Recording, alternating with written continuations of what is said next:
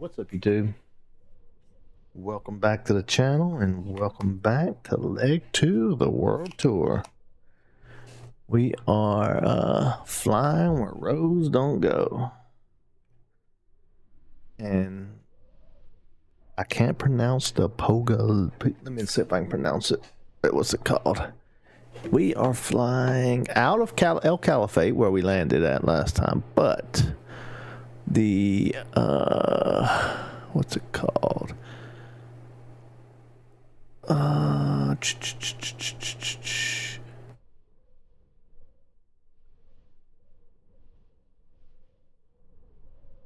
see.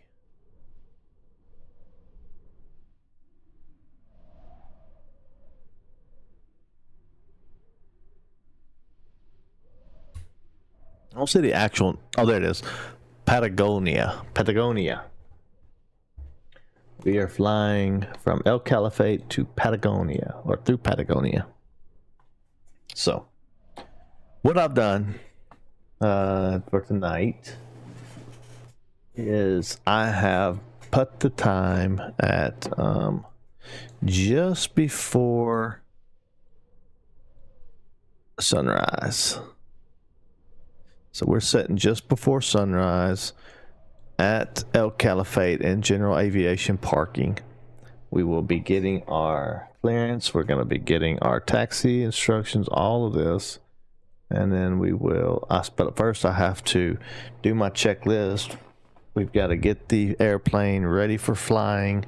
And we have got to, probably won't do the full checklist to be honest with you, but we're going to get the airplane ready for flying, and then we're gonna fly. That's basically what we're gonna do. All right. So I do got sound now. I didn't have sound earlier, but I got it now, so that's good news. So let's go ahead and just get started. I'm just gonna walk around the airplane. I got my little light out here.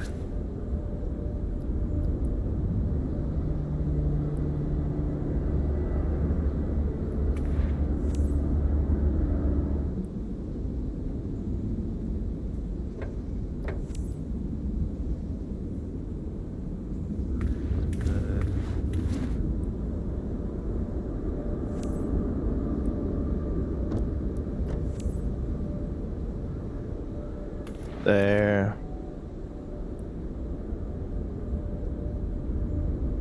Get that back straight so I don't crash and burn. Right strut's good.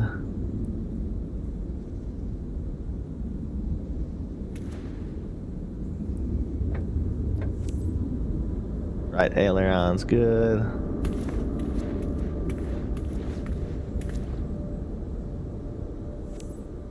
Right tire condition's good.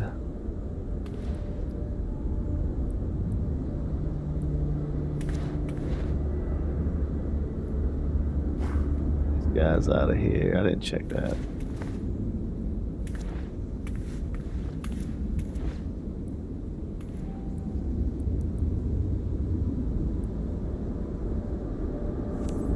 Right flap's good.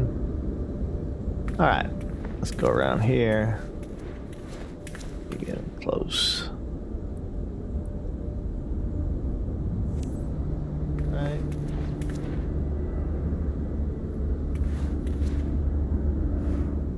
Need a cover. Port cover. Alright.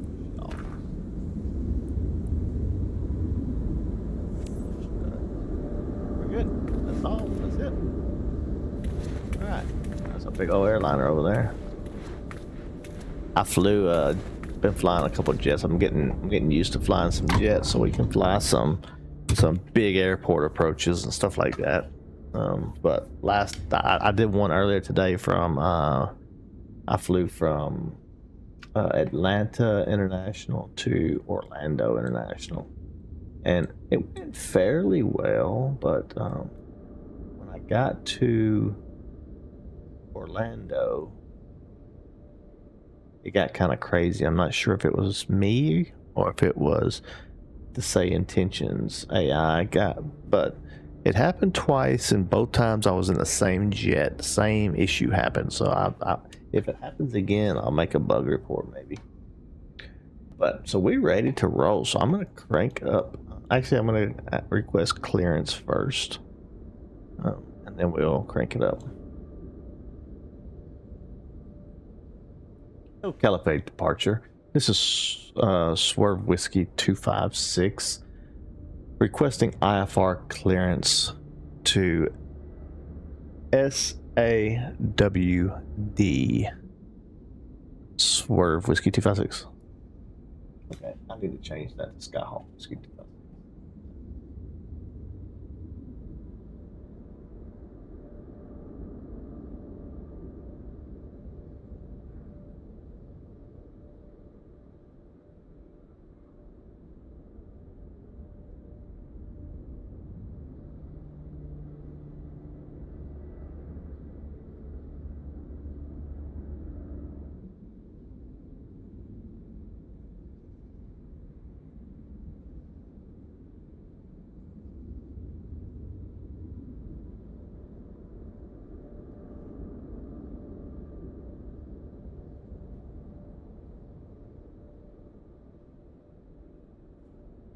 Information Romeo current cleared to Sierra Alpha Whiskey Delta. After departing, fly radar vectors direct, then as filed. Departure runway is runway 7 and initial climb to 4,000 feet. Departure is on 125.39 and I am squawking 6776. Skyhawk Whiskey 256.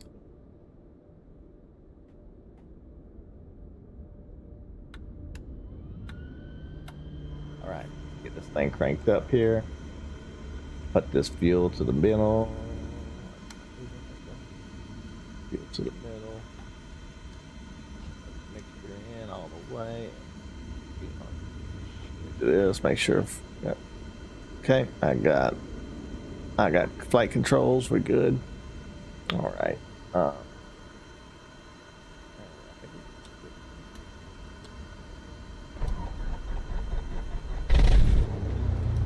Perfect. Yoke out of the way. Let's get some lights on.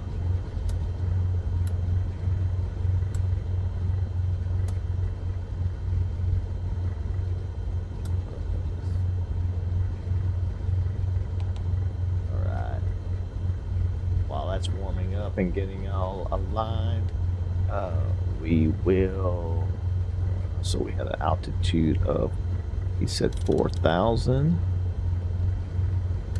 so we'll get that set up. Flight level change, we're going to go at 74 knots for climbing. Hopefully what's the altitude's really low. We're good right now. All right, so there we go. Altimeter what?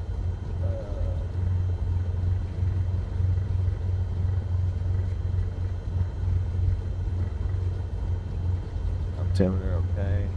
Let's do the exponder.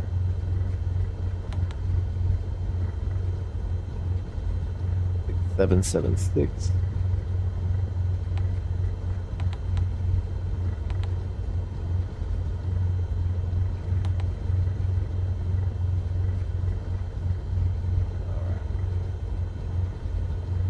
And transponder is on.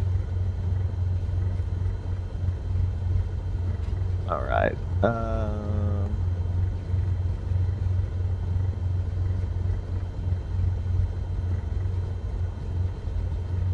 We have the altimeter.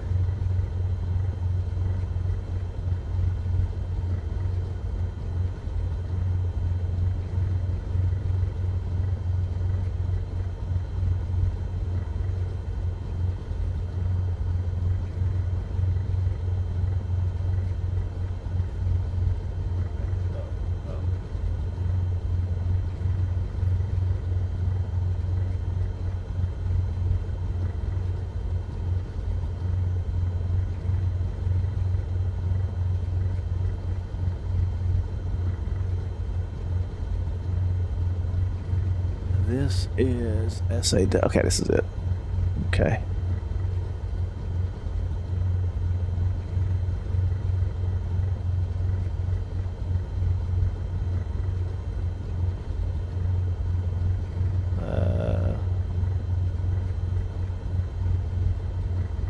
This is what I'm looking for here.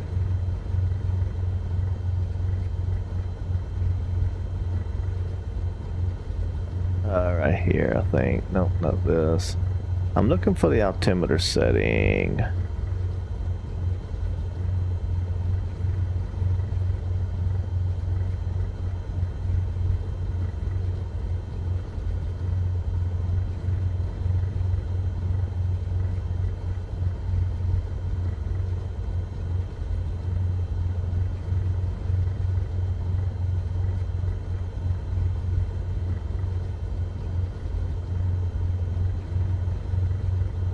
I thought it was in here, but maybe not. I can get it. I just was... if I could find it myself.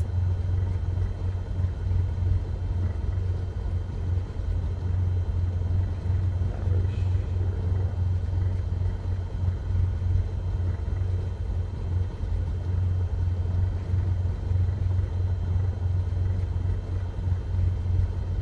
Hey John, where is the altimeter setting in the flight plan from SimBrief?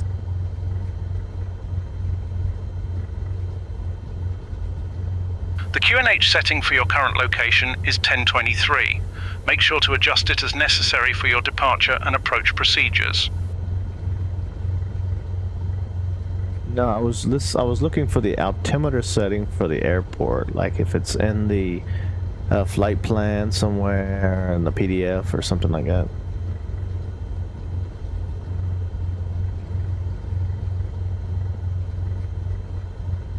Departure airport detailed information. Here we go. I have it. I found it. Never mind. 2902. That's what he was telling me. He just told me what it was. Great to hear you found it.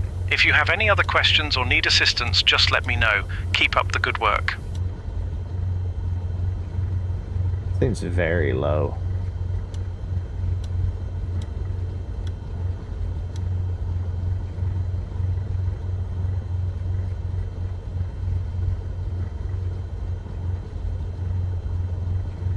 No way. It says 460. They have a negative 460 in my thing, so I'm gonna hit that.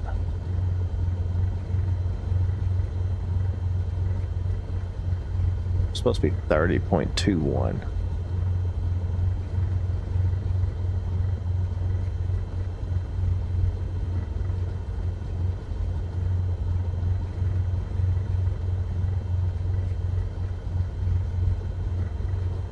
Wait.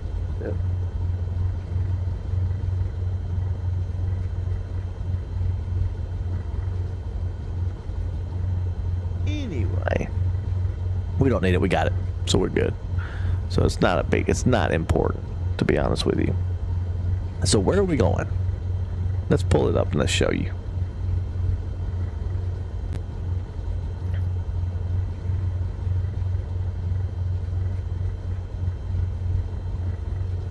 That was where we went last time.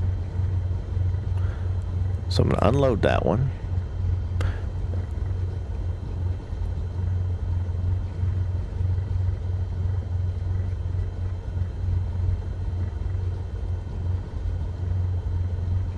Sorry, unload, import.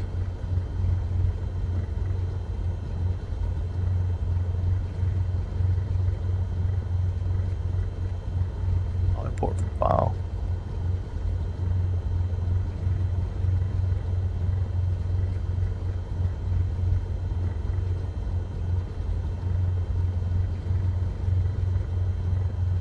Oh, here it is anyway. I don't know why I put that other one in front of it. So this is what we're doing. We got this one. Alright, so we're going to fly down here. It's a standard instrument departure in pink. We're going to fly around. We're going to come out this way. We're going to head up next to the mountains, and then we're going to cut across across the steppe, and then we're going to come over here to the Atlantic side, and we're gonna land by the Atlantic. And when I zoom out, we are just here now in South America. We got a lot to look at. It seems massive, but not. But we haven't went that far yet. All right, I think we're ready.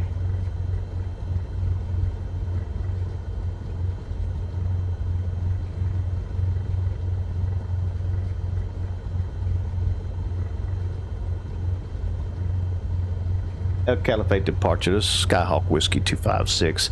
Ready for taxi to runway 7 for departure.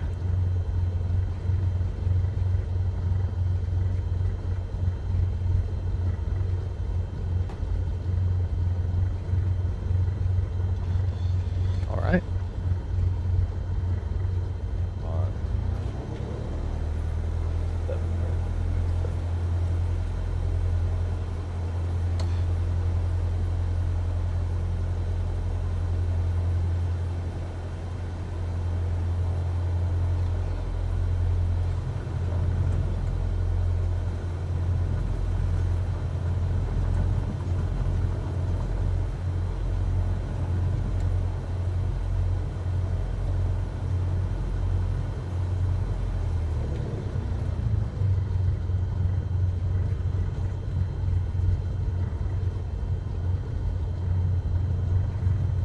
I better pull up Navigraph charts.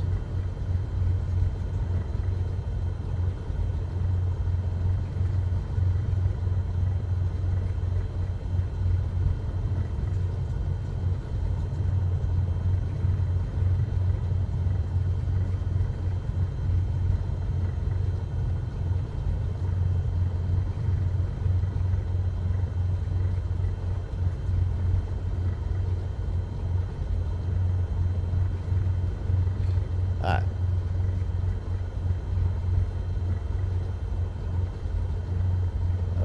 That's 25, so this is 7, okay.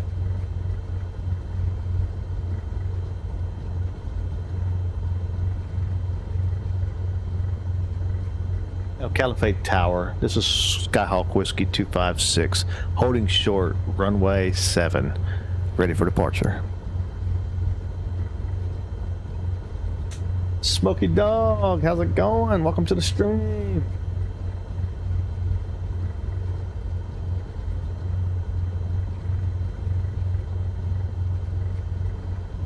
Yeah, I got the, so I gotta get another camera. I gotta get my second cam so I can put it on the controls, but I got a flight yoke to do the flying. It's a Boeing yoke, 1-to-1 yoke. Then I got a throttle for the thrusters and stuff, and then I got the foot pedals for the brakes and for the rudders and things like that.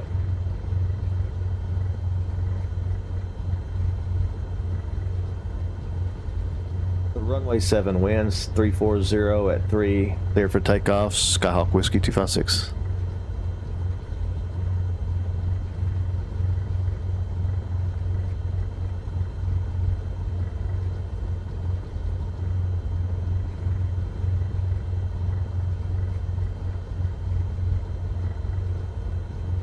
All right.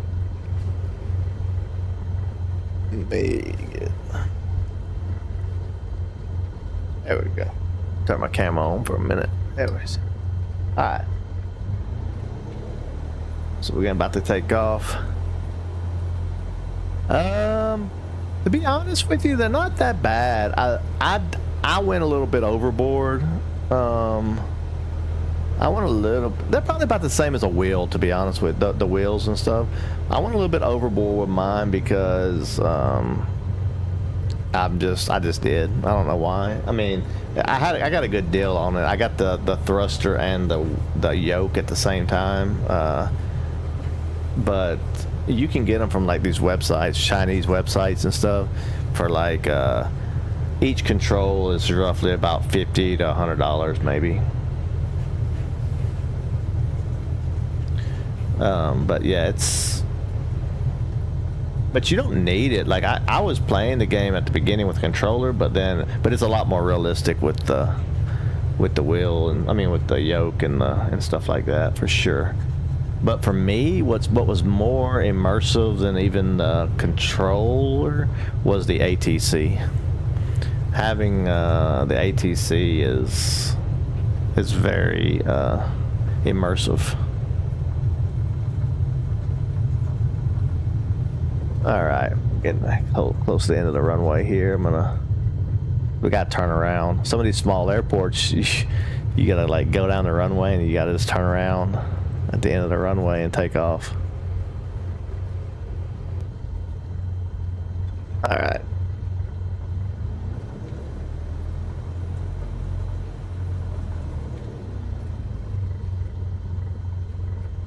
Yeah, that was what I was hoping. I made it morning time so we could be departing in the sun, and then the sun's gonna get to our back, and it should be rising as we're facing the Andes Mountains, and the sunrise should come across the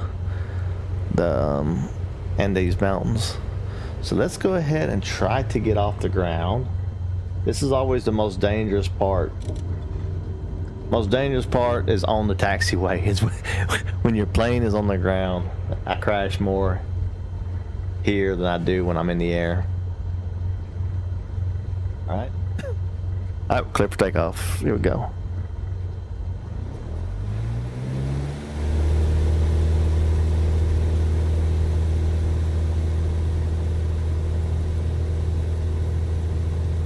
We got to get to about 62 knots. Actually, more than that, 70 something. And rotate. All right, we got fly runway heading at the beginning.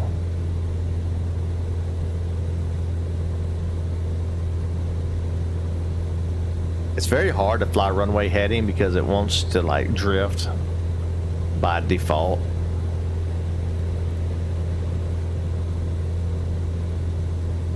Oh snap! I forgot like to plan. I forgot a major thing, but we can just do it like this today.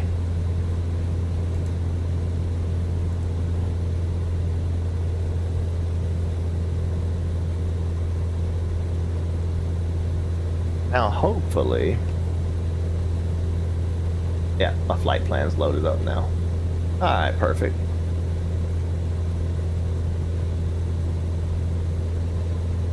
So we should be receiving vectors to our next spot here in a minute. Here we go. Contact departure on 125.39 or Skyhawk Whiskey 256. Calafate departure. This is Skyhawk Whiskey 256. Radio contact 1,800 feet. Climbing to 4,000 feet.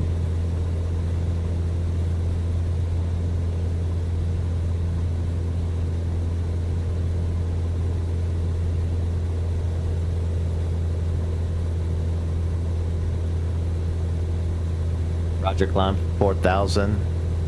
Skyhawk Whiskey 256. Hey EV, welcome to the stream. How's it going? Yes, it's not Bloodborne yet. Bloodborne's coming sooner, later, I guess you'd say. Tomorrow we'll be back on Dark Souls 2. And then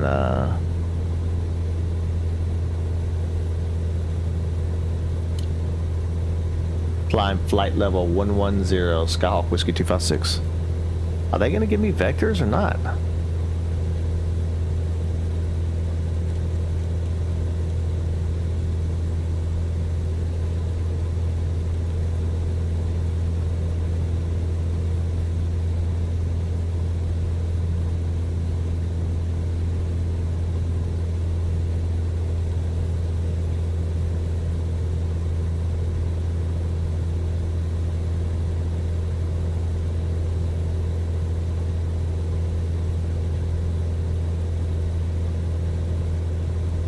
I'm just gonna turn. I'm just gonna go do my own thing because they're not giving me the vectors I want. We'll see what they say. I think I'm allowed to fly on my own on this one. We'll see if they get pissed or not. Move the cam down a bit so you can see the controls. That's what we was just talking about. We was gonna, I'm gonna get a second cam to face behind me this way, so you can see the controls and things like that. Oh,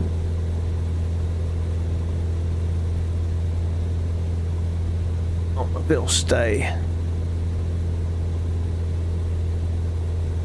There we go. With the autopilot though, you don't necessarily use it a lot. Depends. I mean, it's there when you need it, but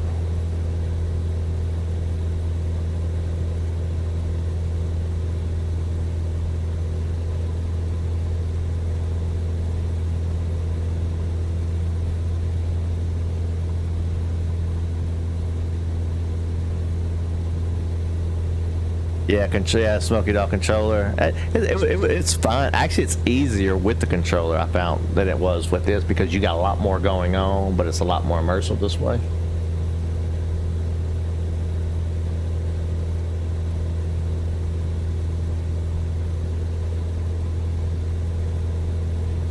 Alright, so we're headed toward, so I got my heading bug. I'll kind of explain what it's doing here. We're set up in GPS mode, so I have GPS. It's in waiting. It's in white, so white means it's waiting. Heading mode is what we're in green. That's this little blue bug here. If I move this heading knob, it'll move it, and as I move it, the airplane's gonna move, depending on when. And so what it's gonna do is, as I'm flying, you see this red line here, it's gonna intercept this line, and when it does, GPS is gonna figure it out and say, oh wait, I'm in GPS, now I can be in GPS mode, let me hit this track. And that's what it's gonna do.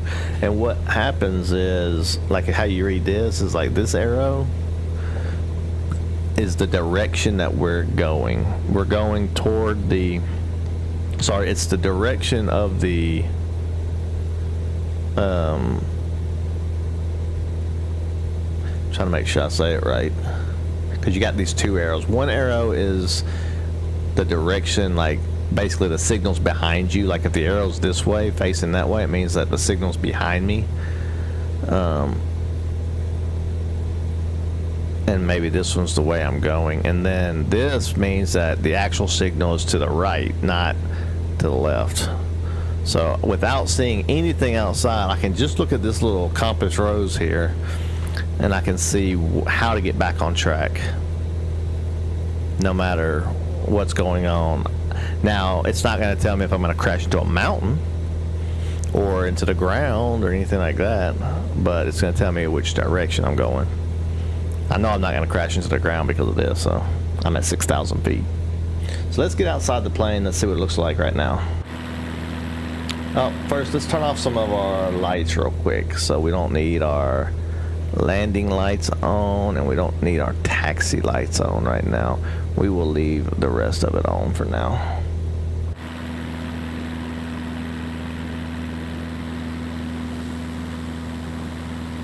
I'm going to change into our tour guide from our mentor that I had.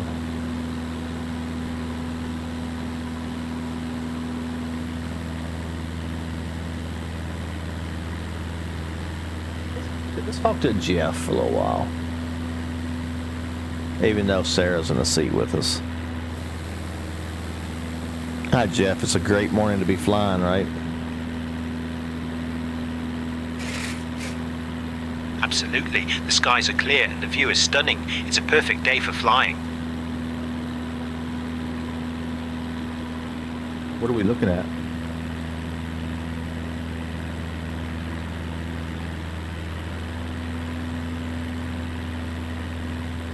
The moon? At our 6 o'clock, about 3 miles out, you can see the stunning Lago Argentino. This glacial lake is the largest in Argentina and is fed by the melting ice from the southern Patagonian icefield. It's known for its striking turquoise color, which comes from the finely ground rock flour created by glacial erosion. The lake is surrounded by breathtaking mountains and is a popular spot for tourists who enjoy kayaking and ice trekking on the nearby glaciers. It's a beautiful sight from the air, showcasing the natural beauty of this region. I don't like him. He's too.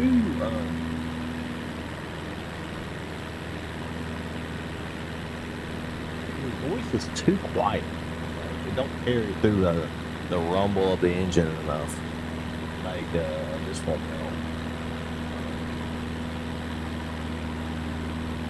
Hi, Sarah. One of the mountains in front of us.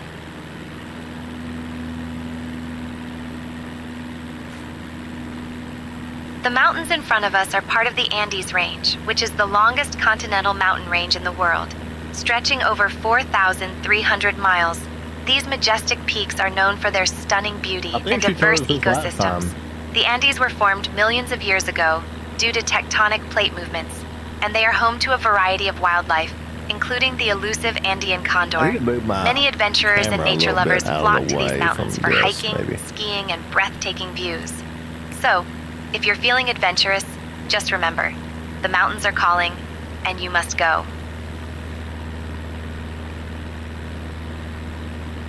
What's funny is, so these mountains aren't that tall, right? Angry Man Gaming, what's up?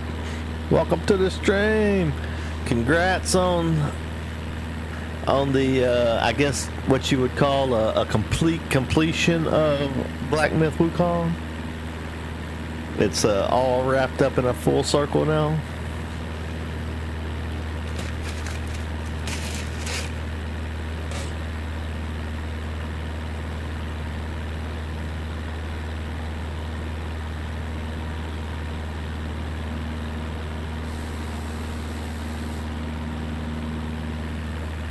I think I'm gonna request a lower. I think I should request a lower elevation because 10,000 is kind of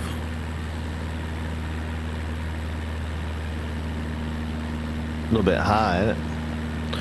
But I didn't want to request it before we get over here into the mountains. So I can look at it real quick and see where are we at. Let me, because I got the, let's see, we can do this.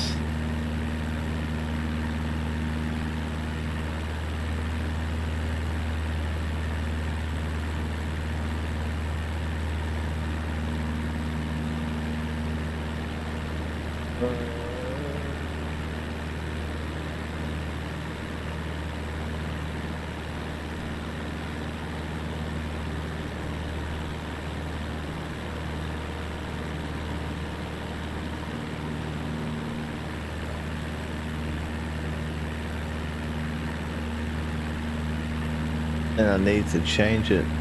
I forgot we was doing something last time, so it's a little bit off. So let me.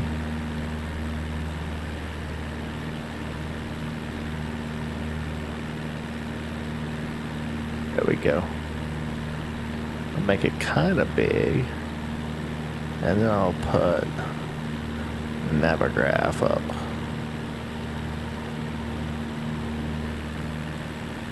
And let's send that to you guys where you guys can see that. That's not that. This. All right. Where are we at? So, put our tail on, trail on. All right. So we are completely out of our center instrument departure. So what I'll do is I'll show you I'll do it with my controller over here, so we don't have to get out of the screen how we are. But I'm gonna move this, and I'm gonna turn the airplane.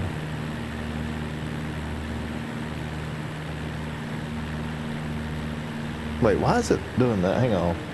No. That's going the wrong way, actually. So that, the one up here, don't look at this up here because apparently this one is not right. I don't think. I'll look here. It actually is, it's saying it's just to the right.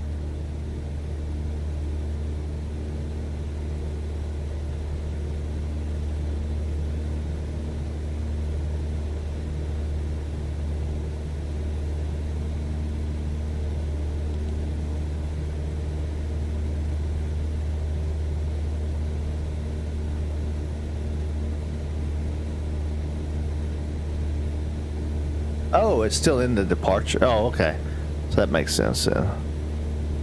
We haven't even really got to the Andes yet. Okay. So we can stay on our current heading, it's fine. We're going to intercept it here in just a second anyway. It seems like Navigraph is a little bit different than what's in the actual G1000 as far as the what's loaded in, but they should be pretty much identical because they came from the same file. Like I literally like downloaded the plan from Navigraph and loaded it in here, so it should be pretty close.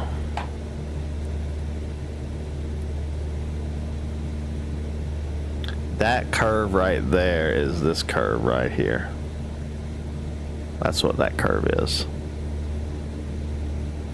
It just shows us on the inside of the curve. Excuse me. El Calafate departure. I am in a Skyhawk 172. I am climbing as fast as I can to flight level 110. Skyhawk Whiskey 256. I need to go up to 11,000 on a 110.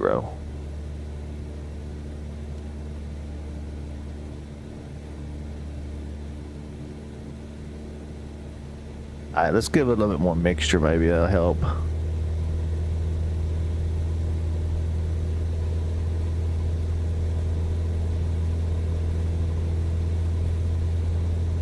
Once you get really high up in the air, you gotta start reducing your mixture because the oxygen's different. So you'll start having too much gas in it, and you'll flood your engine.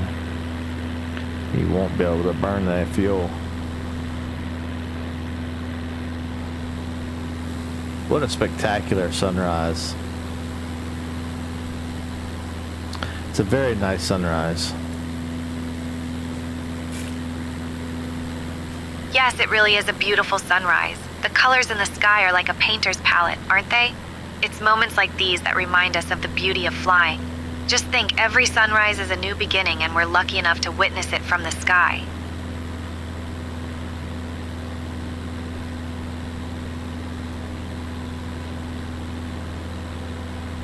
Are you running from the Souls bosses? Nah, I'm gonna beat that boss's tail soon. Now I wanted to, so I got a few subs. I got 2 subs from the last flight simulator, plus another one from the VOD after the video. So I wanted to keep it going, you know, keep the momentum going on this one. Plus tomorrow we will have a unlimited, like we won't have an end time because I don't have to go to work Sunday, so we can do Dark Souls as long as we want. And after that, after Dark Souls 2, I'm playing Wu Chang.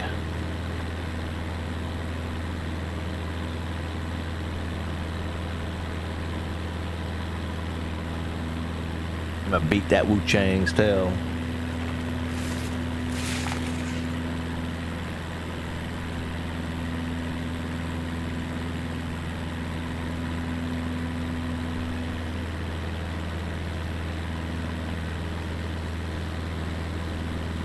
So we'll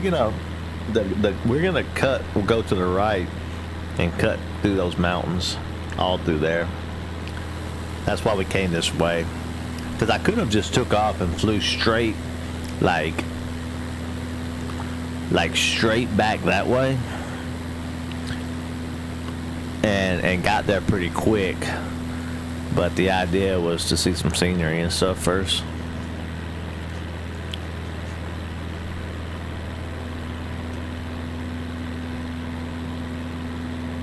Well, y'all like the outside the cockpit, like this version?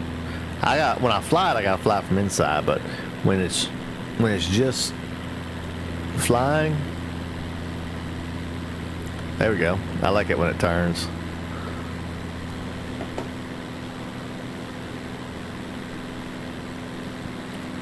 The Skyhawk Whiskey 256.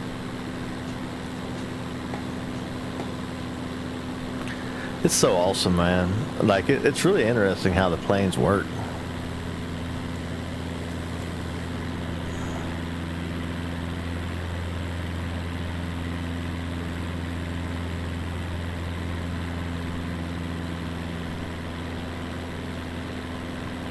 So that's where it was earlier when I was talking about it was going to intercept the GPS eventually. That's what it did. It intercepted that GPS line now. So this did match. I don't know why. I think it looked like in our mind it wasn't matching maybe, but if I pull up, I'm gonna pull up. I won't worry about pulling up on the other screen, but yeah, no, for some reason, okay. So apparently, it doesn't have the standard instrument departure on the plan file. I probably should have added it. So we're going straight to this SU, and then we're gonna hit. That's why it looks different. If I go to my flight plan, I was at runway 7 and I went straight. Yeah, that's exactly what happened. So I made a mistake before I took off, which is I recovered by loading the plan, but I made a mistake. I was supposed to type all this stuff in.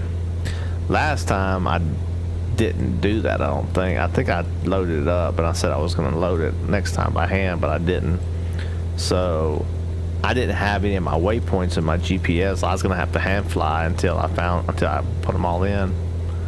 But so what happened was it loaded all these in, which is my en route waypoints, but it did not load my instrument departure.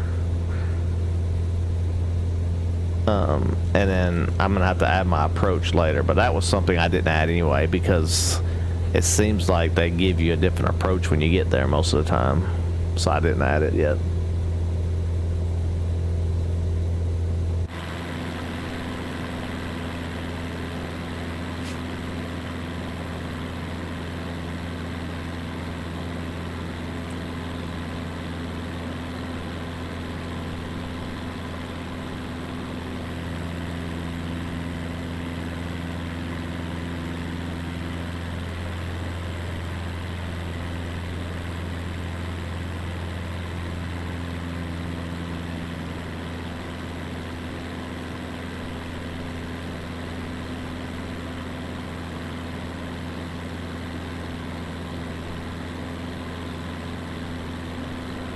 Alright, we're turning on that one bank now.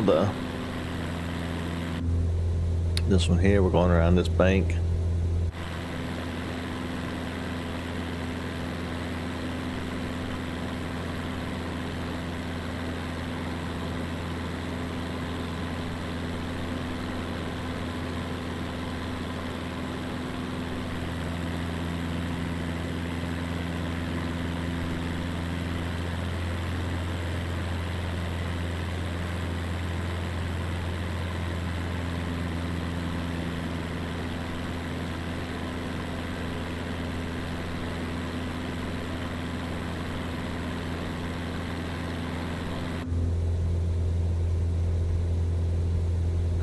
Straighten back up.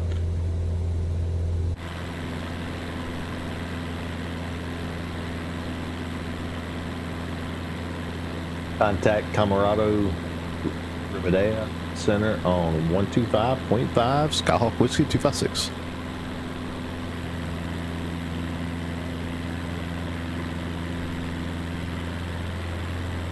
Commodore Riverdale Center. This is Skyhawk Whiskey 256 radio. Contact at flight level 110. Skyhawk Whiskey 256.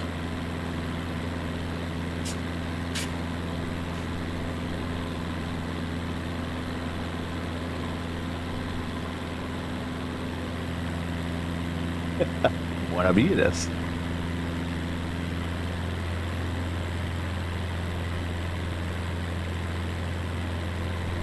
That's illegal, by the way. I don't think it really is, but English is the language of the aviation, so.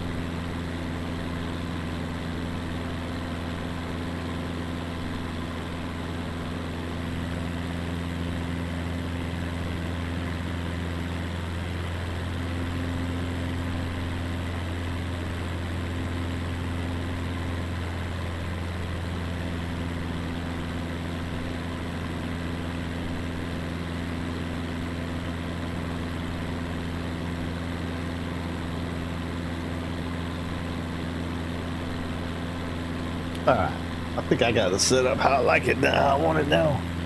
Nice. I'll show y'all how we got it set up now. So now,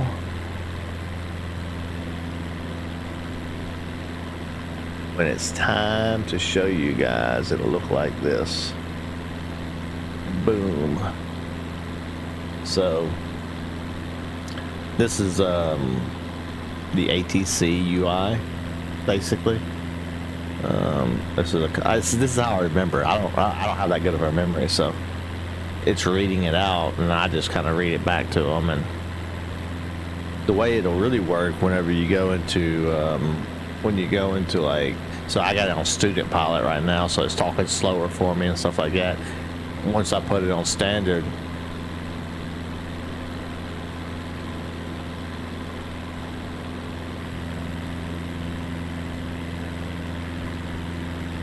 contact Elf Calafate approach on 125.39er Skyhawk Whiskey 256. So I will what was I saying? Oh yeah, I can put it on another one and it'll be different. Like, I mean, it'll be like less words and harder to do. El Calafate approach. This is Skyhawk Whiskey 256 radio contact flight level 110.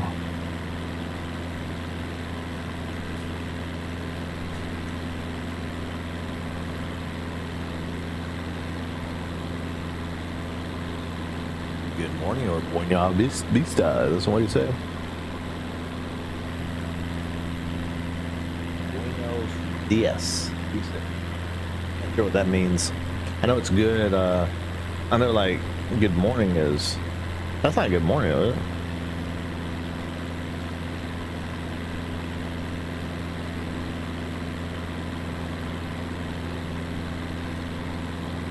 Maybe it's good morning. I think it is good morning, actually. All right, now we're getting on to some mountains. Can you explain what these mountains are we're looking at? And should I probably go lower?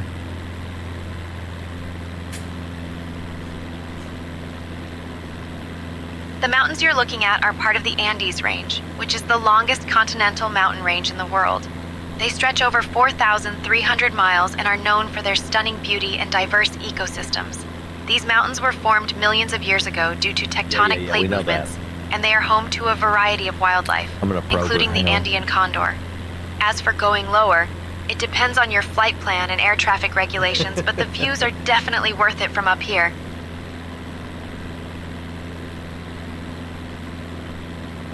So yeah, I get it's part of the Andes, but I was talking about more specific, like this area of the Andes Mountains. Like, what is this area?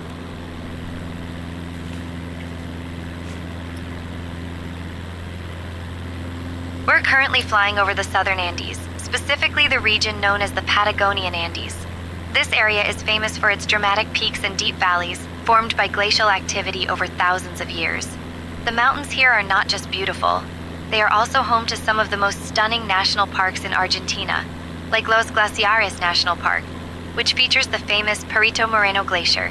This glacier is one of the few in the world that is still advancing, and it attracts visitors from all over the globe who come to witness its breathtaking ice calving.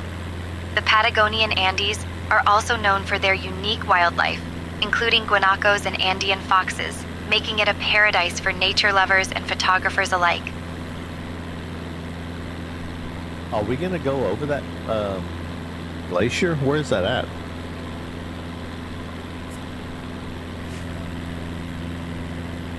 Yes, we're heading toward the southern Patagonian ice field, which is home to several stunning glaciers, including the famous Perito Moreno Glacier. This glacier is about 19 miles long and is one of the few glaciers in the world that is still advancing. It's a breathtaking sight, with massive ice formations that calve into the turquoise waters of Lake Argentino.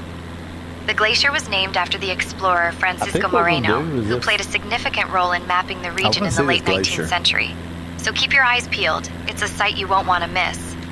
Okay, so what we're gonna do is, if this glacier is like off track a little bit, we will maybe I don't know if you can pause your IFR and go VFR.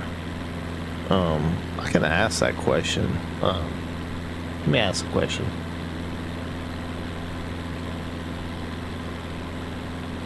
Oh, Calafate departure. Just a inquiry. If a pilot is to cancel the IFR and go VFR temporarily, can they join back the IFR, or is it canceled forever?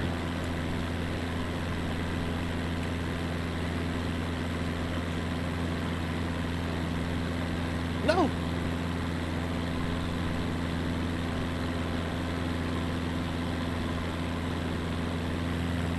Negative. I was not canceling via IFR. I want to continue my IFR flight plan.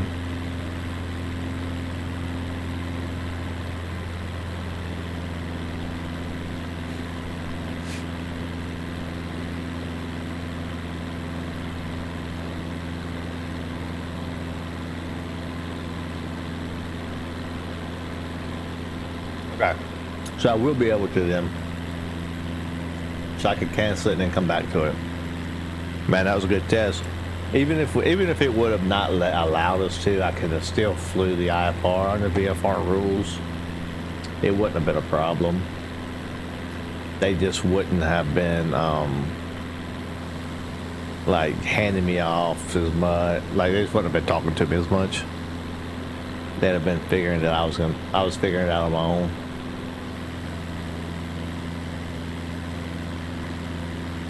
Man, I wonder why that one don't have snow.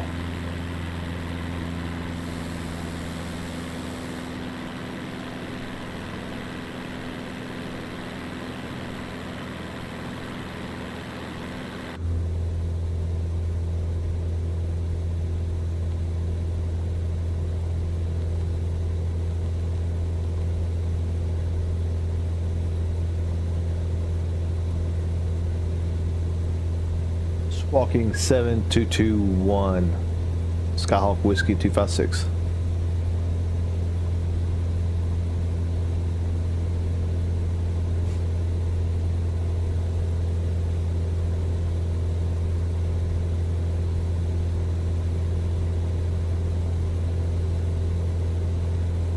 I don't know what QNH 1022 means.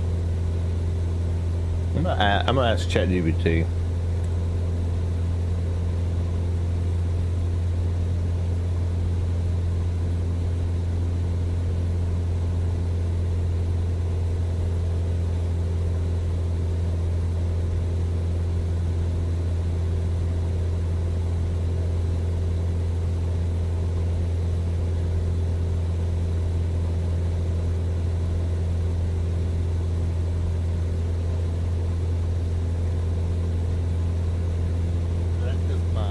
altimeter setting? 1022. I'm at 30 right now.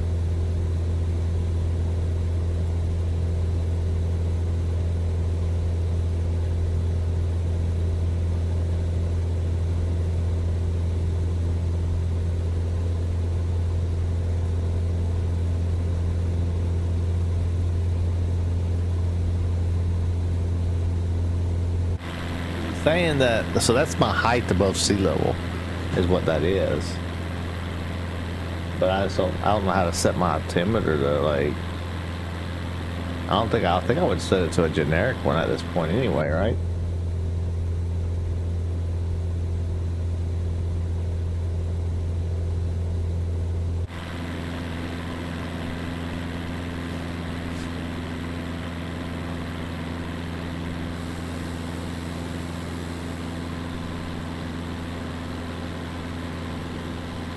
Do anybody live in these mountains?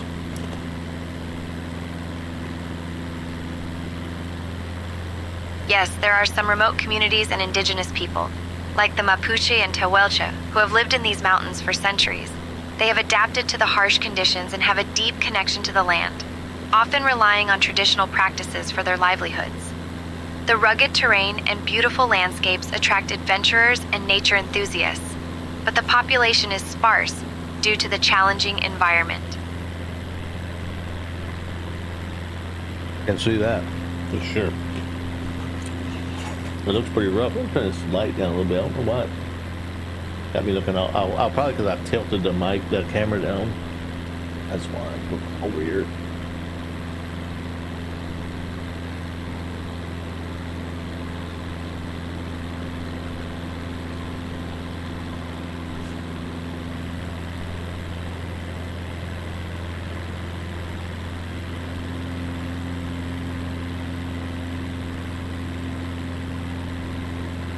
Will you tell us before we get to that glacier? Because I'm going to cancel IFR and go fly over it. Absolutely. I'll let you know when we're approaching the glacier so you can enjoy a fantastic view of it. Just keep your eyes peeled for the stunning blue ice and the massive ice formations.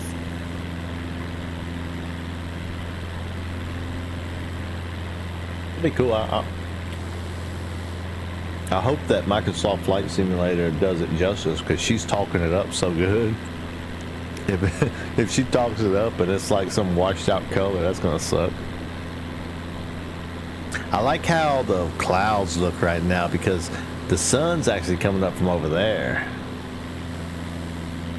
but it's going all the way over to the west and lighting up the clouds. That's awesome.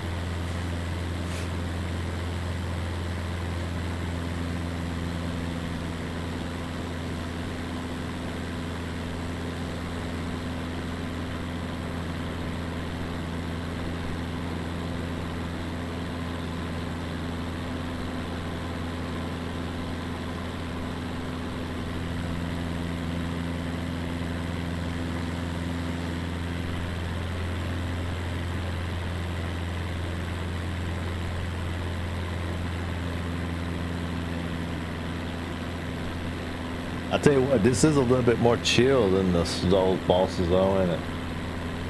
I'm like calm, I'm not yelling, I'm not about to stroke out because I keep stepping in the fire and this poison spits hit me in the face. And yeah. Look, calmer.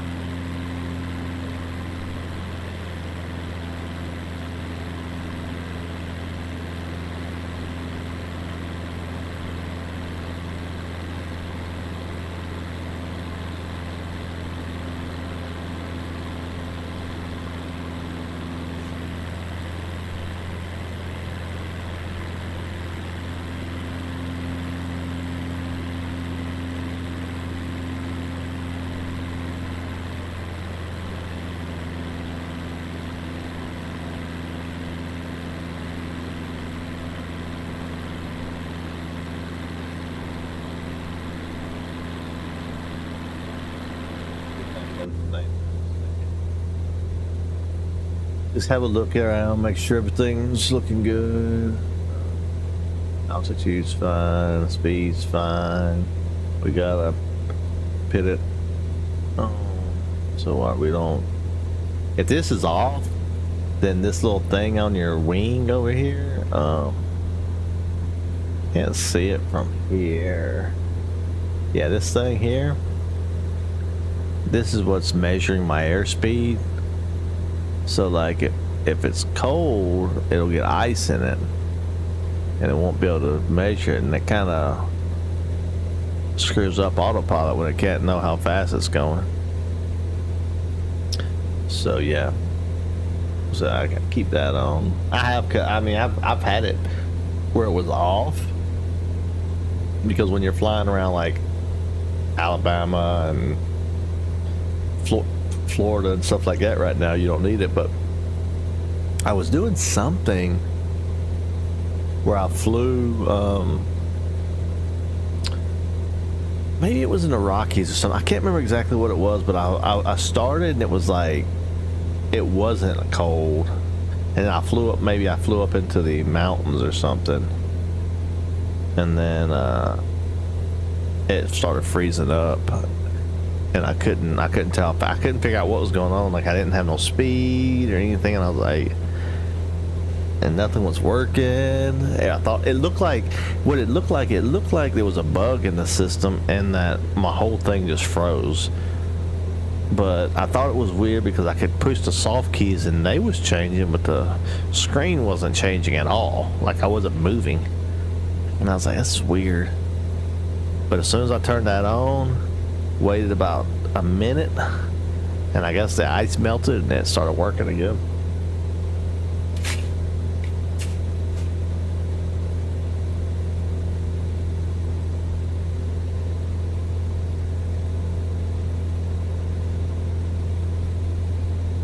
I like how the lighting is on it. It's like the lights coming in the plane.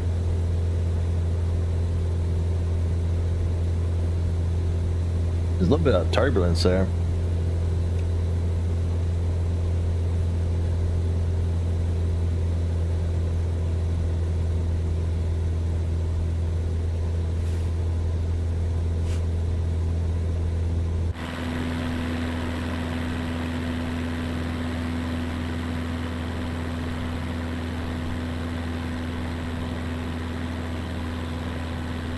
What is that?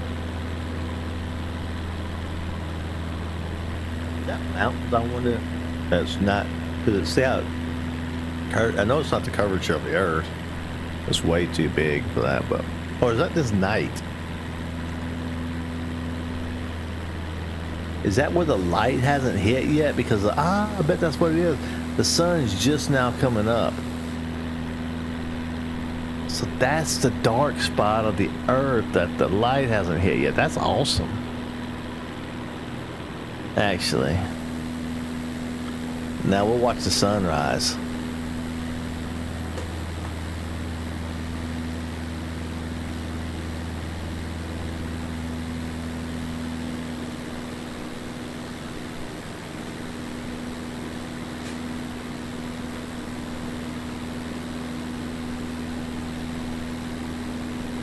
Maybe Sarah will keep her hands to herself. Kind of romantic, you know.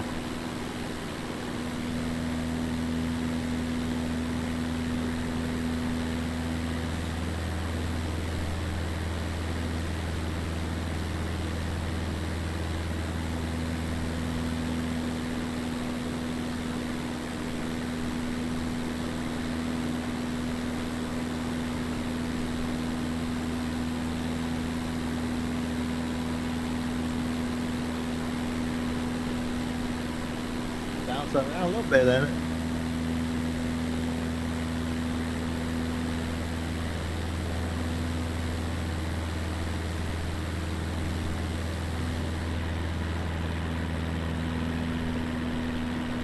Now you can start to see some like, oh wait, you can see the moon still down here though, going down below this. That's definitely what it is. It's the darkness of the earth. That's so cool.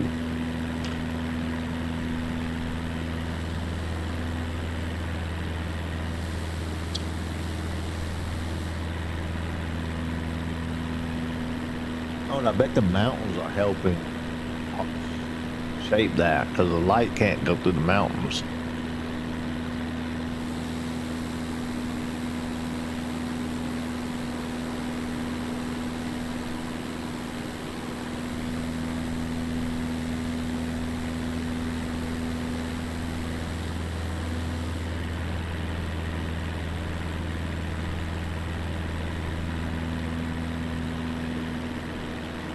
What is this water below us?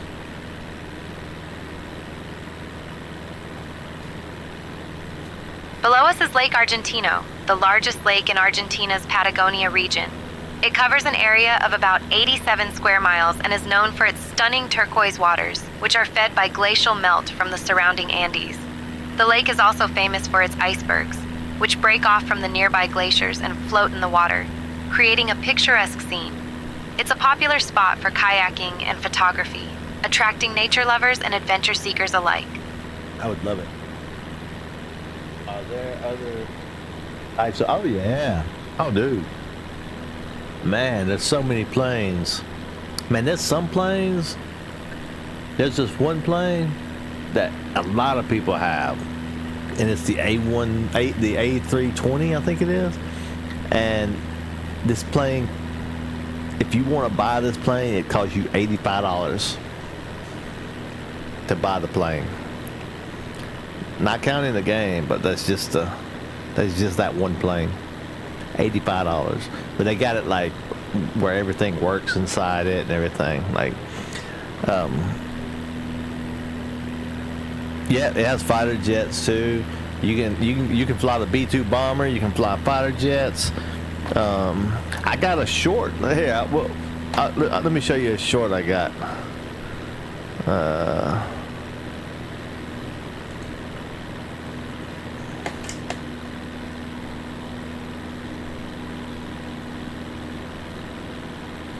I'll put it on the screen.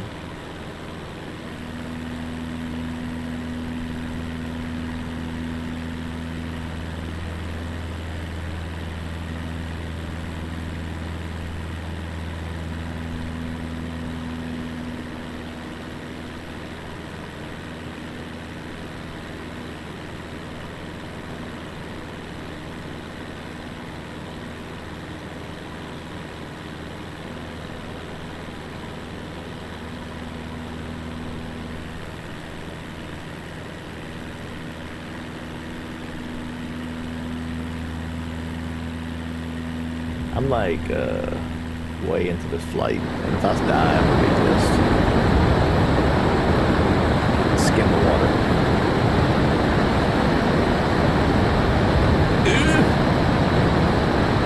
Hold on. Oh boy, I'm getting so low. A little bit more. How close are we? Oh, we're not that close. 200 feet off the ground, off the water. 300 feet, 400 feet. Hang on, let's go back down. This was out in the, this was out. Okay, we're reducing 300, 200, 100, but 20 feet, 10, 14, 15 feet off the water. Oh, we got 15 feet off the water. Okay. Woo. That's cool. How many minutes am I in? I'm like... minutes flying. I'm like way into.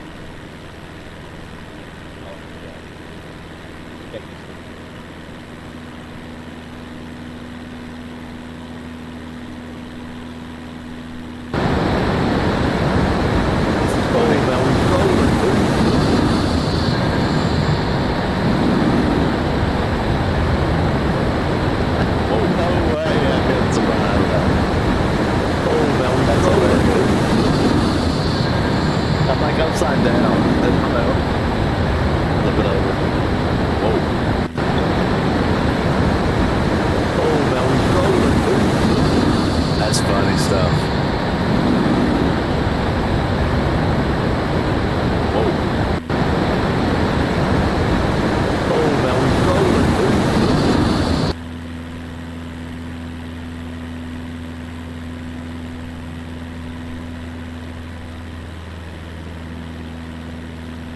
funny stuff. How's the sunrise looking? Oh, nice. Sun rising now. Not really round, but.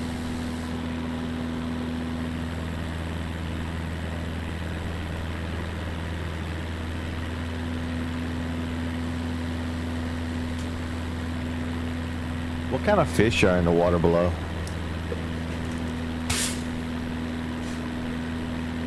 The water below us, Lake Argentino, is home to several fish species, including the Patagonian silverside, which is quite popular among local anglers.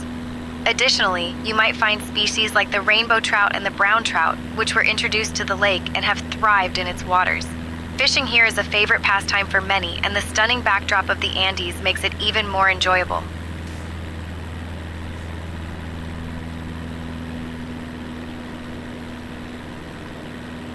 When we get to the Himalayas and stuff, they're so high. We're gonna be flying in the valleys just to get through there.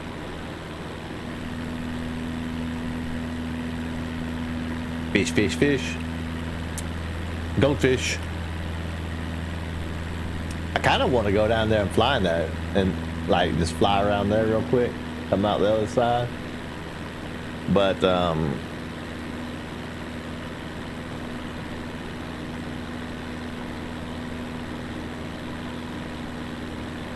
why do you that low buff?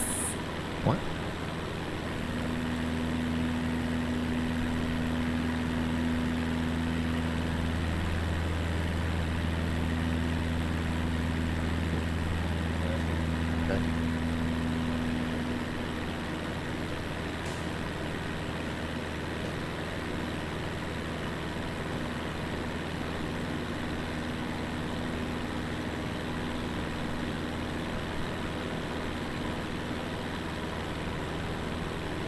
Put that at 100% I will. Make sure White didn't load it in. But yeah, we're gonna do some hand flying in some parts. I wanted to make sure that this thing took off well and that our series went well. Once I get used to some of this, I'm gonna start doing VFR flying more than IFR flying.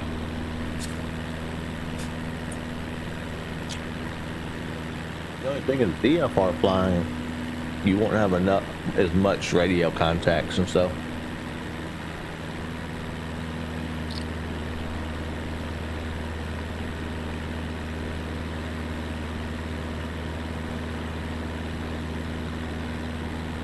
Ah, Lord Blade, what's up?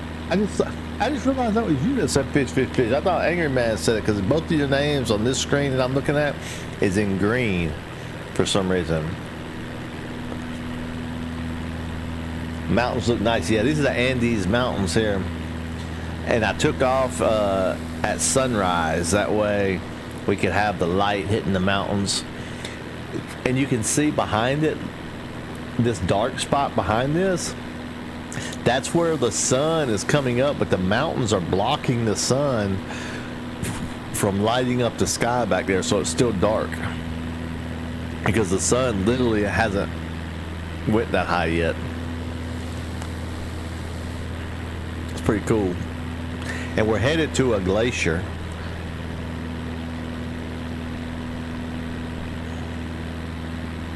We're headed to some kind of glacier she's talking about. How far away is the glacier you was talking about? The Perito Moreno Glacier is approximately 30 miles to the northwest of our current position.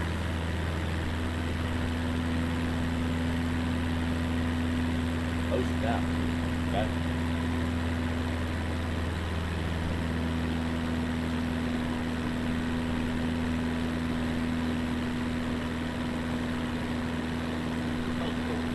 We headed right toward it, actually. 30 kilometers. You said 30 miles. My scale is in metric here, but it still looks like it could be about the same. It might be that we turn right over this glacier.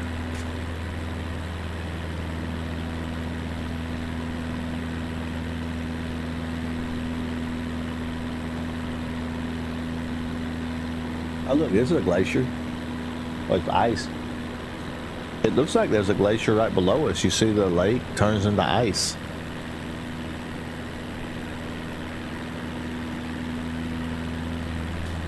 Yes, that's the Perito Moreno Glacier. It's an incredible sight as it flows down from the southern Patagonian ice field into Lake Argentino, creating a stunning contrast between the blue ice and the turquoise water.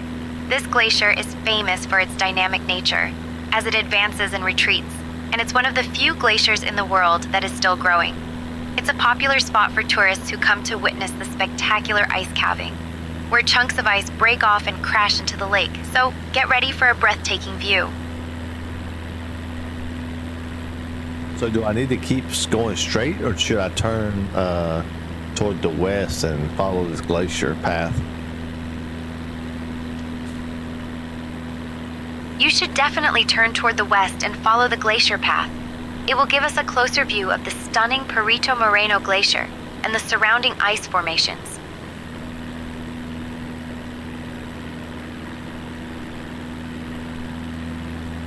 El Calafate departure.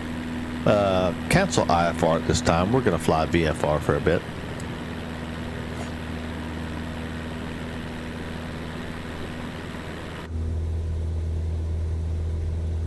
Wait, what is squawk? I don't even know what to squawk on VFR. I don't know what that is. What is the VFR frequency?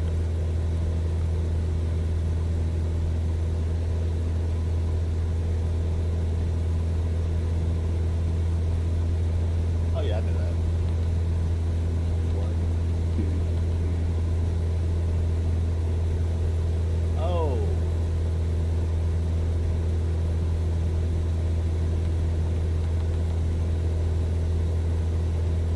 I meant for the squawk code.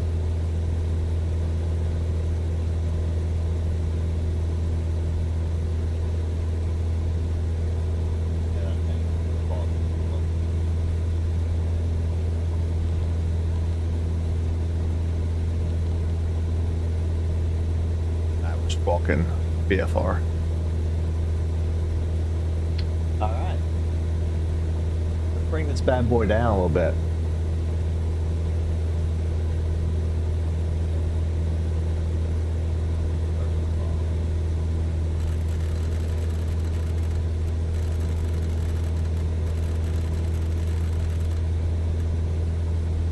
Give it a westwardly head.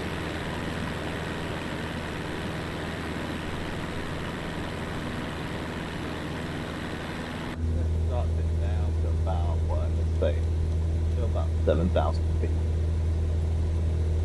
No flight mode change. No power.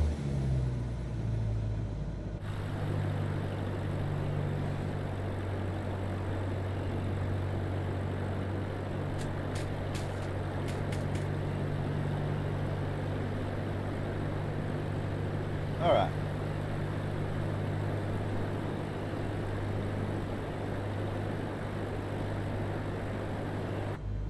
I think I want to coast that night.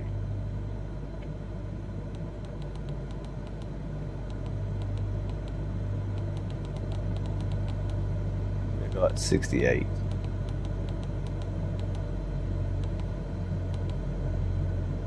Llegando! Welcome to the stream. How's it going? Going. Me, it's going fine. We're trying. We're over this glacier, this massive glacier she's been talking about, and we're just doing a VFR trip, and we're gonna go check it out. We canceled our IFR, headed toward the airport, and we're just gonna make a little excursion over here and try to see if we can figure out how to.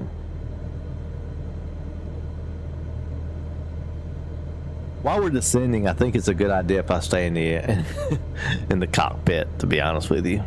I just want to keep an eye on how fast we're just, because we're not descending fast at all.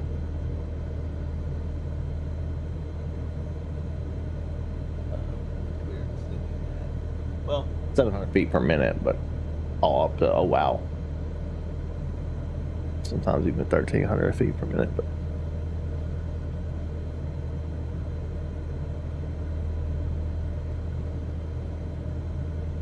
bumpy here.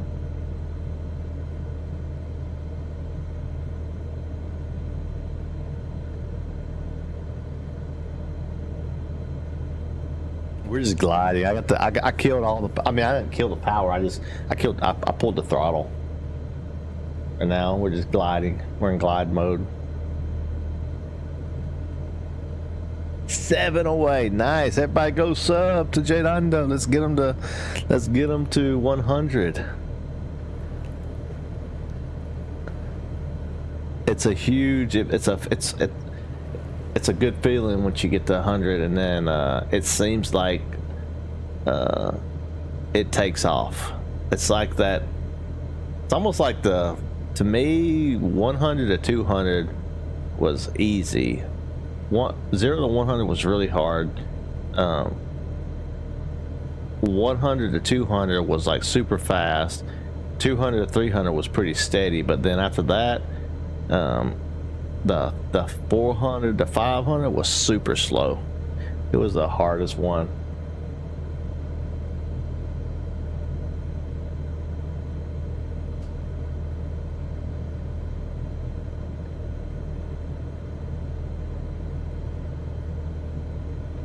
Alright, so we're down here now. I'm gonna go ahead and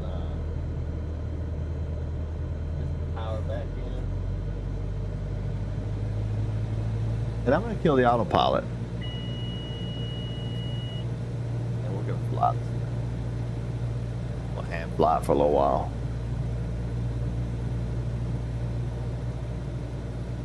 And let's go on an excursion.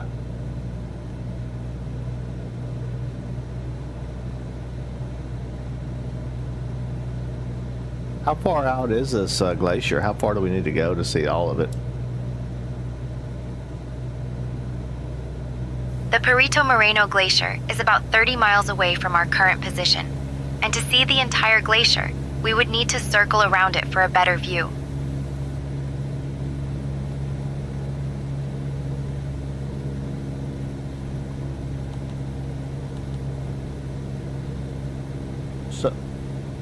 So should I stay on the heading I'm on right now? Oh, sorry, cancel that. That was for the co-pilot. Do I need to stay on the current heading? Yes, you can stay on the current heading to continue towards the glacier, but if you want to get a better view, consider turning slightly west to follow the glacier path.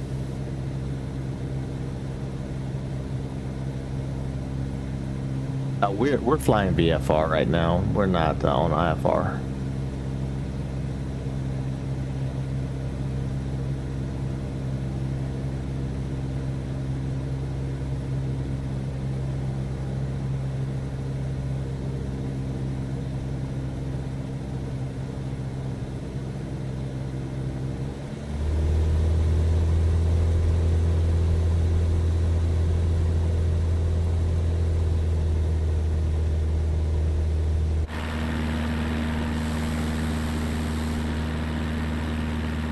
I have it on, I do have autopilot on a little bit for the heading.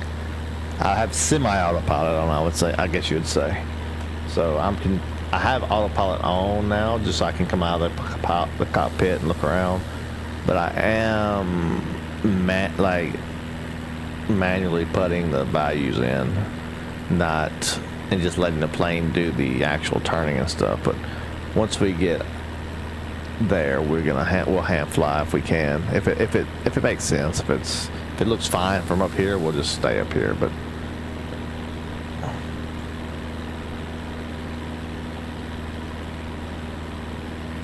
what would be funny is if I landed on the glacier. That could be interesting, actually. Land on the glacier, then take off from the glacier. Huh, I wonder, should I do that? Should I try that? I don't think the game will consider it a crash, will it? I think you can land anywhere you want to, as long as you don't crash.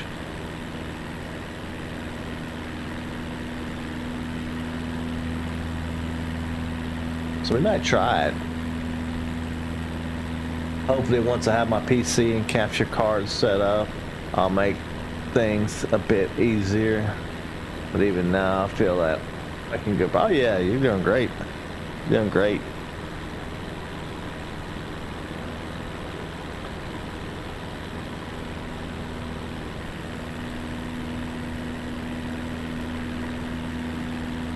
It's the PC and the capture card and stuff will just it'll just take it'll just do nothing but improve, right? I mean, it's not gonna make anything bad on the channel, so it's only improving everything about it. So and it's already, like, the content's already really good, so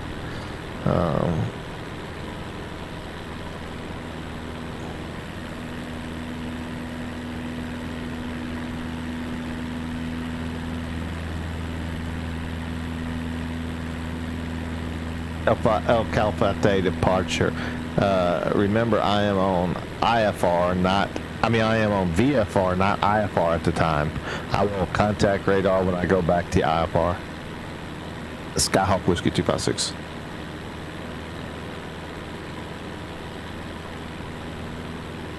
He's really worried about me. I think he thinks I think he's listening to me. He knows I was gonna land on this glacier, and he's like, guy, I don't know if that's a good idea. Might not want to land on the glacier. If I ain't gonna come talk to you. Are we close to the glacier yet? You said I could stay on this heading, but I'm not seeing it. I'm actually going south now. Should I go west? We're still about 30 miles away from the glacier, and yes, turning west would be a good idea to get a better view of the Perito Moreno Glacier.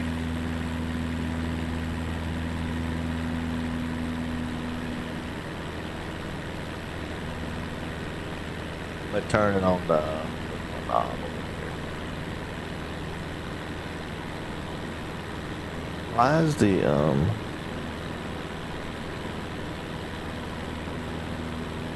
I'm drifting off course. The head.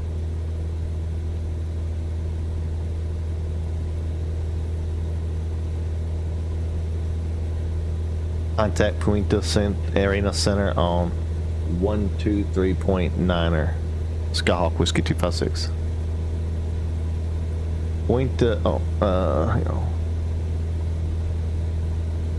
Point to center. This is Skyhawk Whiskey 256. Radio contact, flying VFR.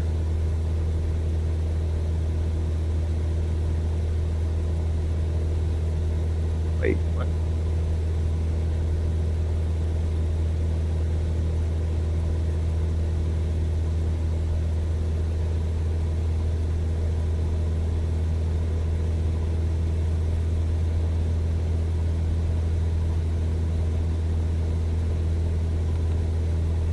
Guy told me to not squawk this.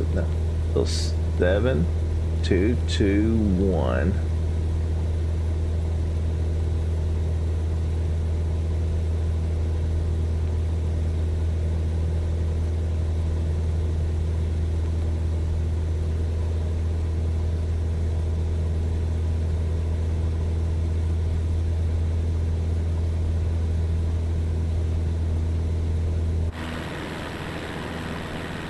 Roger, radio contact confirmed.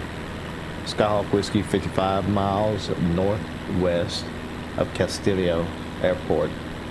Flight level 8,000 feet. Skyhawk Whiskey 256.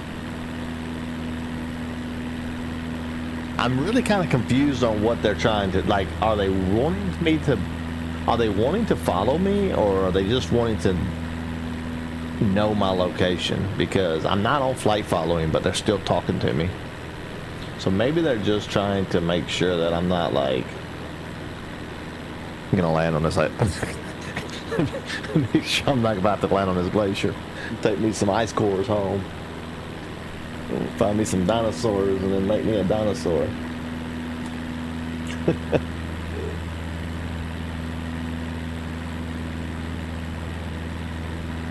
This has me thinking about an open world Star Fox game. I never was a Star Fox fan, but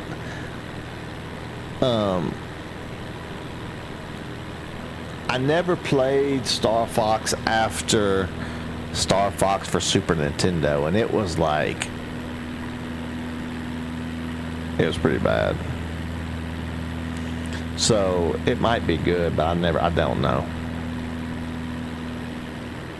All I remember was like being on like a rail and like having to shoot different things. It kind of reminded me of the gummy ship in Kingdom Hearts. I think they had some inspiration from Star Fox on that one.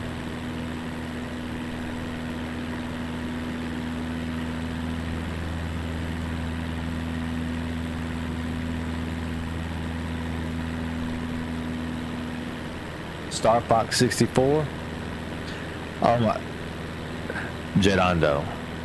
You also told me I absolutely have to try Mario 64. If that camera on Star Fox 64 is anything like the camera on Mario 64, then I'm gonna have to tell you that it's a bad game. No, not necessarily, but for real, like that was rough, man. That camera was rough. I think really the only problem I had with Star Fox, to be honest with you, I think it was too hard for me at the time. I was at the age I was at the time. I don't think I was willing to put in those kind of headaches.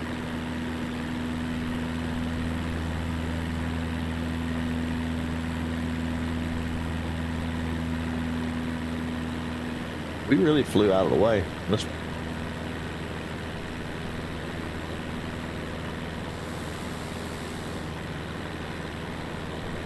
I'm gonna reduce our altitude a little bit more. I think it'd be cool to be a little bit lower.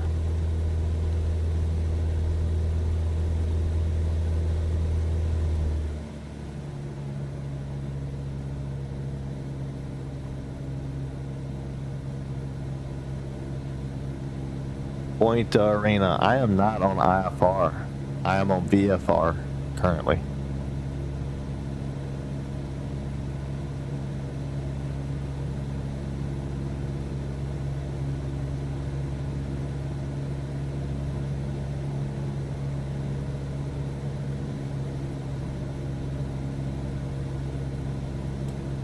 Please cancel IFR, Skyhawk Whiskey 256.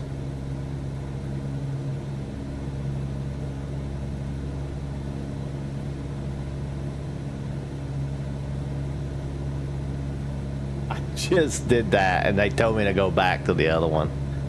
Jerks. I'm just gonna stay on this frequency, to be honest with you. I'm just gonna fly over here. I'm gonna join the IFR when I go back anyway. So I'm just gonna stay on. I'm just gonna stay on this frequency, and I'll just when I'm going back the other way. So now they have flight ID as VFR. Okay, good. Maybe they'll quit asking me now, or either that, or when they hand you off, it might revert back to IFR since that was how it started. Maybe that's what's happening. But we'll see. Next time they hand me off, we'll see if they revert back to IFR.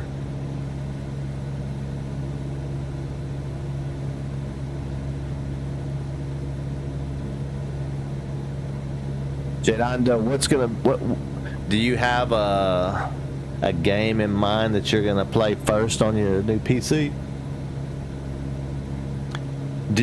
Are you building a PC where you're gonna be able to play like PC games and stream at the same time, or you're gonna use a console plus the PC?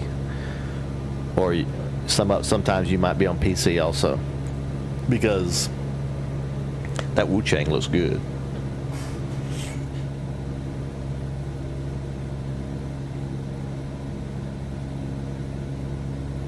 So all this water.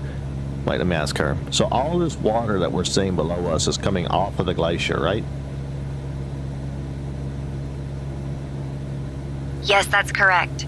The water below us is indeed fed by the melting ice from the glacier, which contributes to the stunning turquoise color of the lakes in this region. Hey, I plan on. I can fly over the Bermuda Triangle. I'm not scared. I need. Oh wait, I'm hitting the button, so she's listening to me. You don't have to respond. It's okay. She's gonna respond though. I understand you're planning to fly the triangle route.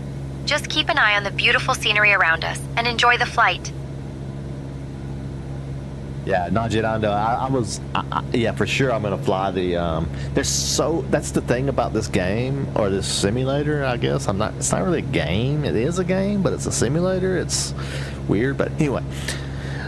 What's so cool, like the replay value is insane. Because all the stuff that like I haven't been to the Great Pyramids yet.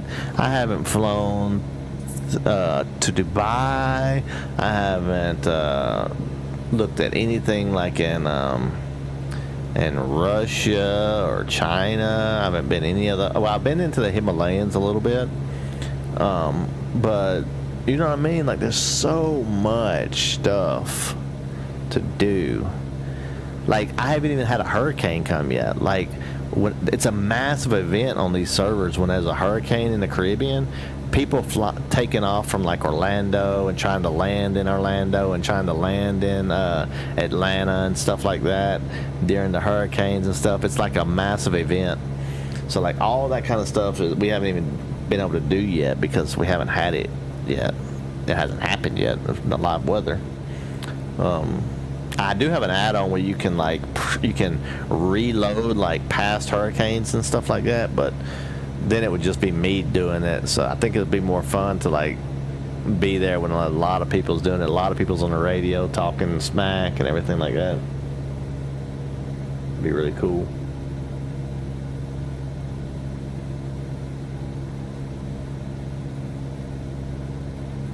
So the glacier must be the one right over these mountains then. Is the glacier right over these next mountains or something? Because I'm not seeing it. I'm seeing just water and a mountain. Yes, the glacier is just beyond those mountains to the northwest. It might be obscured by the terrain, but as we continue on this heading, we should get a clearer view shortly. Man, that water looks so good.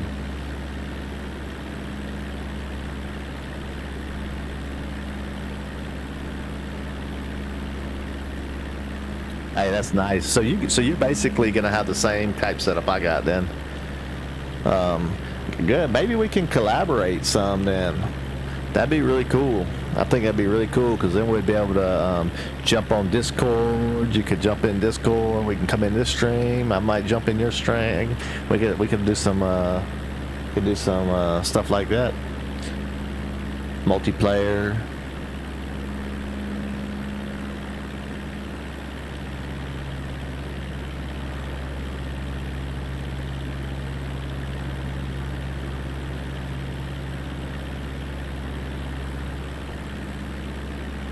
Actually, on the highest tier of the membership, that's what one of them is. I think one of them is.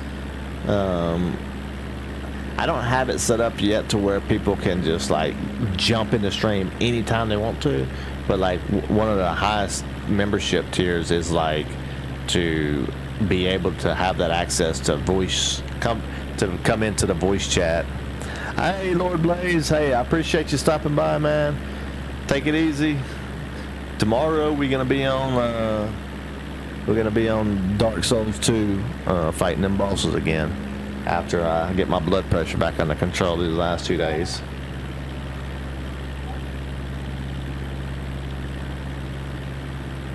Yeah, Gerando, it'll yeah, like the highest membership like people can just jump into the Discord. I'd be setting into Discord. And they could just come in whenever they want to and be on the stream. That's kind of how it was, the idea.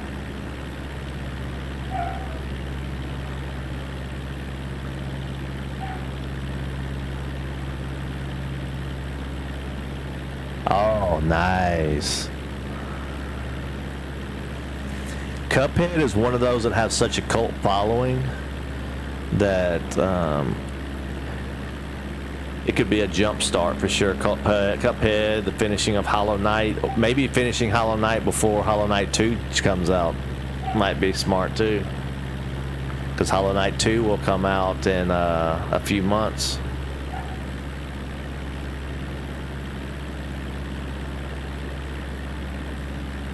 I'm not going to hit these mountains, am I? Nah, I got those clear. This is a very scientific method. They teach you this in flight school, just to eyeball your wheels. Are they over the mountains or under the mountains? It's very scientific. I think we're gonna make it.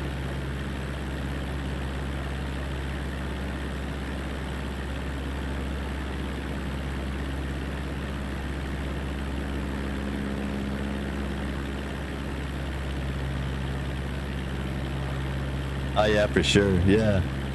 Having the PC opens up so many possibilities. I was trying to do it the way you was doing it for a while, and I didn't have enough patience to do that.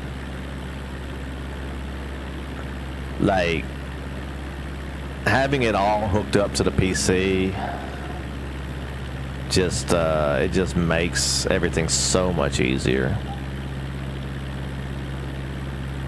My very first YouTube series, Fires of Rubicon, was recorded from the PlayStation, and then I transferred it over to my PC and then did it that way, and it was kind of rough. Oh yeah, that'd be cool.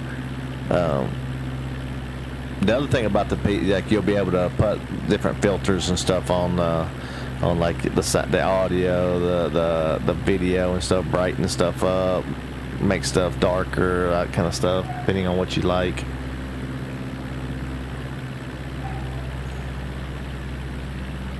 I think we're about to see that glacier, right? She said right over the mountain.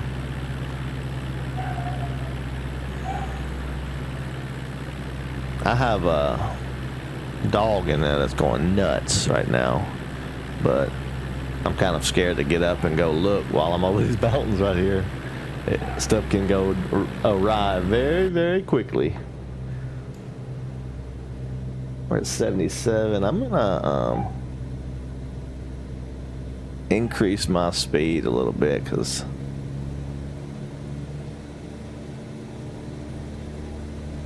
just to get a little bit faster, so we don't have to worry too much about stalling out in case something went bad. We'll have some speed. It's a little bit safer that way.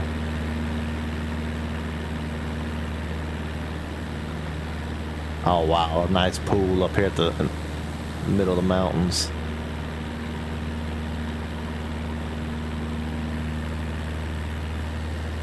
Where is this glacier at, woman?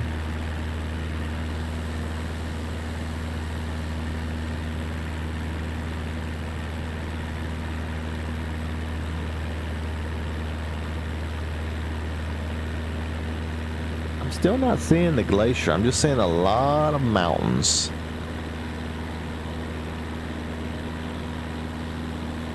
The glacier is just beyond those mountains, so it might be obscured from our view right now. As we continue on this heading, we should get a clearer sight of it shortly. That's what you keep saying. I've been listening to you this whole time. Alright, I'm going. Oops.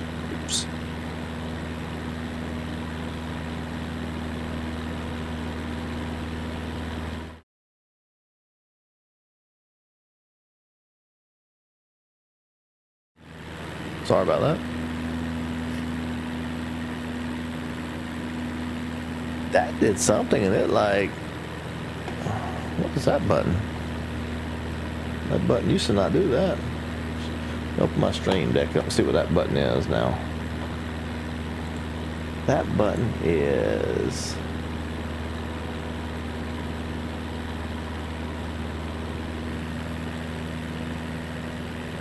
Oh, you can put where you want it to tar. Ah, okay.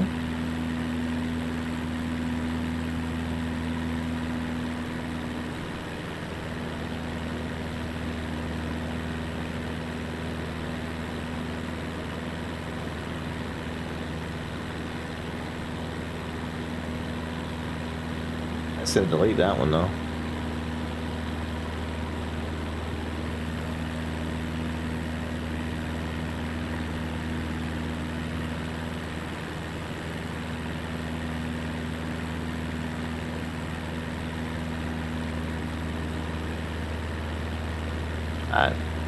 Yeah, I had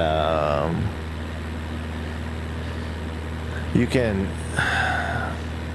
right now I have when I'm doing this flight, I have OBS set up to where I have a preview and a program, and I can do whatever I want to on the preview and then transition it over to the program after the fact.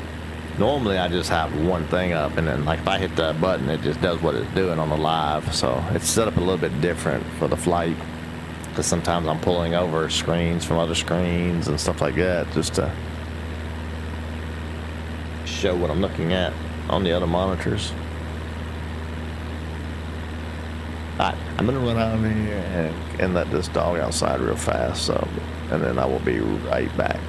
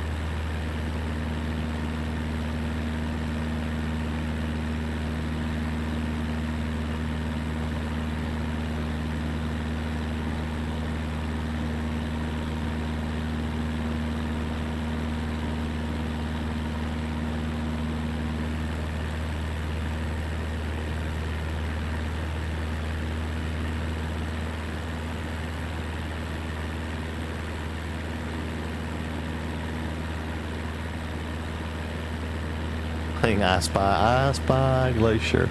I spy melted glacier is what I'm spying.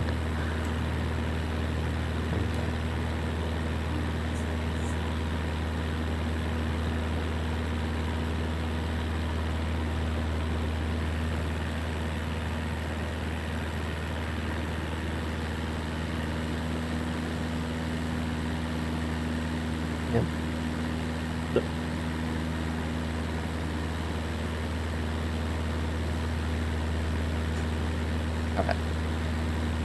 I am back. Come on, man.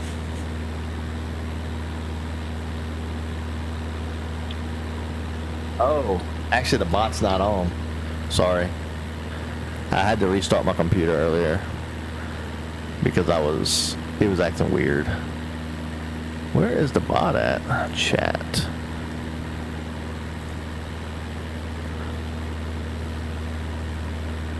To be honest with you, the bot is in the startup procedure of the computer, but it still don't start it up. I don't know why.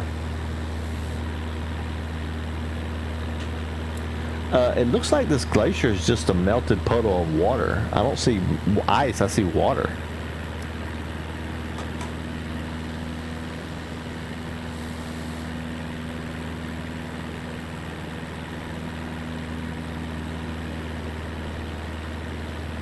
What you're seeing is likely the meltwater from the glacier, which can sometimes appear as a large body of water, especially during warmer months.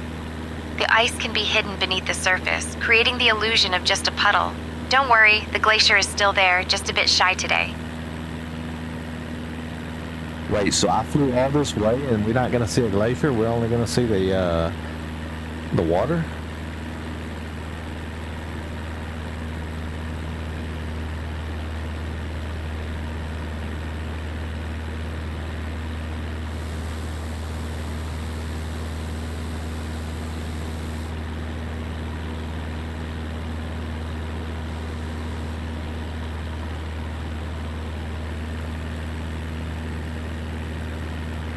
So basically, this puddle of water just freezes in the wintertime, is what she meant to say when she was telling me about this glacier. So basically, there's no glacier. It's just that the lake freezes in the wintertime. You've got to be kidding me.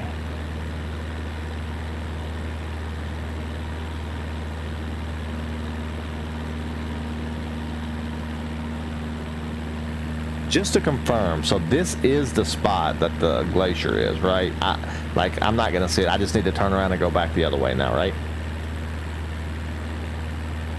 We're not gonna go around the other way. We're gonna cut around and go around. Yes, you're in the general area of the glacier, but it might be obscured by the mountains.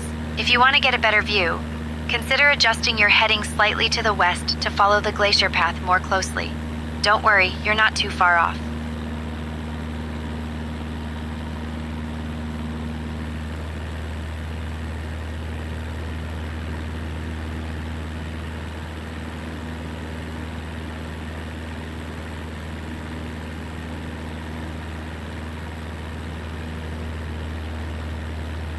Yeah, I don't think we're gonna see it, to be honest with you. I mean, all this is melted down here. She was talking about it's the largest glacier in the world, and it's still growing. And then all of a sudden, when we get here, she goes, "Oh yeah, it melted." It's global warming. Oh no.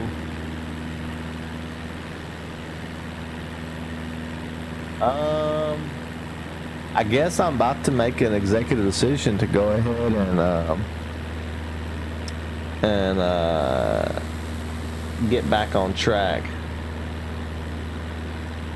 I even asked her specifically, I was like, so if I get off course and I go west, I will be able to see this glacier, right?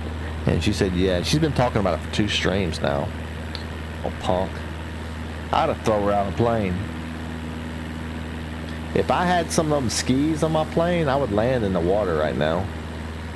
But I don't have the skis on there. And I'd make her get out and swim in that glacier. But yeah, this has got to be what the glacier was. It would have covered all this ice. I'm sorry, all this water. So, how do we get back on track, you might ask? It's not as hard as you think it would be. All I have to do to get back on track is, since this and this arrow is on the same side, I need to point my plane toward that arrow with a slight deviation to the right of the arrow. That way I'll be going closer to this every time as I'm going. And then I'm gonna increase the altitude to 7,000 feet.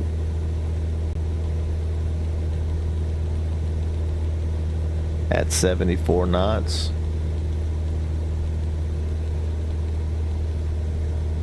And I'm gonna turn the heading.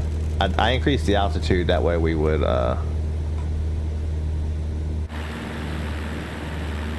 just, you know, just to get above the mountains.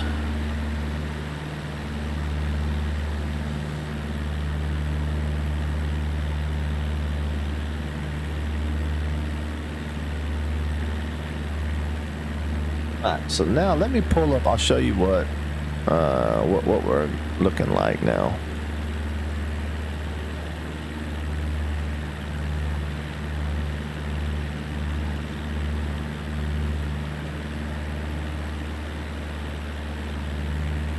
All right. So this is where we went off path. So this is where we went off path. She said go this way, then she said go west, so I came flying up here. This must have been the glacier she was talking about.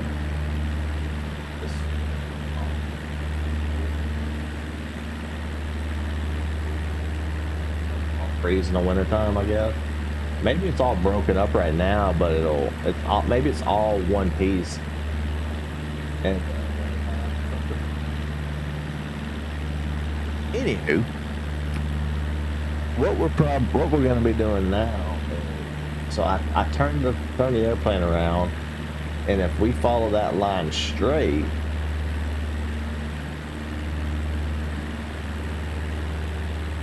See what it's doing?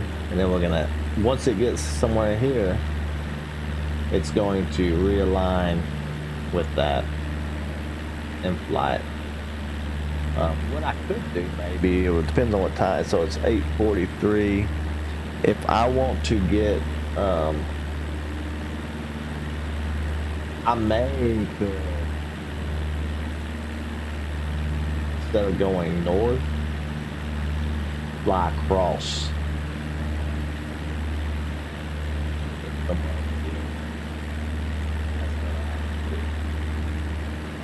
We'll see how it goes as time goes on.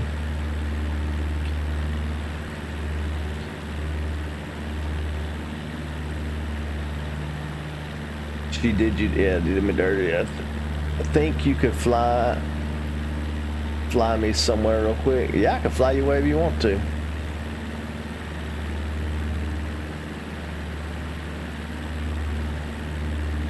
I want people to give me places in the like comments and stuff like that where they want to fly to. What would be cool to see? So what I'm gonna do, I'm about to get back on IFR flight following.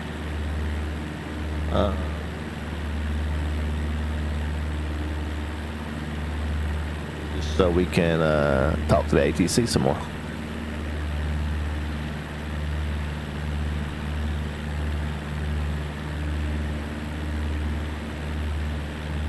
All right. Point to area center. Skyhawk Whiskey 256 requesting IFR following, flying at 6,000 feet, climbing to 6,600 feet, climbing to 7,000 feet.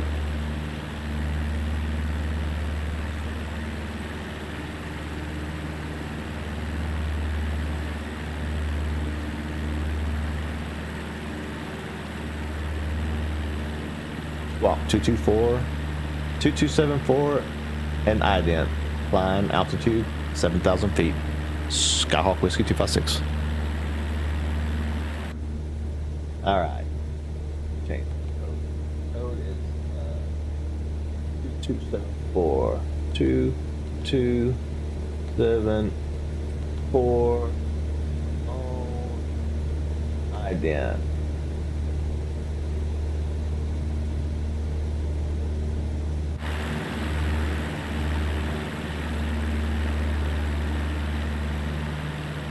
Roger, radar contact 98 miles west of Calafate at 6,000 feet. Skyhawk Whiskey 256. I'm actually at 7,000 feet.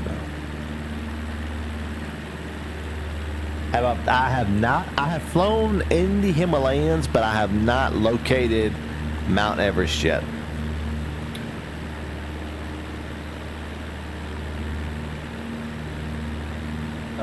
There's some airports that's very difficult to land into, and I was trying to land in one of those. The airport itself is on the side of a mountain, so that basically they just like built a runway on the side of a mountain, so the runway's on a slope also, and when you fly out of it, you can't like lift off. All you do is you just run off the edge of the runway and you fall off into the mountain, and you're just like falling, and you just gotta like point your nose at the ground while you're gaining speed, and once you get enough speed, then you pull up. It's insane, man. It's so fun though to fly in the Himalayas, because with this plane I cannot get it high enough to go over every peak, so I have to fly in and out like you're flying in the valleys and stuff, and you got to figure it out.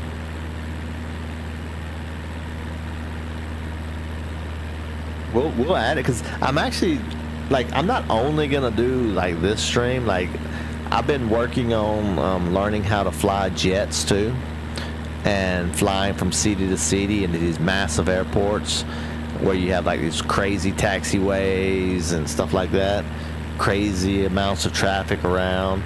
I've been flying in and out of those kind of places with smaller jets, learning it, so I can fly some of the big boys for us. But yeah, for sure we can fly by Mount Everest, and we will in this series eventually. But that could be a long time from now. So if we want to see it before then, no, that's not a problem.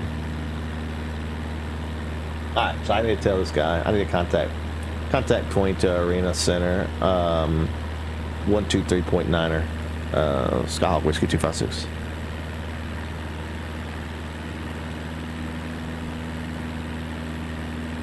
Point to center. This is Skyhawk Whiskey 256. IFR flight following.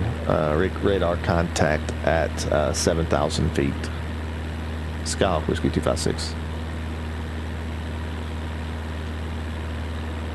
I was so like I didn't know, like I was so confused on how to talk on the radio.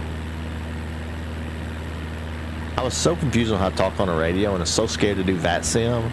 But now that I've actually been doing this with Saying Intentions, I'm not so scared to go on VATSIM. I think I might try VATSIM into some smaller airports and just flying some places. If you're not familiar with what VATSIM is actually real people on the other side of the mic that can see your location just like a radar, just like they can with their instruments. It's almost like it's its own simulator game, basically. But it's not a game. It's like, for them, it's for real. They take it serious.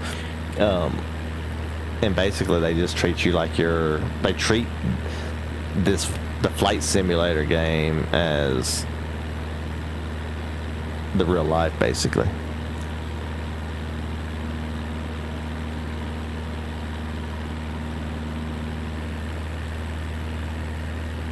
Good thing there's not stairs floating my way. What are you trying to insinuate there? That I wouldn't be able to get up the stairs?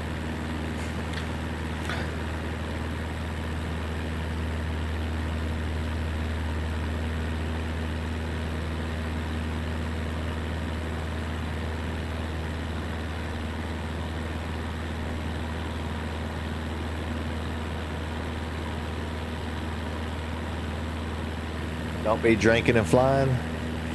The rules of flying, in case you didn't know, is I've been saying it over and over in my head because I was trying to wonder what I was supposed to do first, but this answered the question for me.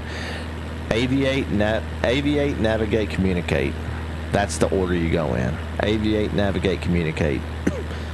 Because I was wondering, I was like, so when the radar guy or when the tower tells me to do something, he's expecting to hear me repeat that back.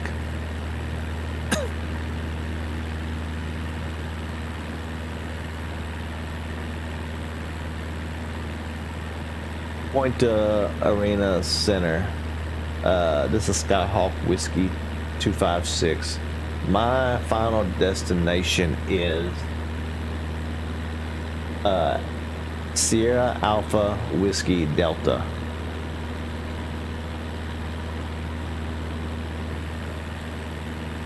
I didn't know how to say the word, the name of the airport, so I just did the letters on the airport.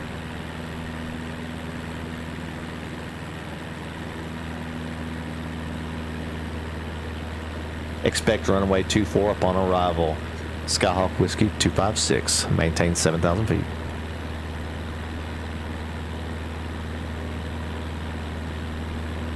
Hey, tell me the truth. Would you fly with me? I feel like I know what I'm doing. I feel like, in case of an emergency, if I was in the air, I could like talk to the ATC and get the plane on the ground if I absolutely had to. Hell no. What are you talking about? Nada. I just think, you know who I am. Like, you don't know who the person in the airplane is flying it. You don't know if they are drunk or if they've been fighting with their wife. You have no idea. They could be having a bad day that day. You be drinking. I don't drink.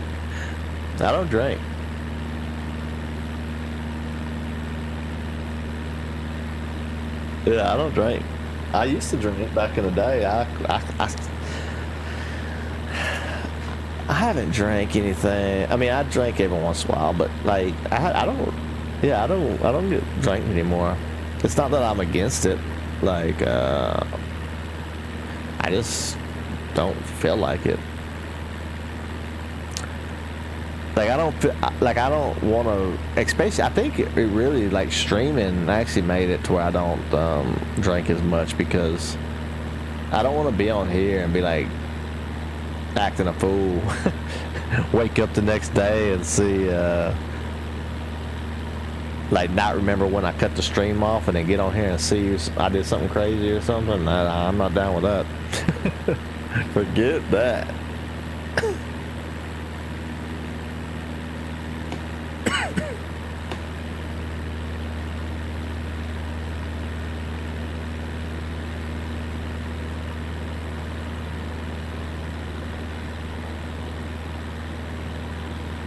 Yeah, forget that. I'm not into that.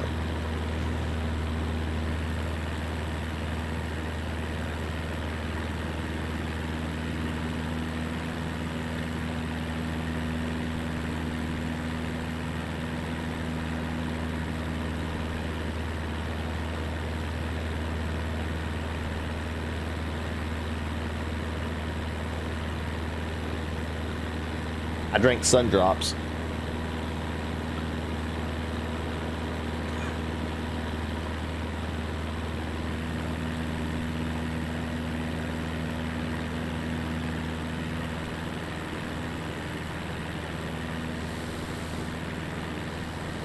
Look, that looks like a glacier over there. Is that the glacier they would want me to go to?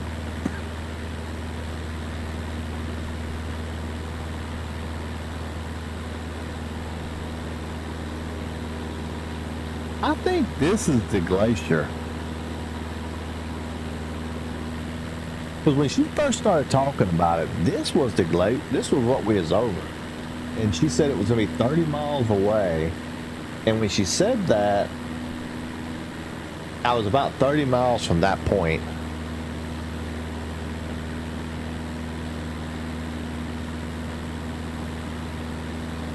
Actually, to be honest with you, there's a bunch of them out here. I just got the cheat code in to stay above them.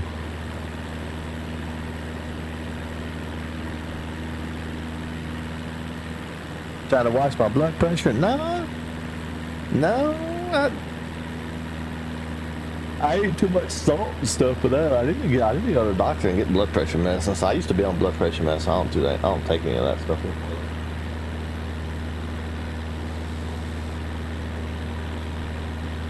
I croak out one day on stream, fighting Melania, whatever her name is, Melania.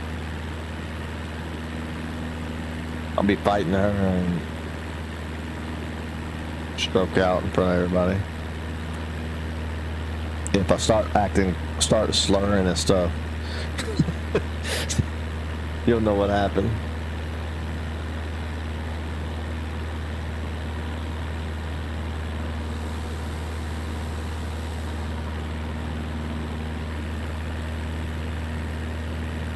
So it's funny, we're still in heading mode, by the way. We're still on a heading of 3 degrees, so you see this line is still over here to the right, meaning that we have still not gotten to that line yet. I could turn it sharper and get there faster, but technically, if I just stay on this course, it's a quicker way. We're not, because if I go this way, it's gonna go that way, and it's gonna turn around and go back this way some, and then go back this way. I just intercept the line.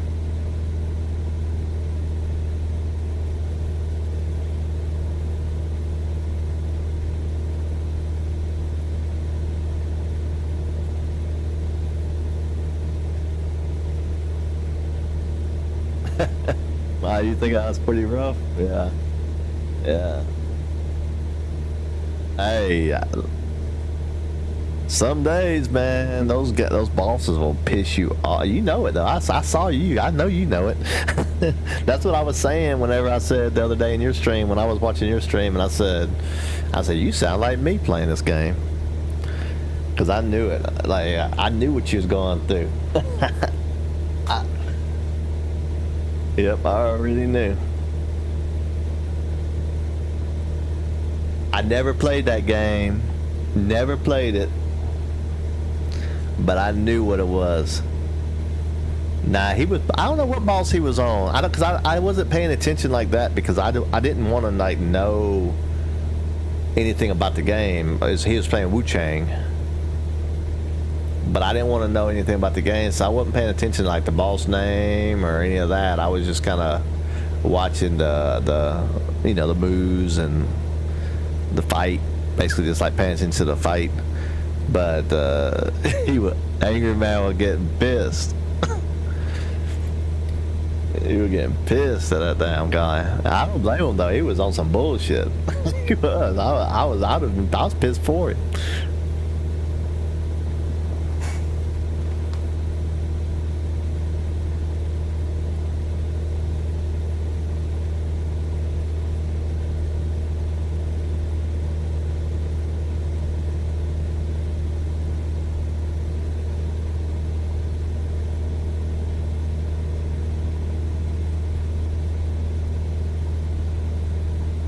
Yeah, I'll like it because I like those kind of games for sure. Like they're all right up my alley. Like Wu Chang to me looks like a fun game. Like the combat does.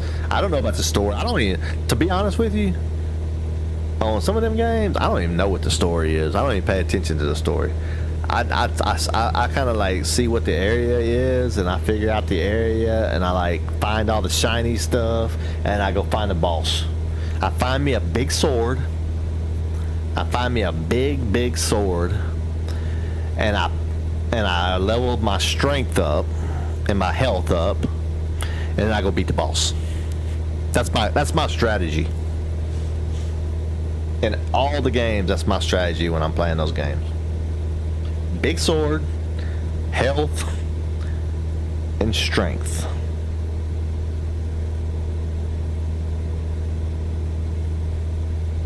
And then just do it again and again and again and again and again.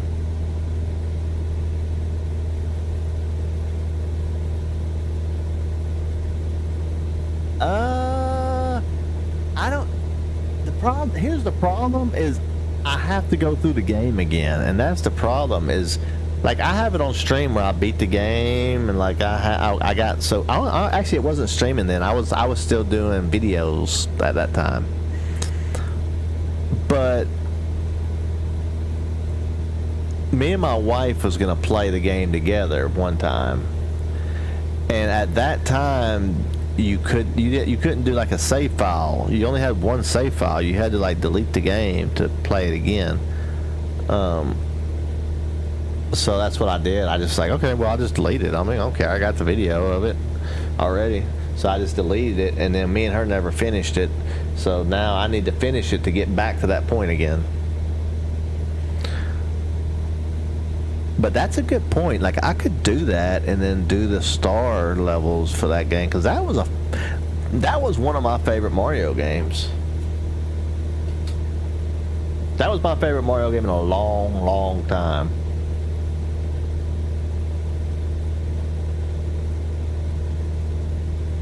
I thought it was funny though. I laughed. I loved those freaking plants that was talking smack the whole time. Loved those things. That was so funny to me.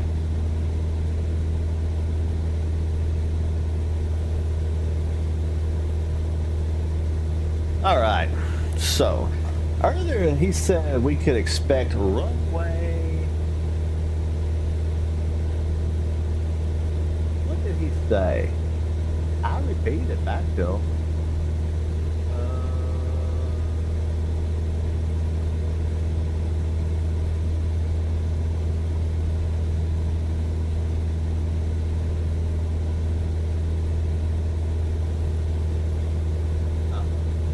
Runway 24, and I am on runway 6 here.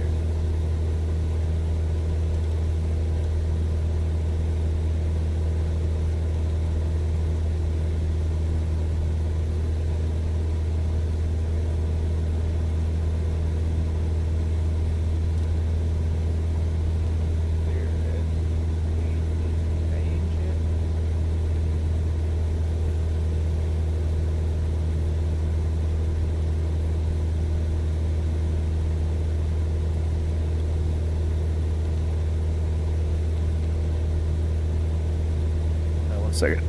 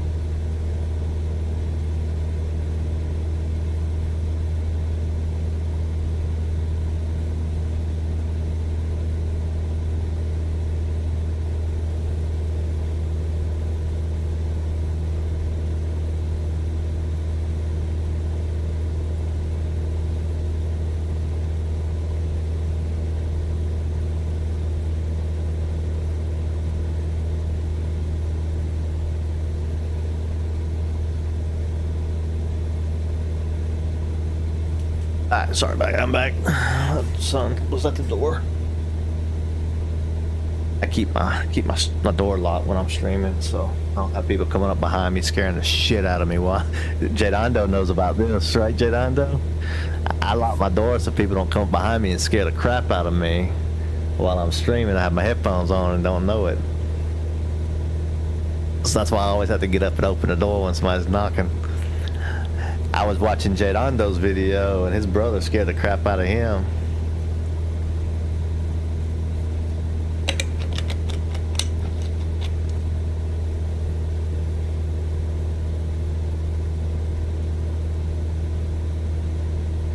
I still don't know the boss's name, just no, I don't have to fight him again. That'd be fun to see. So you're doing Wu Chang, then Bloodborne. So I've got to talk to Timmy about the Bloodborne thing. I'm going to do the Bloodborne thing 100%. We're going to attempt it, but I think from a streaming standpoint and to keep things moving, it probably should be the last thing I do on the Soulsathon. Like a grand finale type deal. Finish it with Bloodborne level 1 more than doing Bloodborne level 1 and then going into like Dark Souls 3 and stuff. Like do them a little bit out of order, but put Bloodborne last since I'm going to be doing it at level 1.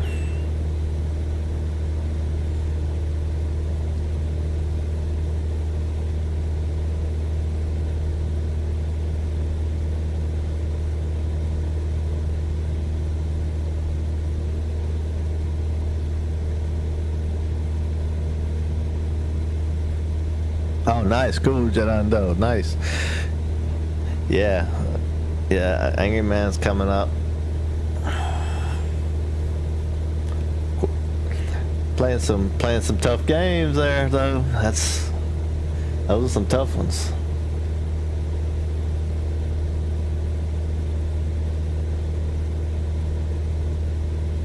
Hey, Jedando, you know what you need to play?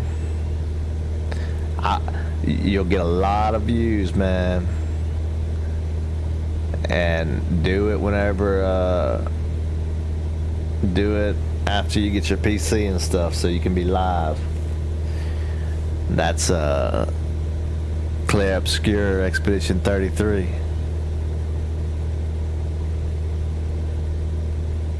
The bomb, man.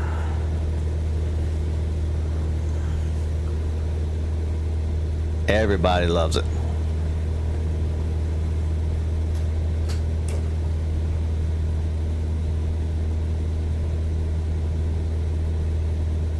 Hey, that's how I did too. My very first game was Fires of Rubicon. This is a Souls type game. It's not a Souls like game, but it's made by the same people that makes the Souls games. Kind of the same type deal with hard bosses and trash mobs and hard bosses, but it's more of a mech. It's a mech game. And then I played Elden Ring, I think, some Final Fantasy. I played a couple like that while I was doing. Then I started streaming WoW for about 3 or 4 months. I was streaming nothing but WoW every day. And then I was like, okay, I'm done with that. I wasn't planning on it being a WoW channel, you know. So I was like, okay, forget this, get out of here. And I started doing, and that's whenever I started playing the Zelda games. And that's whenever it took off. My channel took off playing Zelda games. That's where I met everybody, except for Evie. Evie I met in Black Myth Wukong. But almost everybody else seemed to have came from either Elden Ring or Zelda. Got a couple Flight Sim people and a couple like other Dark Souls stuff, but mainly Souls games. And Zelda. Alright. Yeah, I'll get stuck on the screen sometimes. Y'all have to tell me if y'all want to see some views, because I was just watching that plane fly on that screen. That's nice views, man. They did a really, really good job with this game.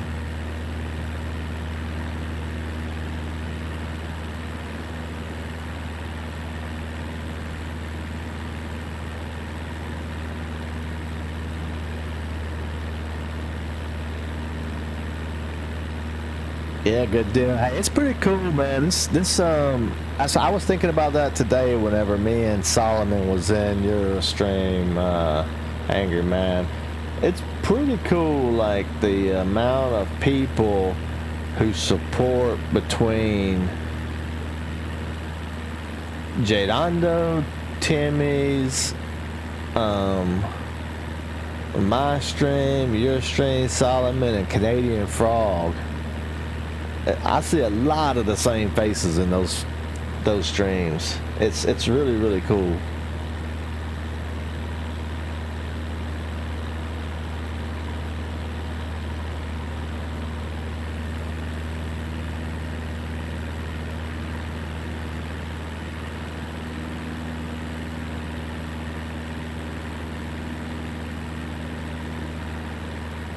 Tonight I'm not in nobody's stream while I'm streaming though. Some nights I have a stream up on the side while I'm streaming, so I can, like if I'm on a Souls game or something, I can just like zone out, turn out the other stream and just focus on the balls and stuff and just listen.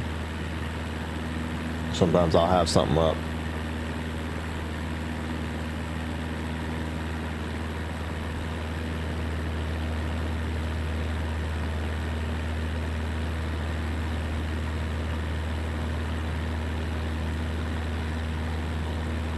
Yeah, for real. Yeah, we got like it's like a little community, for real.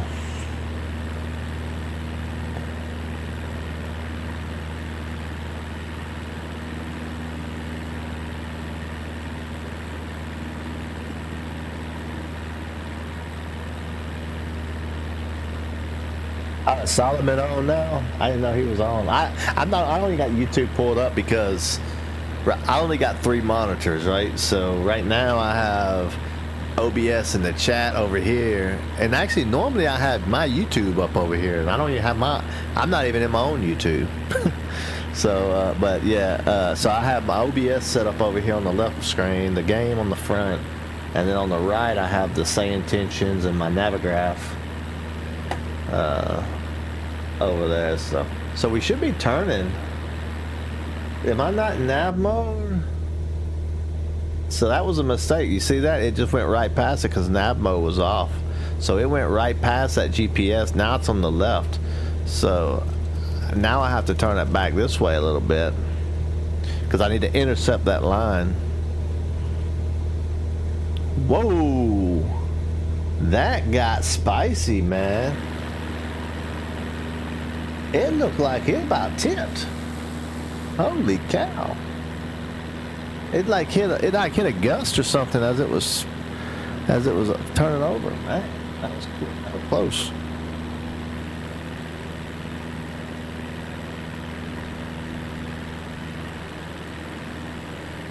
Oh, Solomon's on the red bed.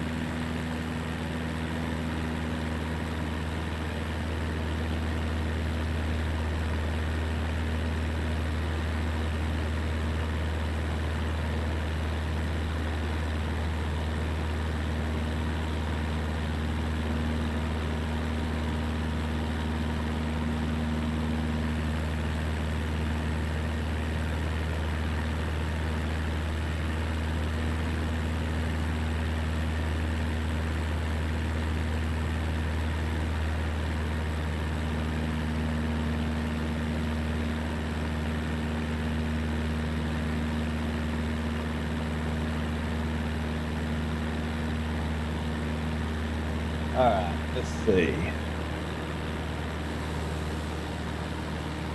What are we looking at now? Is this still that meltwater from that glacier that we didn't see?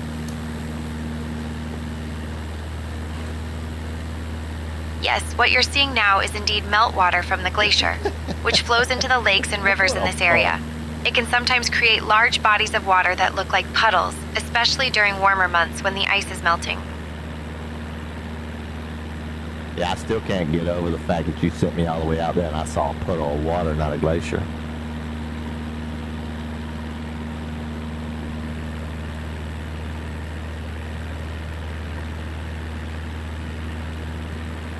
I know, right? Sometimes the glacier can be a bit shy, hiding behind the mountains and only showing off its meltwater. It's like the glacier is playing peekaboo with us, but don't worry, it's still there, just waiting for the right moment to reveal itself. I wonder, does on Flight Simulator, is it always water though, or does it actually freeze up sometimes? Like if I was to come in here and put the like temperature to like negative 40 degrees or something like that and came over here, would it be water or would it be ice?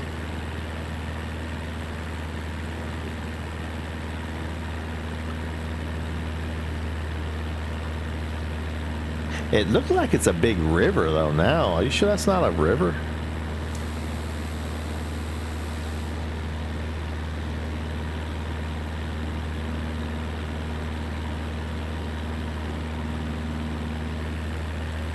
What you're seeing below is indeed the meltwater from the glacier, which can sometimes create large bodies of water that look like rivers, especially during warmer months.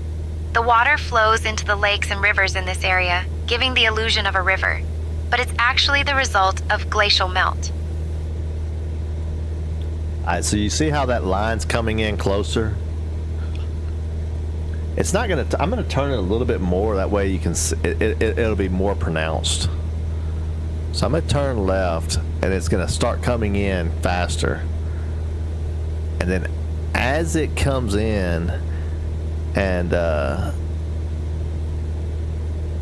as it comes in and it connects, the plane should automatically grab that line.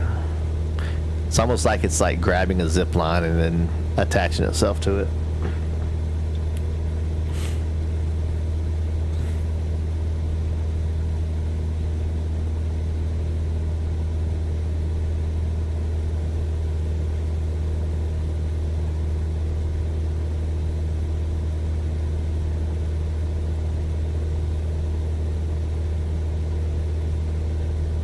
Yeah, I just went in there on Solomon's channel. I just it's on mute. I just have it in there to give him the hours, you know.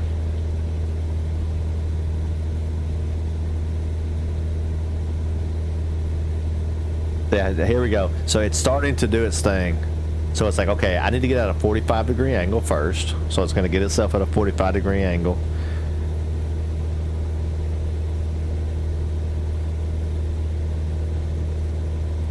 And then now it's gonna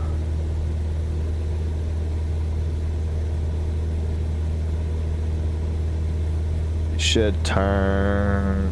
Oh, it's just slightly turned. There we go. Now it's going to turn.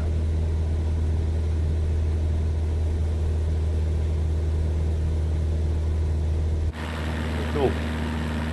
Pretty cool.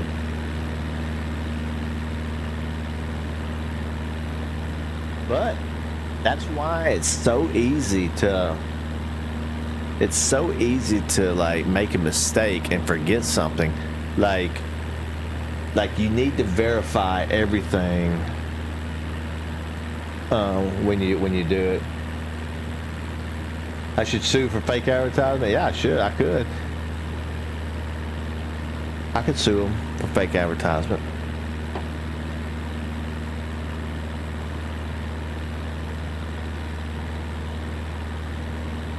I probably won't win no money though.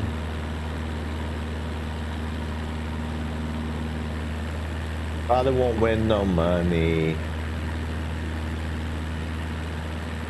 So I might as well. So that looks like more like a glacier than what we saw earlier.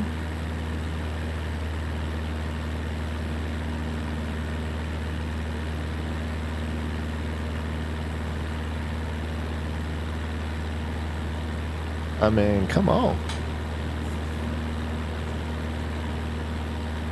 So, I don't have my certification for the skis yet, but that's next on. I can. That's the next on the career mode to get the certification for the skis. I mean, technically, I can use the skis anyway without it, but in the free mode, but.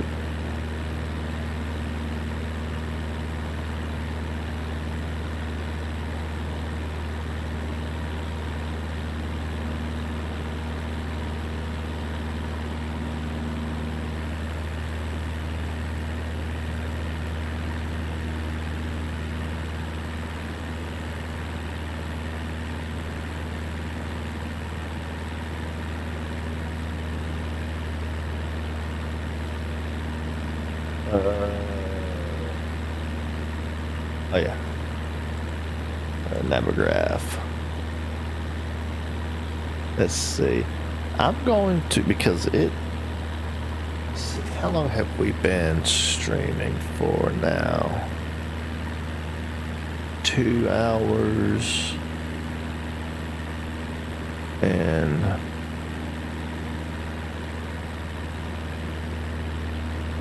just trying to figure out some math real quick here.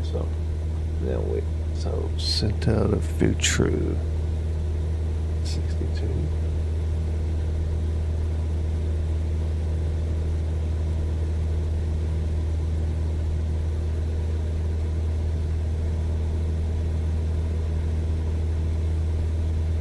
What we're going to do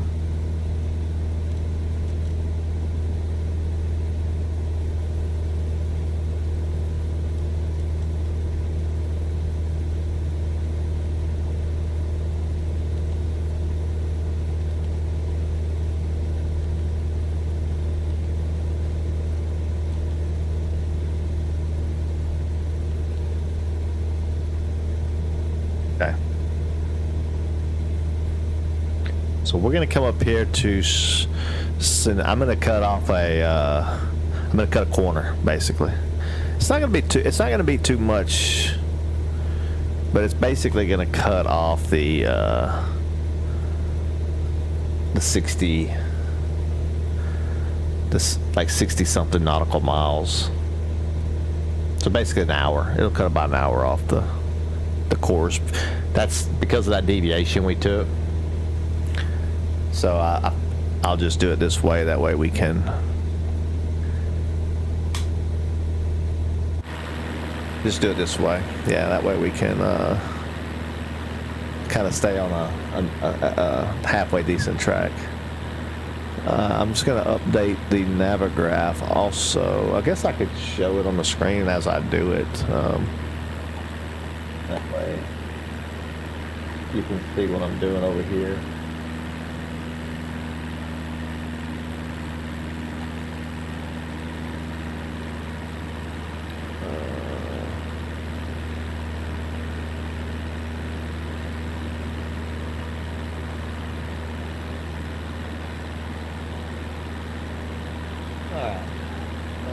So, what I basically did was I took out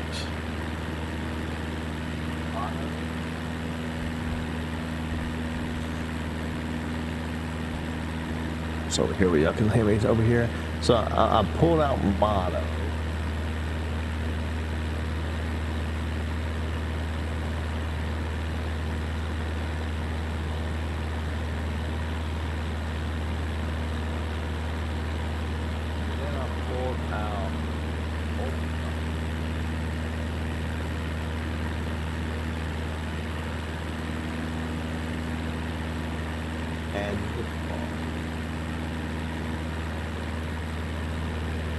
Like that. So then I made that our new path to the airport. Originally we were supposed to fly out of here, come up, and just come here and go across. That was the original plan, but girl took us. Actually, I can put. Yeah.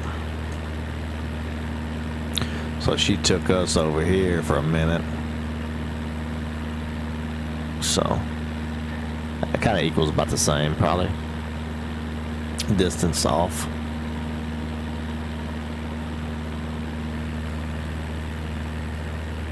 So perfect. It's got a. I don't know why it's been doing that. I did that earlier today too. It's like remembering that I was up here in Seattle or something. Like I haven't been there in a long time. Earlier today it put me somewhere. It put a trail from down here when I was here up to like Atlanta.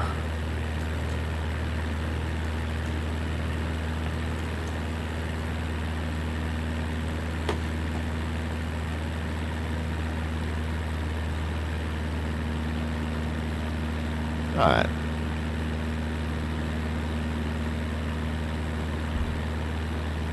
Solomon, how's it going? Welcome to the stream. How's it going?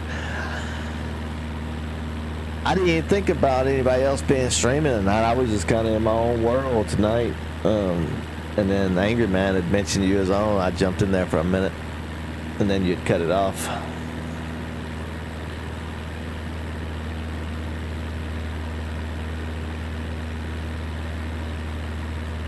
Yeah, we was just in here talking about how like how all the people like in this group like support each other. Like you support me and Canadian Frog and Angry Man, and like I see the same faces in everybody's chat. Like Jedando, he's here, he's supporting everybody that comes in here, and I'm guessing supporting all the other chat. Going to their. I don't normally see Jedando and other people's streams, but I see in comments and stuff. So like yeah, it's really cool. I think that everybody's like in everybody's stream except for Evie. Evie tried to go and support Canadian Frog and his Simon, and she got banned. She's so mean. She's so mean. Got banned the first.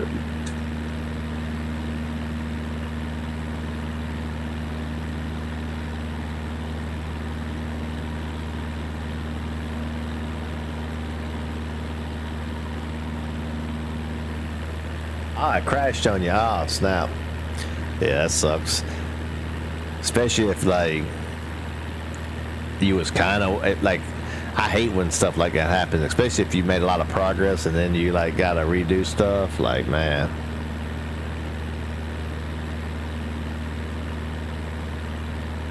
I'm only supporting Hulk smashes. No, it was my fault she got banned, for real. No, she came in there and said, what did you say, Evie? You said, oh yeah, she actually complimented Frog. She complimented Frog and he banned her because she was talking shit about me. So he said, she said, "Oh, this guy's better than Swerve is," and I just said, just playing around, I said, "Somebody banned this bot," and he saw that, and I guess he didn't think twice, and he banned her. But before I could say, because like I didn't see that he was doing that. Like 30 seconds later, there's a delay. So yeah, so he banned the hell out of her. Man, look at this glacier, man. I think that woman's lost. Holy cow. Are you sure this is not the glacier? This is massive.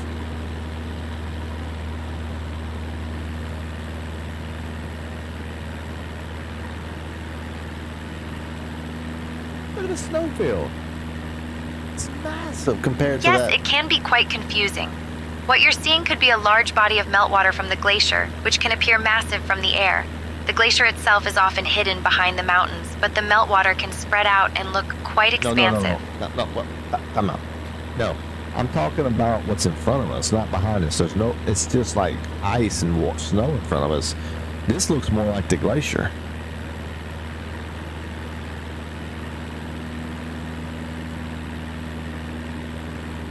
What you're seeing in front of us could very well be the Perito Moreno Glacier. It can sometimes appear as a massive expanse of ice and water, especially from the air.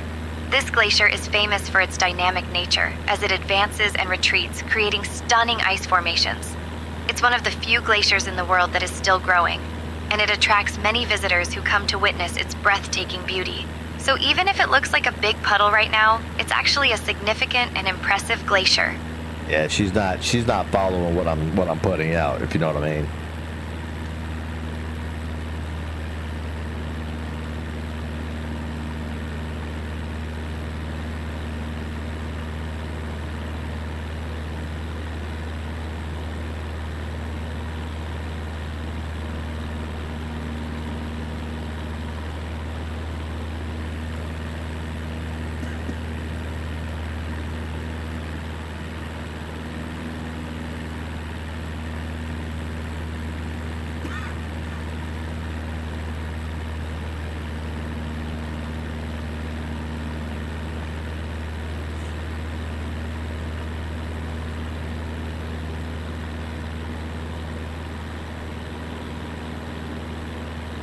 Yeah, Solomon's playing Red Dead Redemption, so he's having fun. Even if you're in there by yourself, you could be laughing the whole time on that game. What do you guys think? Is this what she was trying to show me earlier?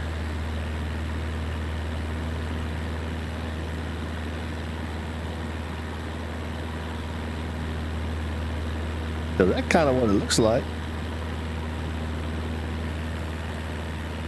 So now for sure this line up here is going to be wrong because I did not update the iPad.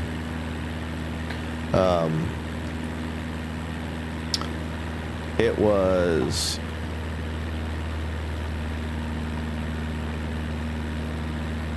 this one, this one, this one.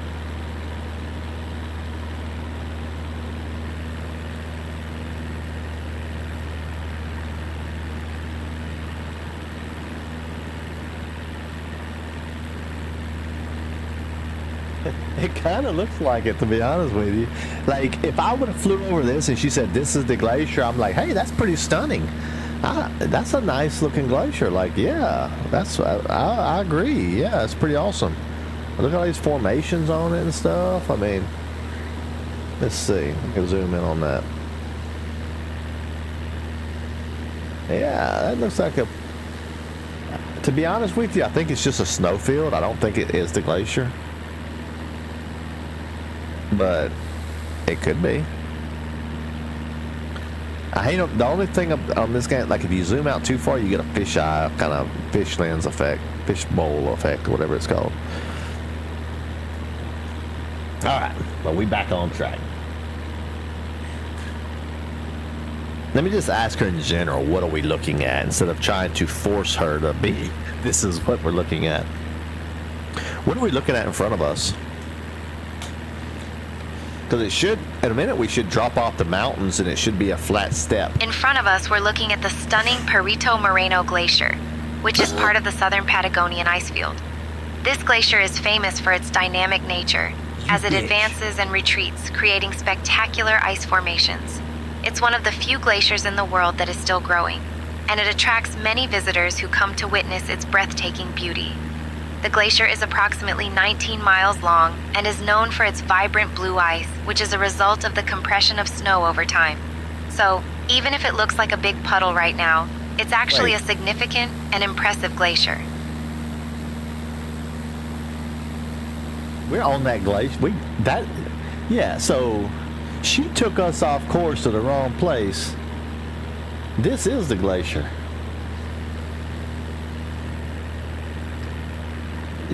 She wasted an hour of my time for no reason earlier. Sit me out there to where it was melting at. So this whole thing is the glacier. All these little ice spots.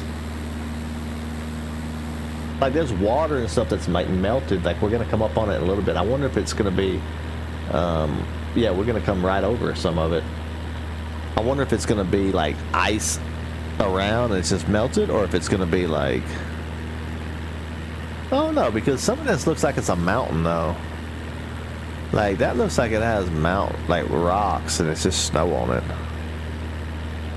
I'm gonna have to look it up offline, like where is it at, and then actually I could probably do that like right now. I can put it on the screen.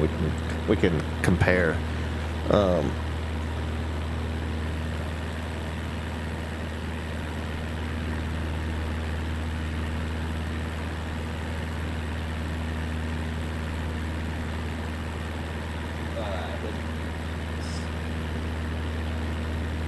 Me.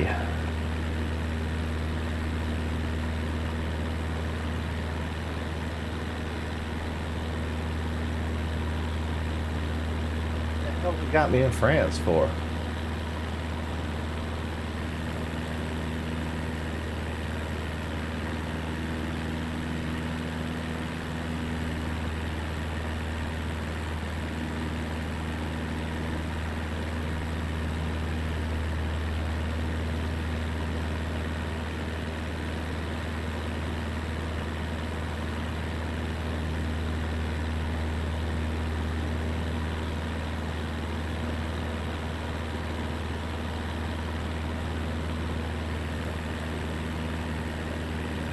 Okay, let me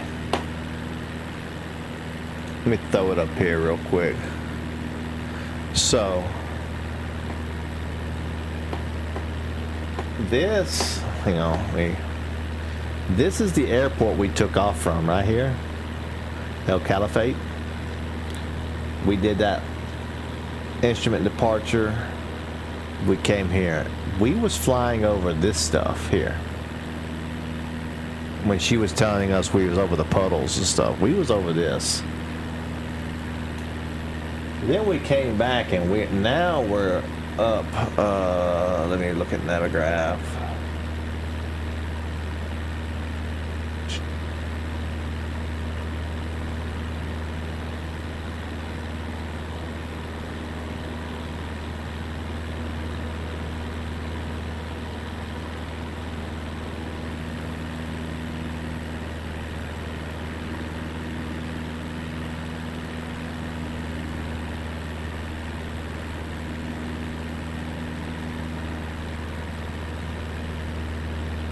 I got enough altitude.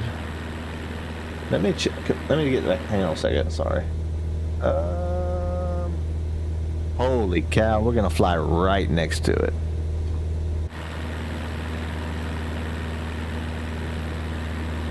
We're gonna stay out of the plane for this one, or should I stay in the plane?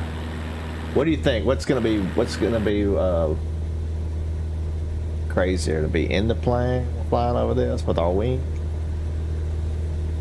or out of the plane? I really should be climbing. That's what I should do. I should climb. But ATC has been 7,000 feet, and they will yell at me if I go up.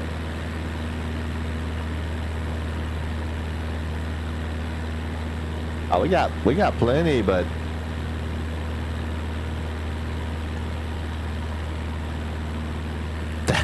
put that next one up there, I'm not so sure about. Oh no! We got a clip-on wing.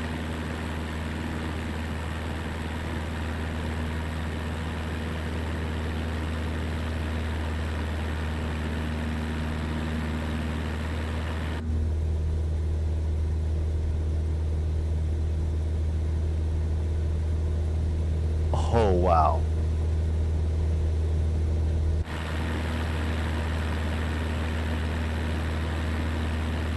We're gonna miss that one for sure, but the next one I'm not so sure we're gonna be able to miss it.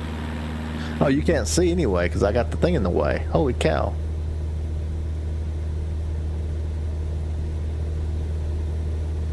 My bad. My bad. Oops. Oops.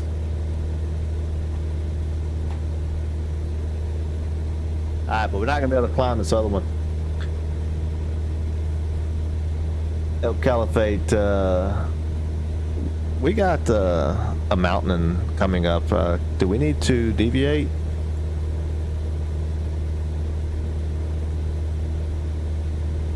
I didn't even tell who I was.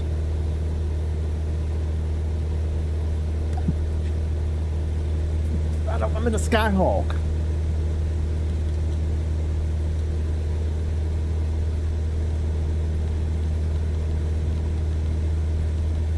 We're gonna go 68.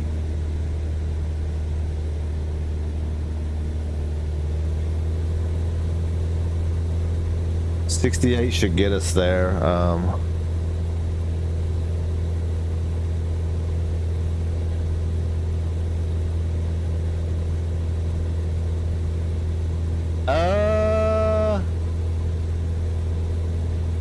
I'm not gonna do it because I don't want to crash. I'm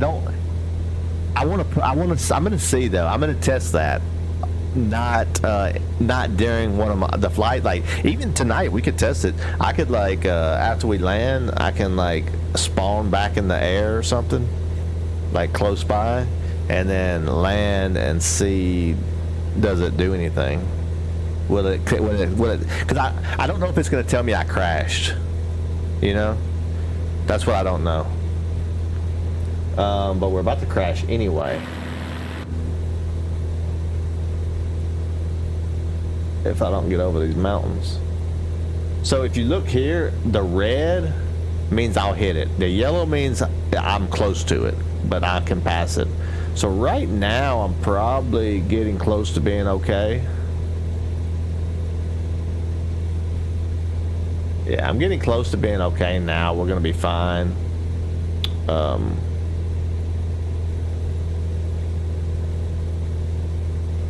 Even at 9,000 feet, we would be fine now. But I guess we'll go ahead and climb to 11,000.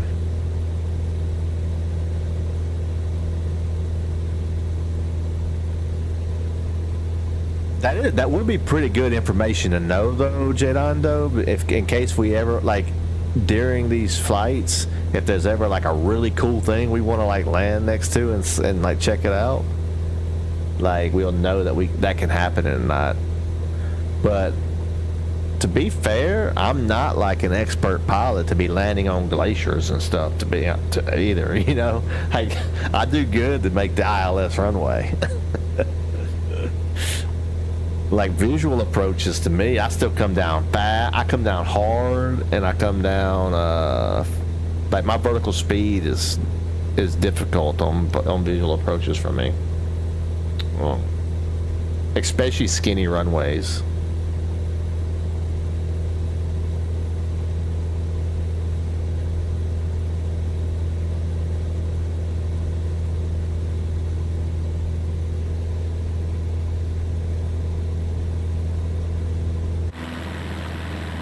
Okay.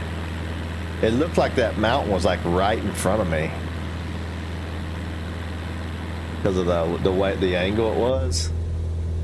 It looks like I'm about to hit it.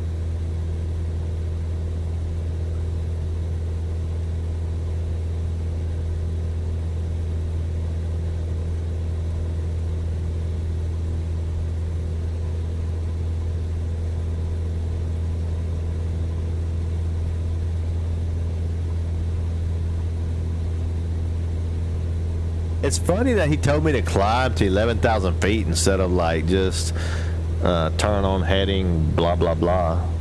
But I guess it's easier for him just to change your flight level and then let your own navigation handle the rest. So at 9,000 feet, we're cleared, and it says. Like, there's no red on this map, but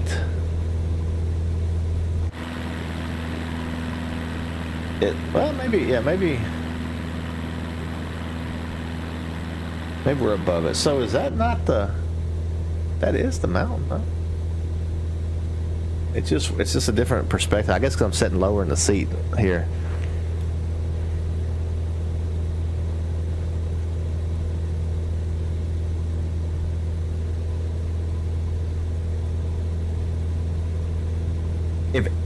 If for sure 100%, if it's possible, I can land on that. That's so wide, and what's going to be funny is if it's not solid ground, if it's like 10 foot of snow and you just like sink into it.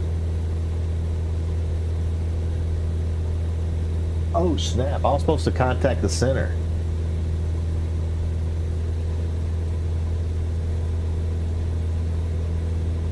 But I talked to somebody and they tell me to climb, so it worked.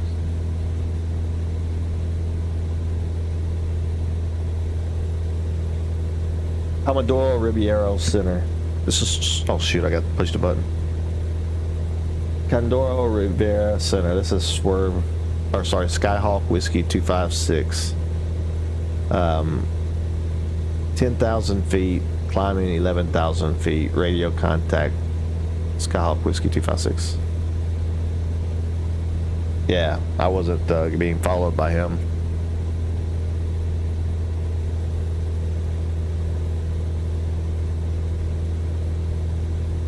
I wonder if that's why they was going to fly me into a mountain, because they wasn't following me anymore until I said something to somebody. And he's like, you idiot, get up to 11,000 feet then.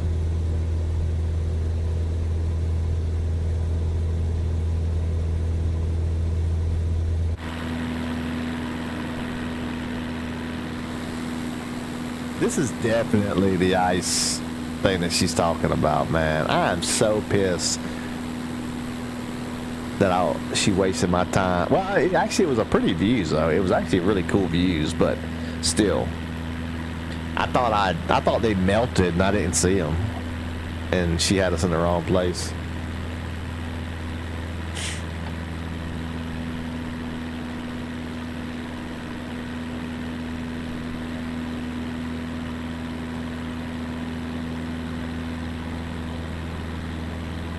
Point to Arena Center, 129 decibel niner, Skyhawk Whiskey 256. Shit. 123 decibel niner. I said that wrong. Maybe he won't come back and say anything.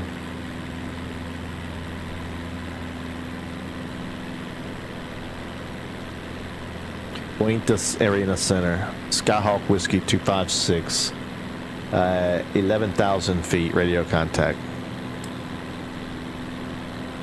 Radar contact, what I should have said, not radio contact. Death by snow, yeah. Make an avalanche. Kill everything down in the towns. Alright, Angry Man Gaming, have a good one, man. I appreciate you hanging out and stuff and supporting the stream.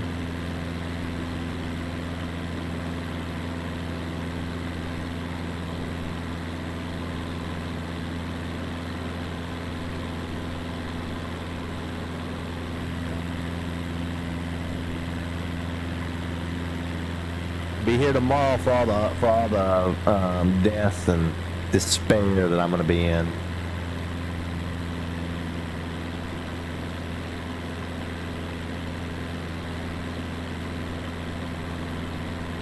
thought I wonder what's down in this valley. What's down in this valley here? What is this we're looking at?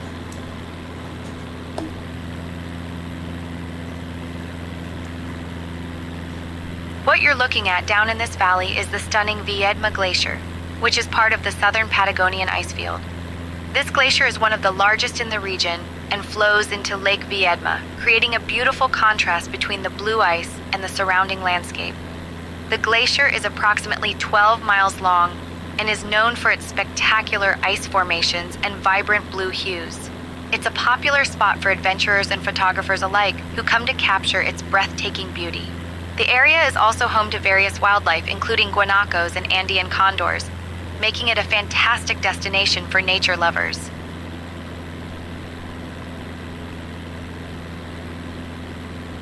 Hey, you guys can hear her talk, right? Can you guys hear her talk, or is it just me? Because I was just looking at the setting, and it says to pilot, it's going to voice chat Elgato Wave 3, which I have going to the stream. But it said to passengers, it goes to the browser, which I don't have going to the stream. But I don't know if they're considering you guys passengers.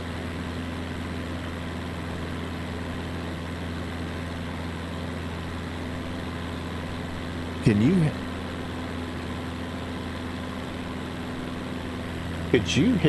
hear the tour guide when I'm talking to her?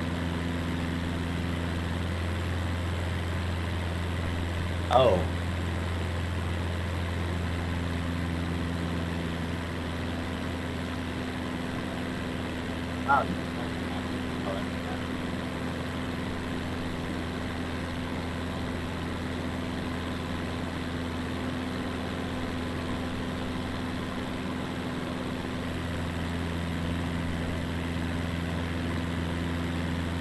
Contact Coronado Riviera Center on 125.5 Skyhawk Whiskey 256.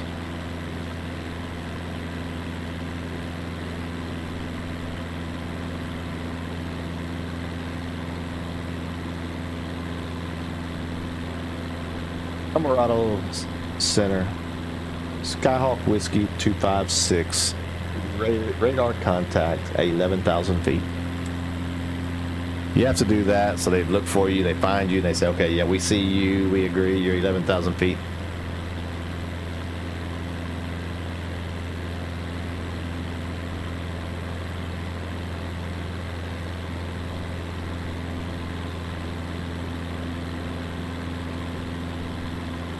He said, good afternoon, we took off before daylight.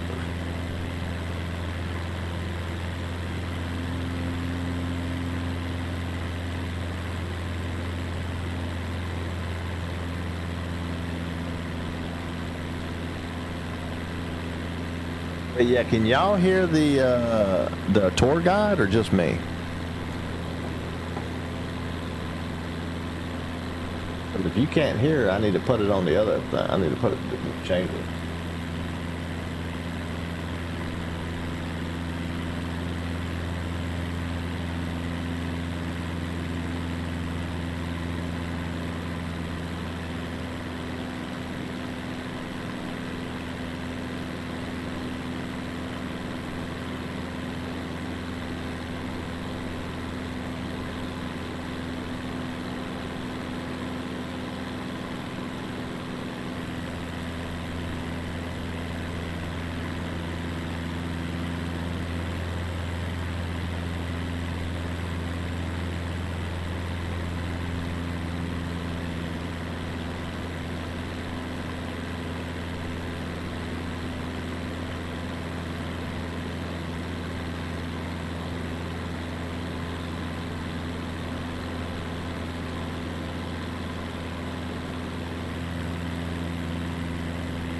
Okay, good. So I just saw a setting in there, and I was like, oh, wait a minute, like, if it's going to that, but that must be like a second comm it can go to, as long as it's going to both of them, because you can hear what I can hear, so that's probably why you could hear it. So if she starts to sound double, let me know, because I did put it on the same channel I'm on, just to make it So it's not going to two different channels.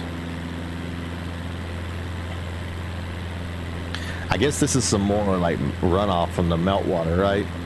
Because we just went over the glacier.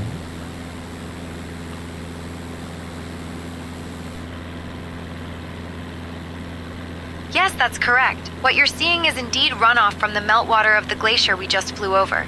This meltwater flows into the surrounding valleys and lakes, creating those stunning blue hues that are characteristic of glacial melt.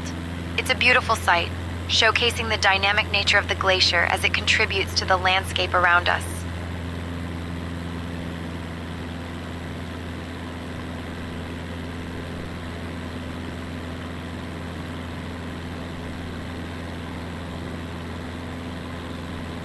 I hope that like the next version of the simulator like has the ATC like that built into the core, because then it will like really be seamless.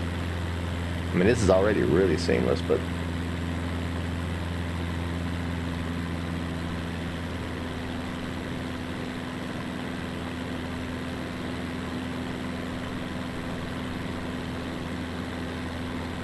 oh, Jed, I know, man. I tried to play Red Dead Redemption 2 a few years ago, and I was into it, then I kind of fell out of it, and I never went back to it. I got to like the end of the mission 1, like just past the snow area. I'm so glad I went back to it. That game was a masterpiece.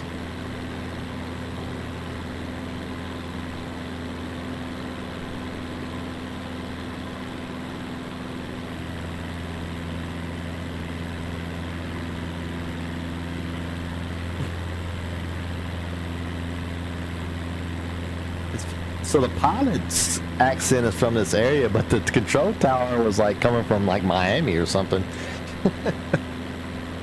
Man, that water, could you imagine like seeing that water in person? And like, I know it's like freezing cold, so you can't swim in it, but like, that would be like really cool if you could. Does this water ever get warm enough that you can swim in it like one day a year?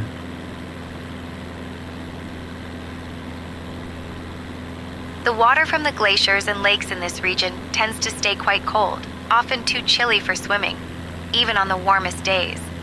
The glacial meltwater can be refreshing, but it's usually only suitable for a quick dip if you're feeling brave.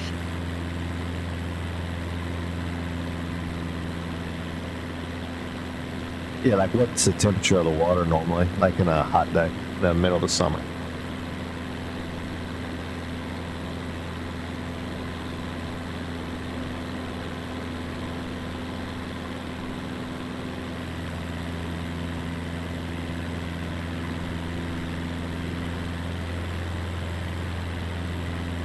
Yeah, it is. It is Dead Hondo.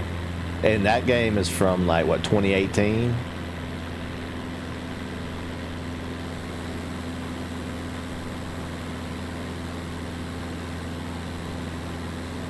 So I wonder like how far out, like she says it grows too, so I wonder if sometimes is it like all this ice also?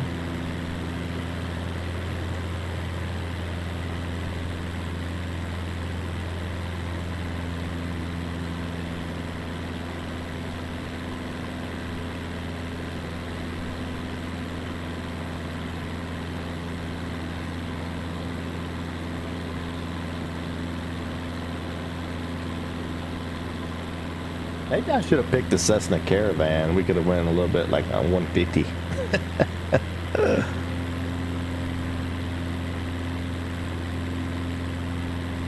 So there's like a little, I could see that's the kind of stuff that I would like. I could at least like flat steps and stuff like that would be cool. That's like a little mound. I wonder if that's like a burial site or something. Let me ask her. Are some of these mounds like burial sites or something like that? Or at 1 o'clock there's like a mound over there on that flat step.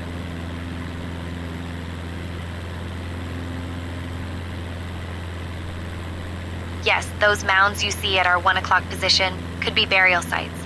In this region, particularly among the indigenous Mapuche people, burial mounds known as tumbas are often found. These mounds are significant as they hold the remains of ancestors and are sometimes adorned with stones or other markers. They reflect the cultural practices and beliefs surrounding death and the afterlife. So, while they might look like simple hills from the air, they carry a lot of historical and cultural weight.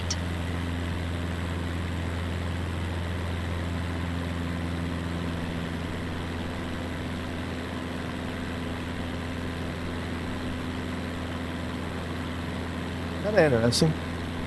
We have some, like my son does cross country, and there's one of the tracks that they do here is an Indian burial site. So they got these Indian mounds all over the place, and they have to like run these hills and run all through these like Indian burial sites in their cross country track. It's pretty cool.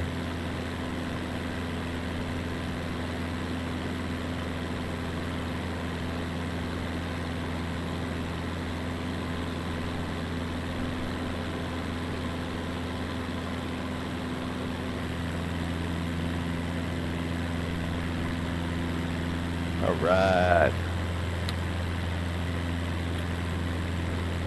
Let's see. Let me pull up Navigraph and let's see where we're at.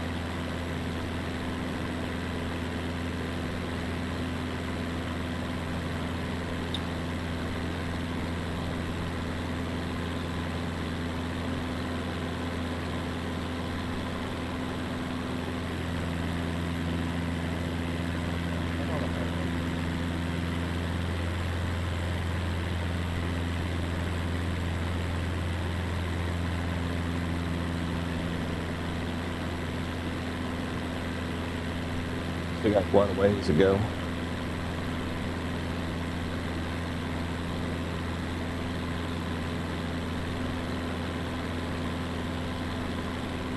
Even on the map, it's all like light blue color.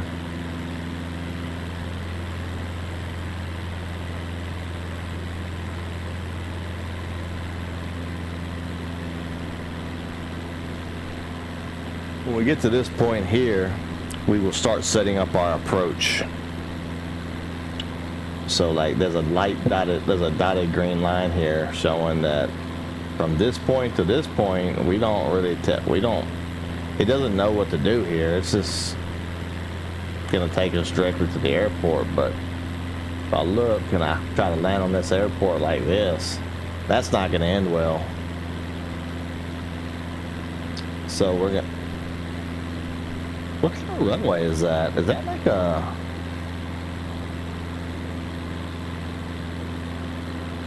weird looking runway?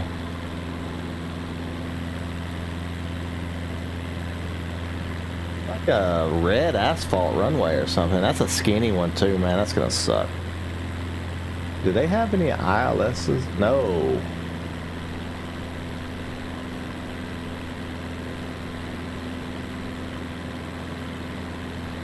Oh, I haven't selected a runway yet. That's why.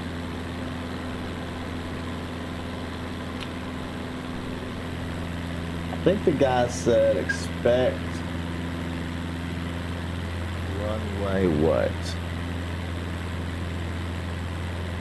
24.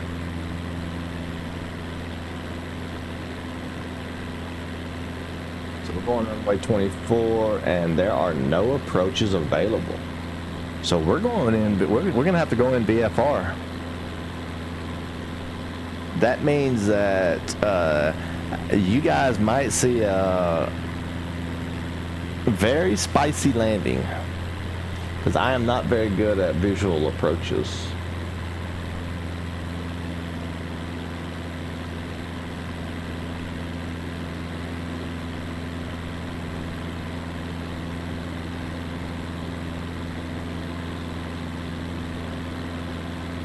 No stars coming into this airport, meaning standard arrival procedures.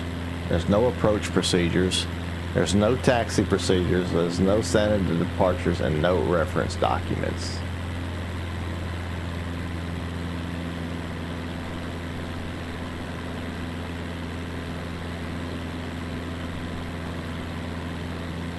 The runway's 4,900 feet. That's okay. That's a pretty good runway for us. Only 268 feet above the ground. That's fine. That's also fine. I mean, it's fine. It's just there's nothing to help us come to the ground. Everything's going to be pilot hand flown to the ground. The only way so technically I have enough time. I could probably math it out. But I'm just gonna fly up there and land. But I could probably map it out and pick like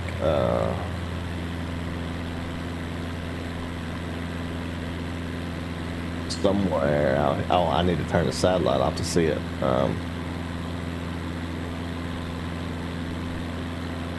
So technically, I could come maybe.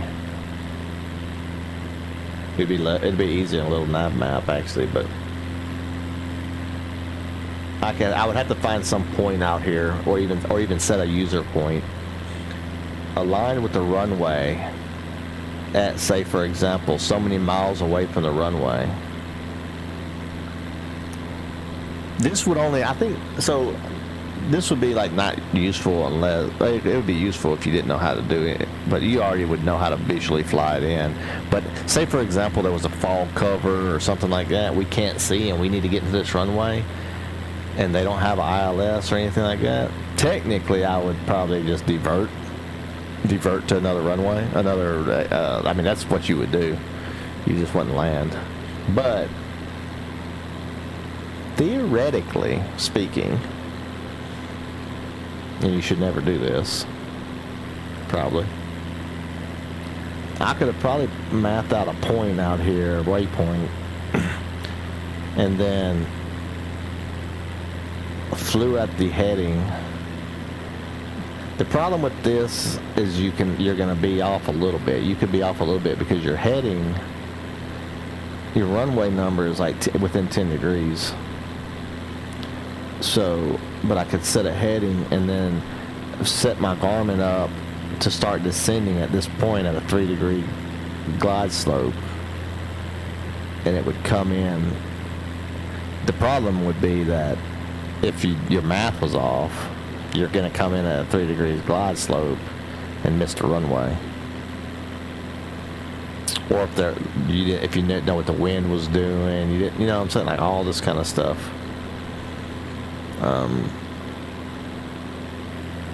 Because you would need to know your speed and everything.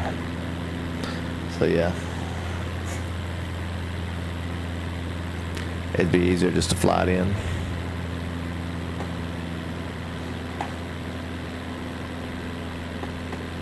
Interesting though.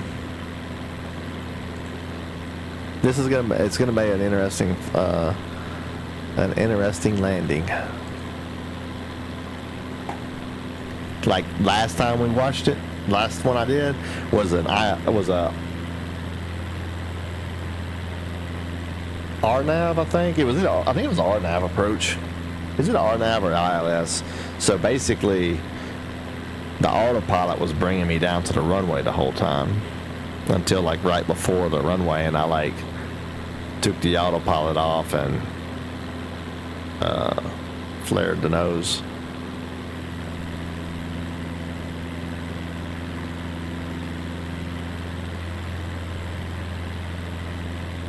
Oh man, look at that. That's awesome.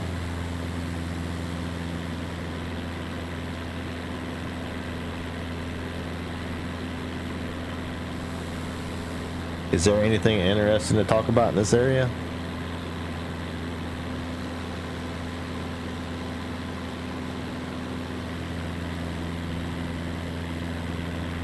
Yes, just to our right at about 2 o'clock you can see the stunning southern Patagonian ice field. It's the second largest contiguous extrapolar ice field in the world, and it feeds several major glaciers, including the famous Perito Moreno. This ice field is a remnant of the last ice age and is a crucial indicator of climate change. It's a favorite spot for adventurers and photographers who come to capture its breathtaking beauty. So keep your eyes peeled for those magnificent ice formations. I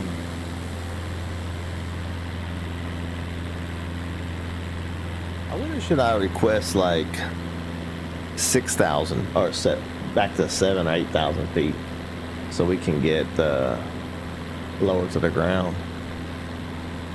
I think I'm gonna do that. Who am I talking to right now, by the way? I am talking to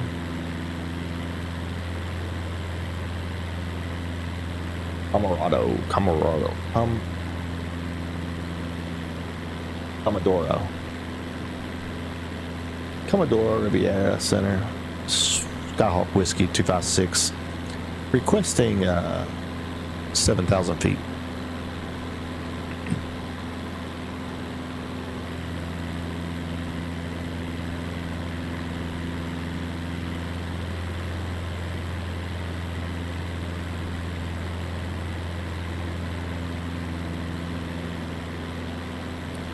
Descend 7,000 feet, Skyhawk Whiskey 256. Nice.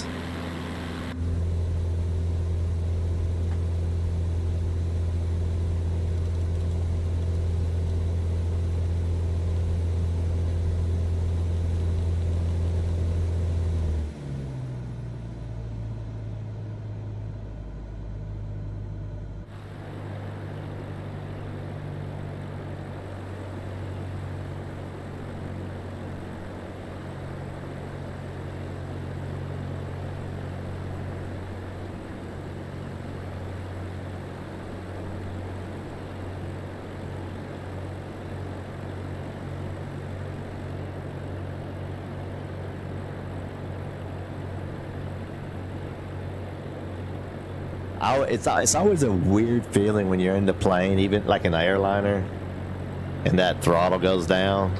You always kind of want to just look around like, what's going on?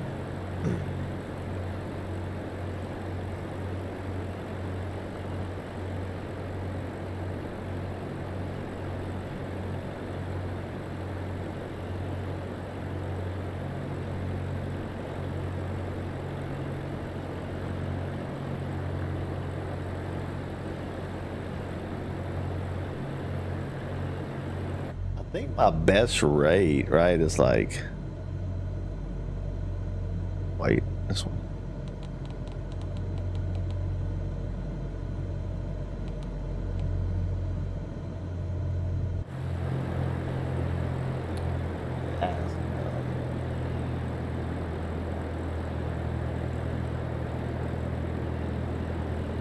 ChatGPT. It's my co-pilot.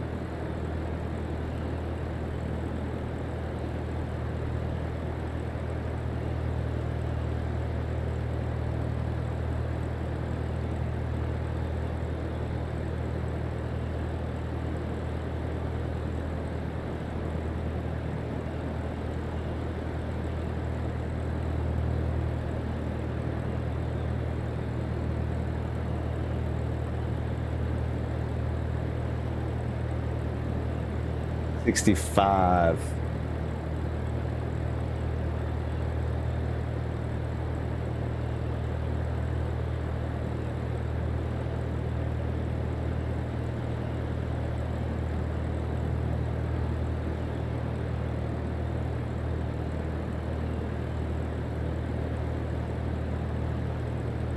We're not gonna do that though.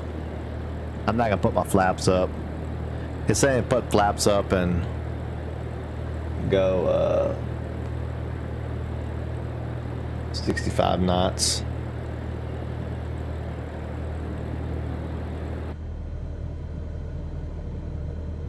We're at 68. We can go to 65 with flaps. Wait, are flaps considered down or up right now?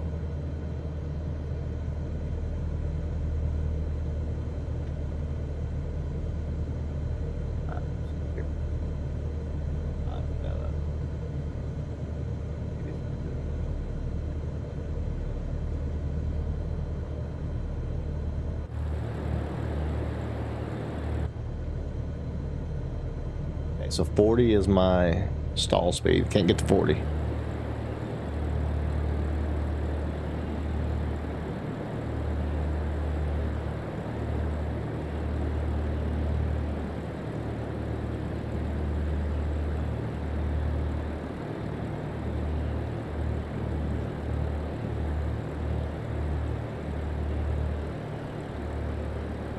Okay.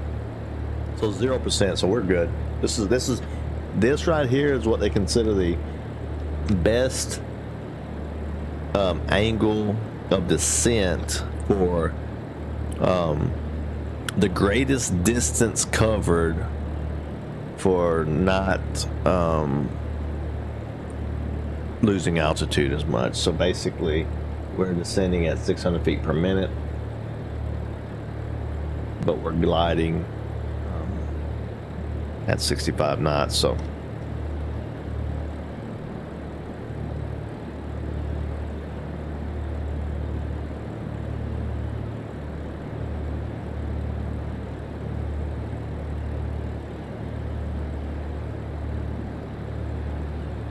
but we're going to level up at 7,000 feet. So I will start to put some power back in. I'm going to spin this camera around a little bit.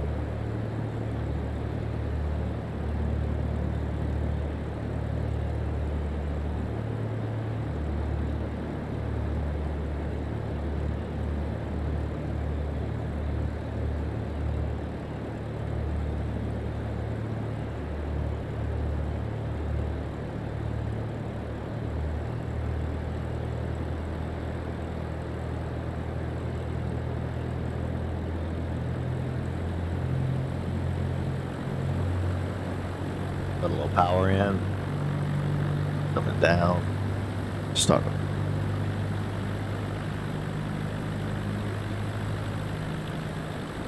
Just trying to keep my power, my speed over there around 65, 66. But now we're good, so I'm just going to speed up.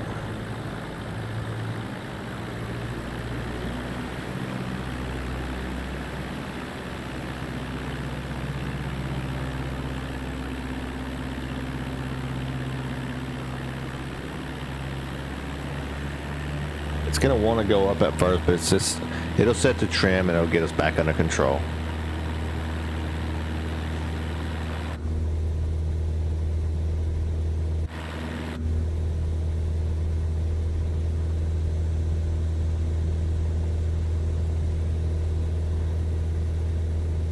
What up? I cannot believe you did that to me. I wouldn't be speaking if I was you either. Took me over that glacier. It was just a puddle of water. No glacier. No ice there. Yeah, look out the window. Look at me when I'm talking to you. She gave me the cold shoulder. Yeah, you. That wasn't cool.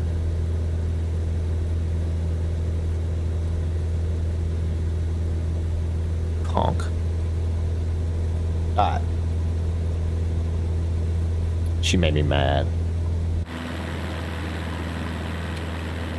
When do I think I'm gonna try Mario Galaxy?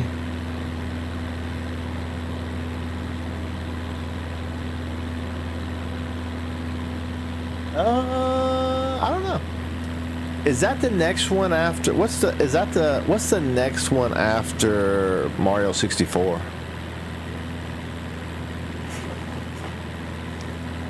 Because you know I'm going to be on Bloodborne for like the rest of my life, right?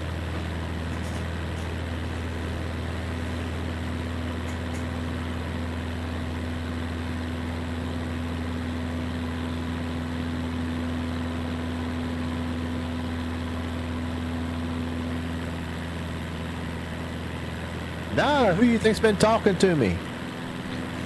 You thought I was just talking over the radio. No, I got souls on board, man.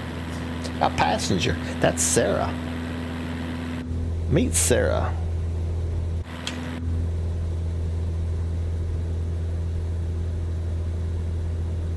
I can change her name though to like somebody else. Sunshine was next. Oh man, that don't sound like a good one.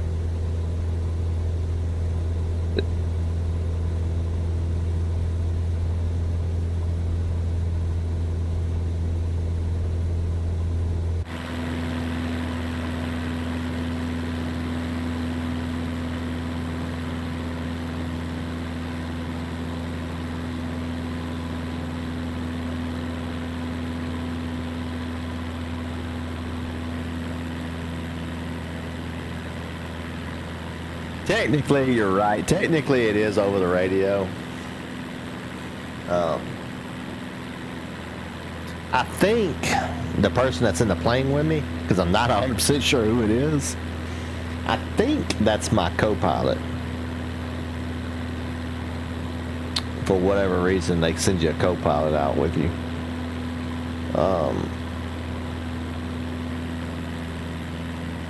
But I just act like it's the person that's on the radio.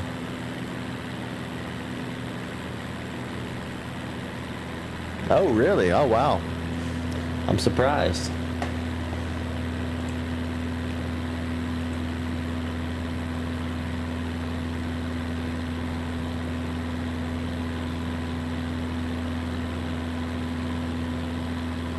Hi, Janet.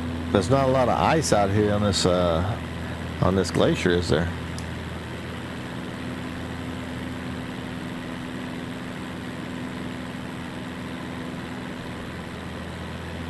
Bunch of puddles out there. Those are those puddles she was talking about?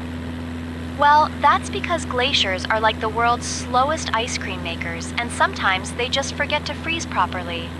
Oh, they do, huh? I wonder if some activists will think about, like, well, I agree with you on that one, you know? They just don't freeze properly. Oh, look, the last of the glacier back there. That was a pretty impressive glacier, though, to be fair. I was pretty impressed.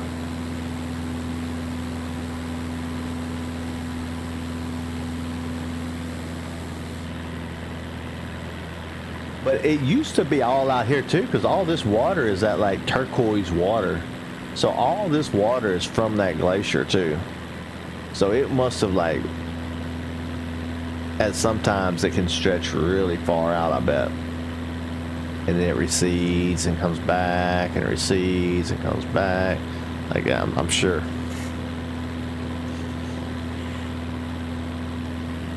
Pretty cool. Pretty darn cool, man. And what's funny about all this is, like, we've flown what seems like for a pretty good while, right? And when you zoom out on the map, we're like at the very tip of South America.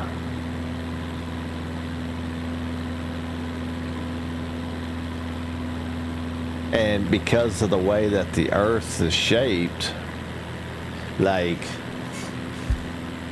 when you're at the tip of South America, you're kind of like, it's almost like being at the South Pole. So, like, it's not so far of a distance between one thing to the next, you know. Once you get to the equator, the circumference is massive.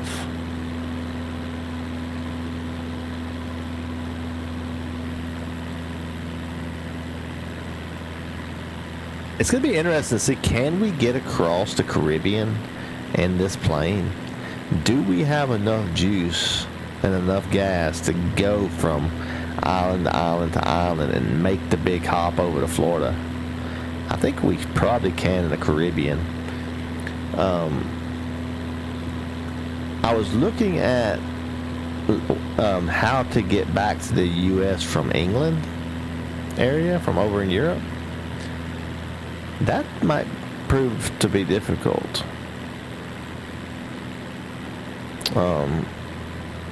So we might end up having to, like, make a exception, like a one-time exception, to fly with a different plane when we get to that point. Maybe like with a Caravan or CJ4 or something like that. We'll keep it in a Cessna family if we do. But hopefully I can hop from the UK over to, like, an island, and to another island, and then over to, like, Iceland and Greenland and Canada, and like jump like that. Just jump, hop, skip, and jump.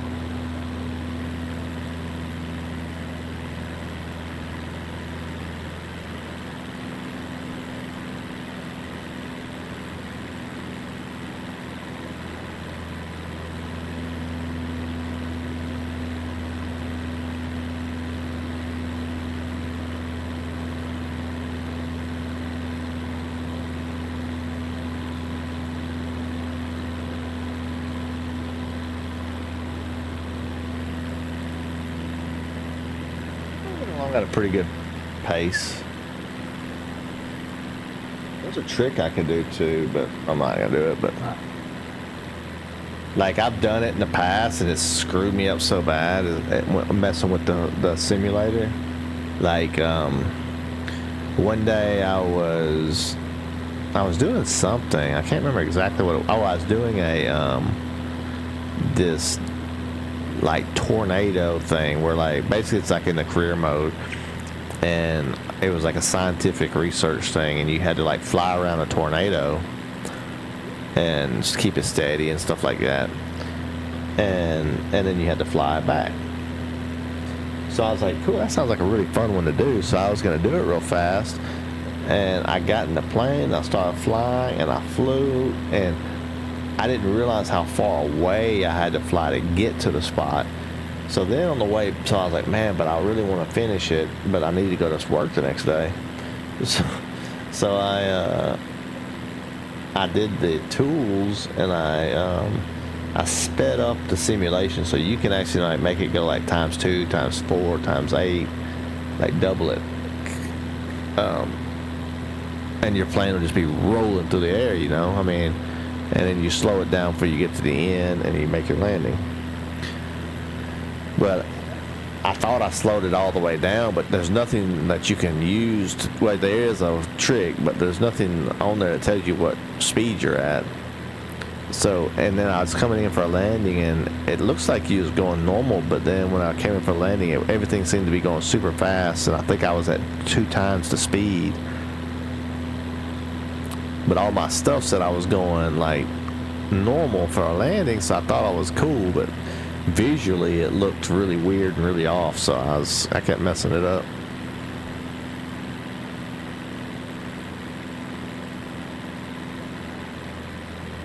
Oh yeah, Lake Superior is amazing. I've actually been there. I fished in Traverse Bay, which is it's the bay that's around like Lake Superior, Lake Michigan, and it's the connection point for 3 of the Great Lakes.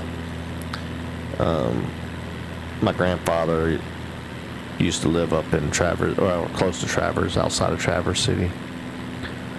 We used to go up there and for the summers and winters and stuff. Northern Michigan in the middle of the summer it's probably one of the best places in the world to be in the middle of the summer.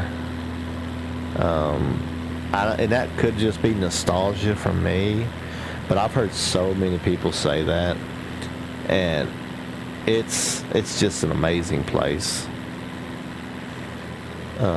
The lakes and the water and the temperature of the air, like, I mean, it doesn't get any better than that location.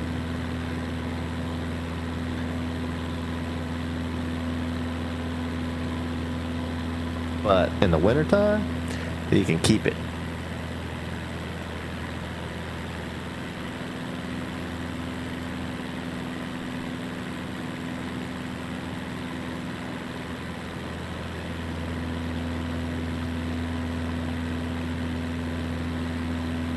So Jadando, what's the ETA for you to be ready to unveil the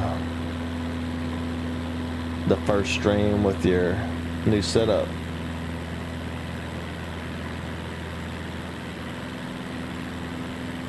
You want to give an update to all the fans watching? Jadando is like 6 subs away or something from 100, so if y'all want to help somebody out, go sub.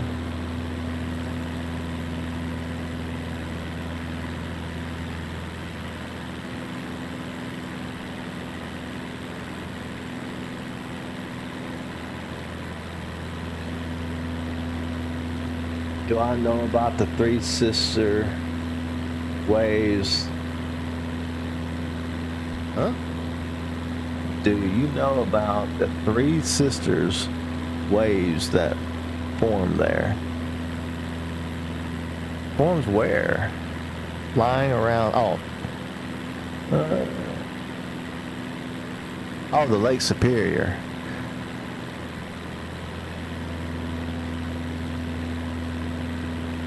I have heard, I've read something about that. I can't remember now, but I think I've read something about the waves there. Normally when I would go there, we would go to Sleeping Bear Dunes, stuff like that, and go to, it would be on Lake Michigan side. But yeah, it seems like I saw something like either on social media or something about some waves, and I can't remember the details though.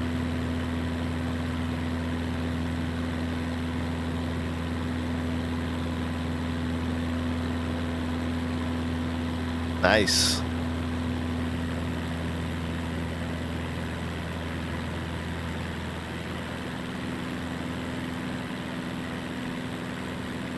Wait till you have to drop your next $500 on cables just to get everything plugged in.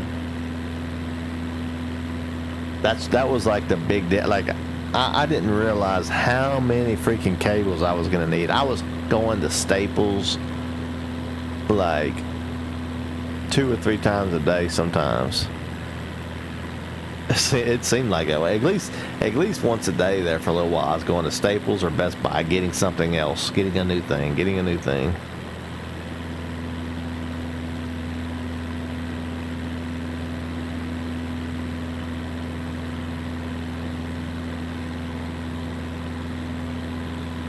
Yeah, don't they, like whenever they start to form, they just like they're reacting with each other or something?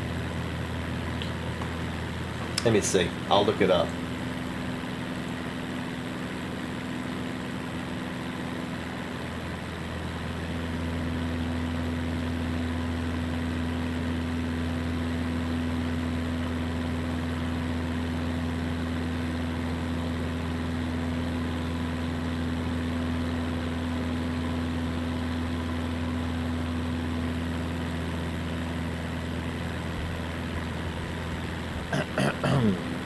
I think you mean sneaker waves or sister waves, as they're sometimes called by Great Lakes sailors, especially on Lake Superior. On Lake Superior, sister waves usually refer to an odd, dangerous wave pattern where 2 or 3 usually large waves come in quick succession, often after a period of smaller, calmer waves.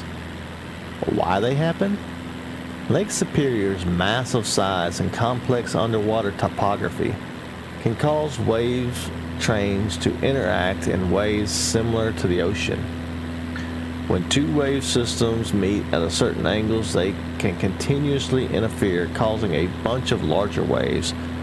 Storm systems, sudden wind shifts, and stack waves together, so one big one is quickly followed by another, the sisters.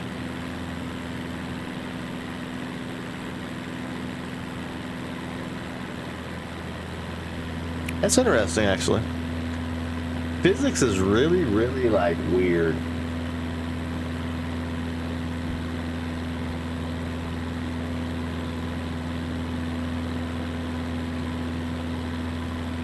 What is that?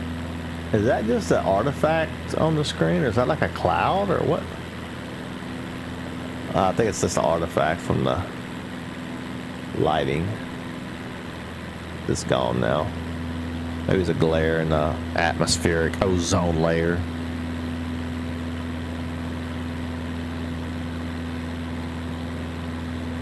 There's like nothing out here. It's like, what do they do with all this land? Let me ask the tour guide. What do they do with all this land? It doesn't seem like there's anything out here.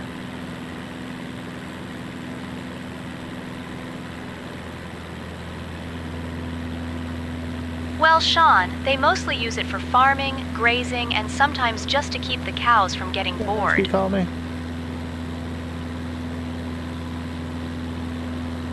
You can call me Captain Swerve. Thank you very much.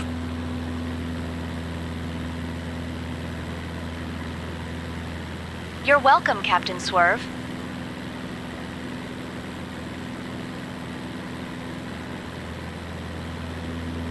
She thought that when I said thank you very much, I was being polite. So she said, you're welcome.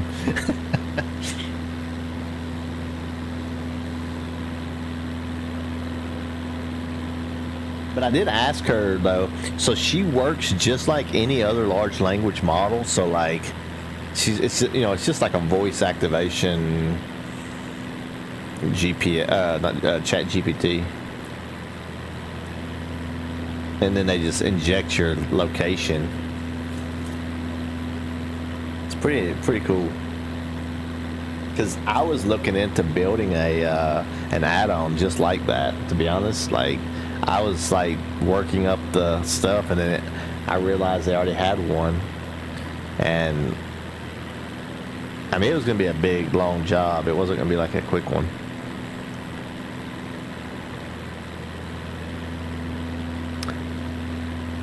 So I don't know what I want to make an add-on for the game. I just don't know what I want yet, because this game people will buy it. They don't. A lot of add-ons, some add-ons are free, but a lot of them are paid, and people will pay for it. Pay good money for it too, if it's a good one.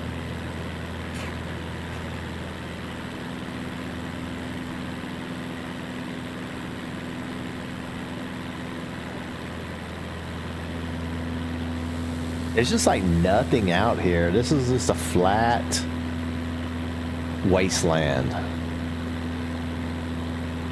It's almost like desert, but it's not.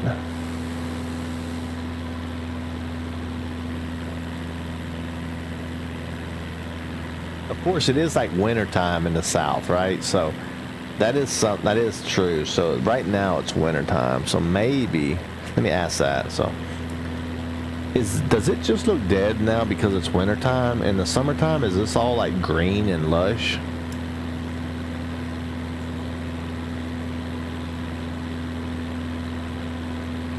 Yes, in the summertime, this area transforms into a vibrant green landscape, full of life and color, unlike the winter when it can look quite barren and lifeless. So we should have started our tour like somewhere else and then made it here in the summertime maybe, but the glacier would have been nothing but a puddle then. These windy roads, I wonder where they're going to. Some cartel place? Like, why in the world would you make a road that windy? Like, was he drunk when they was paving it?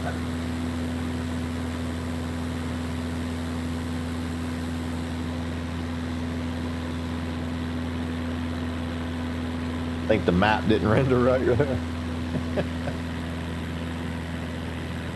Google still loading. Like windy road, and it's just like going around in a circle. Look at that, it goes all the way around that. Like, just go through there. Why don't you just like drive that way? That's really weird to me. Or is it a river? Maybe it's a river. That's a river. I'm an idiot. What is that river below us? Is that an Amazon? I know it's not the Amazon. We know we're close to Brazil.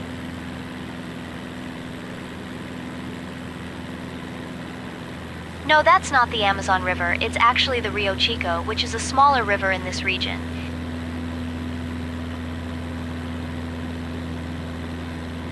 Yeah, I thought that was a road at first, and I realized, I was like, wait a minute. There's like islands in the middle of the road. We're coming up close to our next waypoint.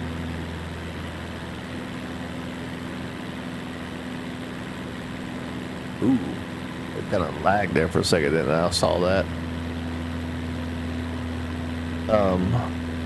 Maybe that's why that one place wasn't loading earlier. I was talking about it like not rendering. So yeah, we're coming up on a next waypoint at 20 nautical miles, going 100 mile an hour basically, so it's not gonna take too long to get there. And then we're on our last leg of the journey. Well, we're on the last sub leg of leg 2. Out of, I don't know how many legs there technically is going to be. I haven't like fully mapped out the journey. You know what I mean? Like, all right, Jedondo.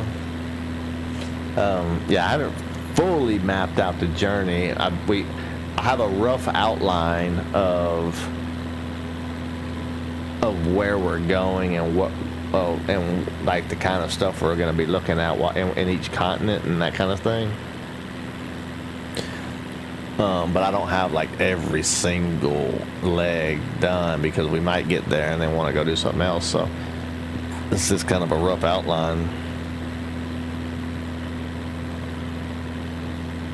But I was estimating around maybe 150, 200 episodes probably.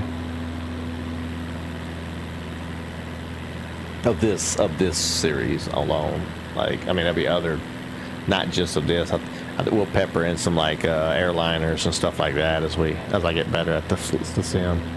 Pepper in some of that stuff like today, but we don't even have to do airliners. Like today was a really cool flight. I took a flight from Atlanta to Orlando in the Vision Jet. And it was a pretty interesting flight with a lot of ATC coverage and stuff like that, like a lot of handoffs.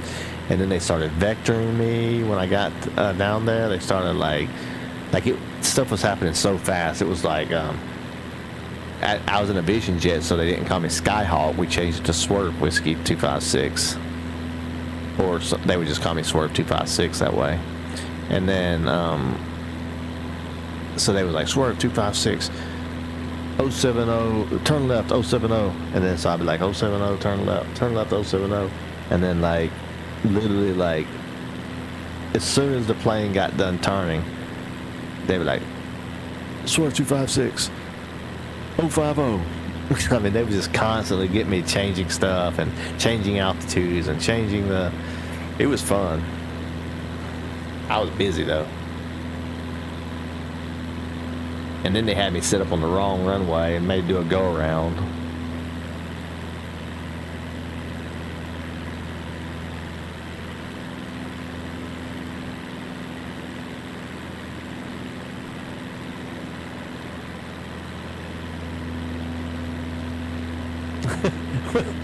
What do you mean? What do you mean I'm drunk? I'm not drunk. I'm drunk. Here. Wait, where's my...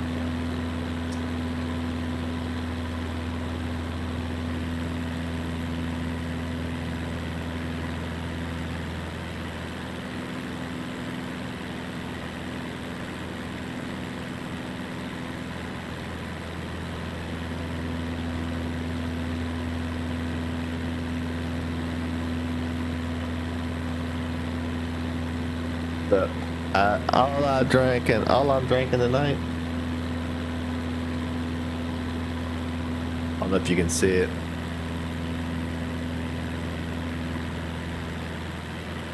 It's an advertisement for Sundrop, but this one's a cherry lemon Sundrop. It's usually I usually do the lemon lime one.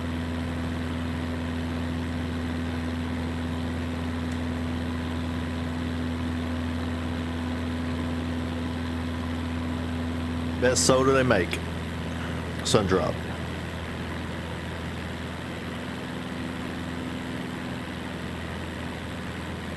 Put a little vodka in it. If I was gonna drink anything, it'd be tequila.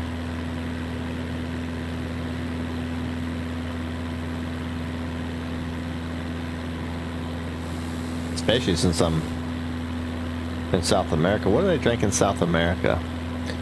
And Argentina. I imagine it's tequila, right? What kind of alcohol do they drink in Argentina?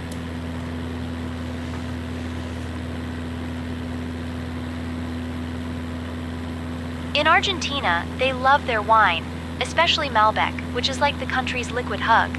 They also enjoy Fernet and Cola, which is a bit like mixing a strong minty breath freshener with a fizzy drink. Quite the combination.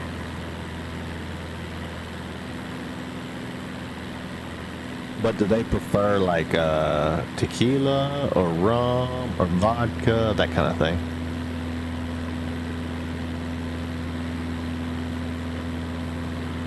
In Argentina, they tend to enjoy their wine more than spirits, but when it comes to cocktails, they might dabble in some Fernet and Cola, which is a bit of a national favorite. Oh, so they're boring.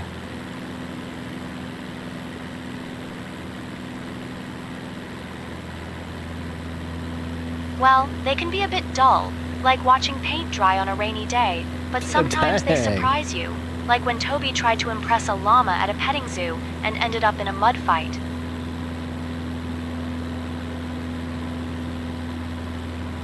Wait, he got into a mud fight with who? The llama?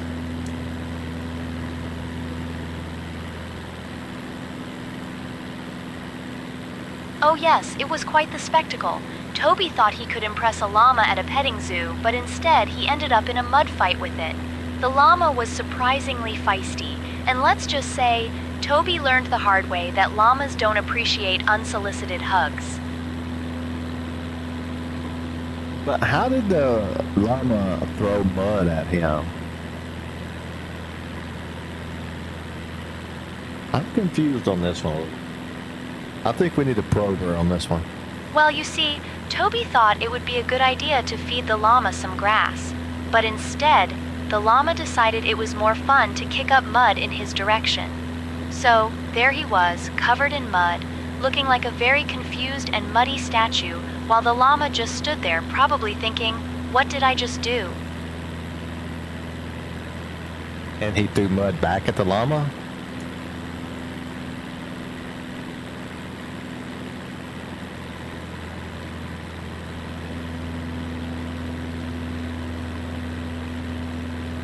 I guess it's the end. Oh, absolutely. Oh, no, that's not. Toby thought he could outsmart the llama by throwing mud back, but it just ended up being a mudslinging contest. The llama won, of course, because it had the Mudslinging advantage of contest being or a a llama and not a measuring confused contest?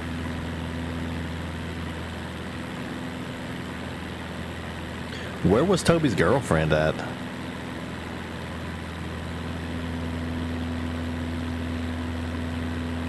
Oh, Toby's girlfriend? Well, she was last seen at a llama petting zoo, trying to convince the llamas to join her in a dance-off. I think they were more interested in the grass, though.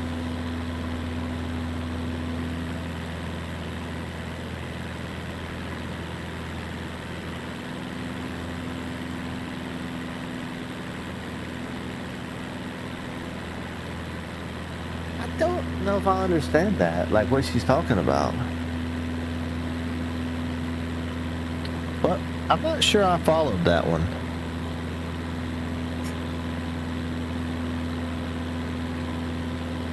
Well, that's because glaciers are like the world's slowest ice cream makers, and sometimes they just forget to freeze properly.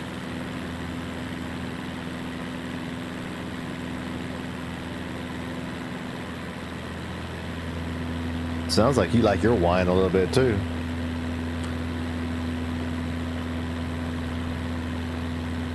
Oh, absolutely.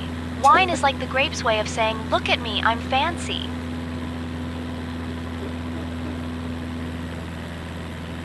You punk.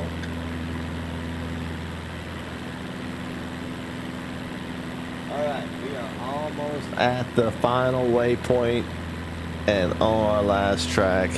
The plane should be making a bank toward the right here in a few minutes. Oh, you can see it on the top left in the mini map there. That's really, I mean, today the first part of the flight was really good. This, I mean, we're gonna have some play. Sometimes it's gonna be like this. I don't scout them out before we go. I just we just plan the route based on the locations, what's in the area, and yeah, we have to get across this flat spot. So the only way to get across is to fly across it. What is that right there? Is that a quarry? Oh, there we go on our bank. We're in our right bank. Well, there we go. We've straightened out. And we are headed toward the airport for a visual approach.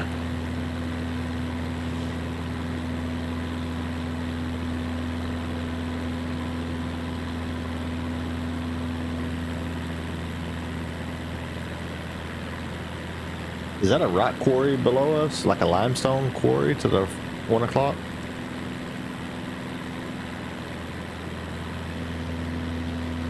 No, that's not a rock quarry. It's actually a natural limestone formation. Quite fascinating, really. Oh, so you mean it's a future rock quarry then? That's what that means. No, it's actually a natural limestone formation, not Yeah. a future rock quarry. Yeah, that's the same thing. They just haven't needed it yet. That's whenever they need limestone, it'll turn it into one. For sure. We got rock quarries so they're everywhere, man. There's one kind of close to my house, like it's miles away, but like I don't ever notice it, but when I'm at work, my wife will be telling me that like they're like dynamiting it or whatever and like shaking the house.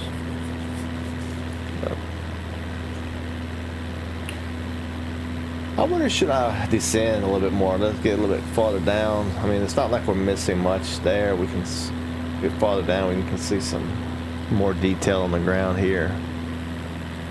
We're at 7,000. We could request 4,000. Let's do that. We'll request 4,000 feet. That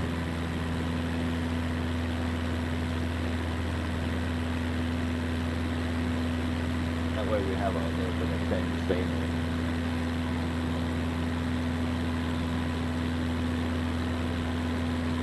See what I'm talking to right now. We are still on.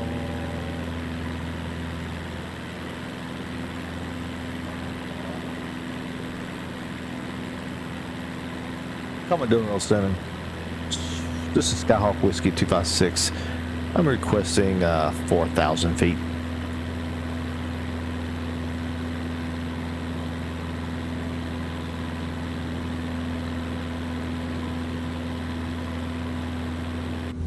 All right. Descending 4,000 feet. Skyhawk Whiskey 256.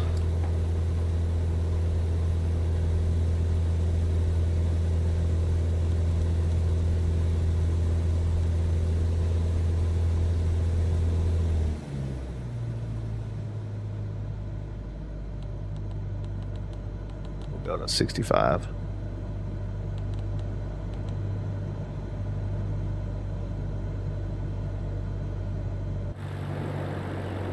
Why not? Save some gas. We're running low anyway. I mean, not really. I mean, we got plenty of gas, but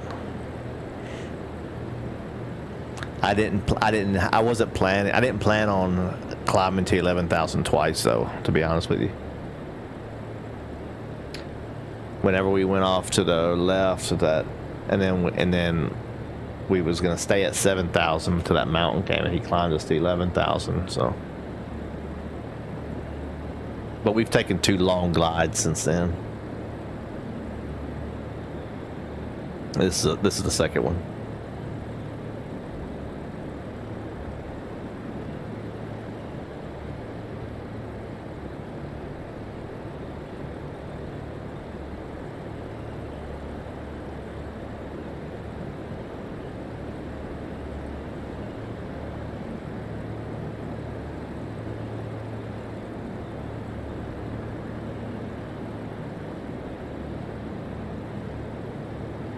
But yeah, hey Jed, I know. I mean, if you think these are kind of cool, these videos, I would there's one YouTube channel I would recommend watching, and they're hilarious.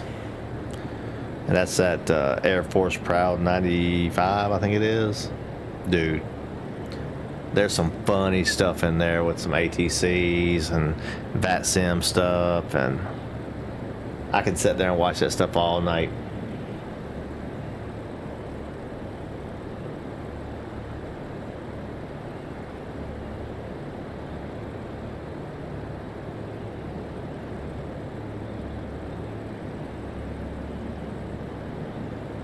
I mean, I'd rather you watch me, of course, but this guy's been like simming for like probably 10 years now or something or more. Like, I mean, I think he's got 2004 videos, so it's a lot of content. All right, we're passing 5,500, so we got another 1,500 feet to drop.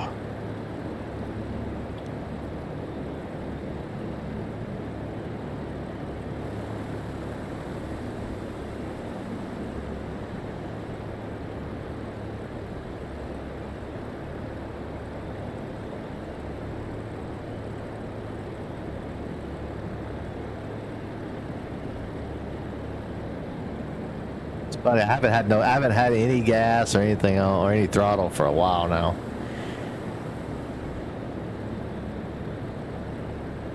But here we go. Oh no, we got 1,000 feet to go. I did 4,000 feet.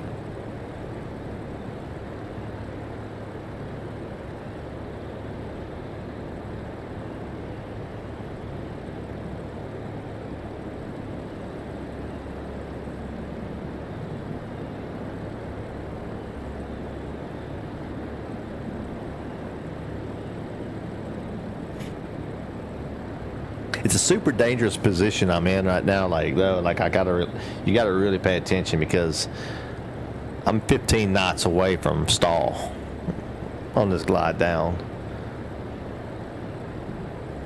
So I always put a little bit of throttle back into it when I start getting close. I mean, I could gun it. I mean, I got enough altitude. Even if I stalled, I would be fine. But like, I'd be able to recover it. But I'd rather not do that.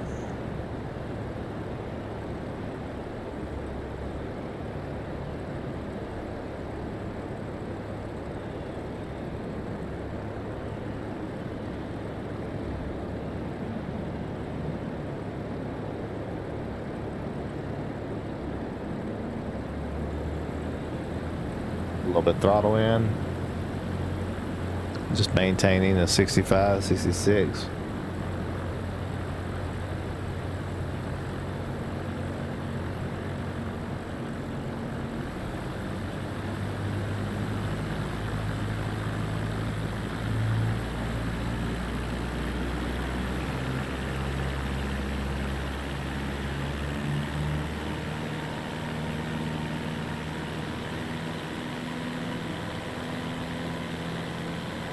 Put my mixture back to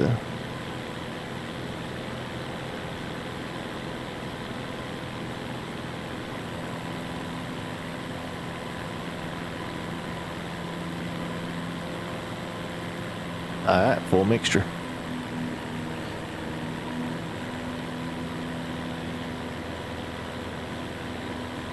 Alright, we are at 4,000 feet.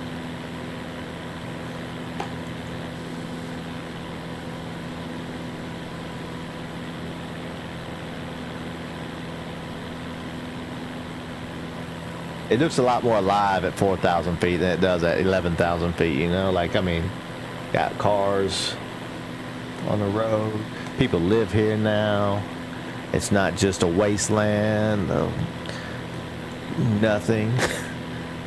I can see some details. I mean,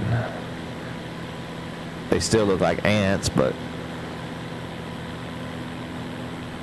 really a Cessna, I mean, you can fly Cessna even lower. I mean, I just don't want to like too low with my approach and stuff.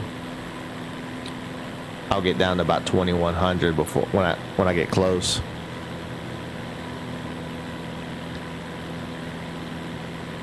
Hey, hey Solomon, hey, appreciate it, man. Hey, cat, the cat's got a membership. You the bomb, man. Thank you, thank you, thank you. Nice.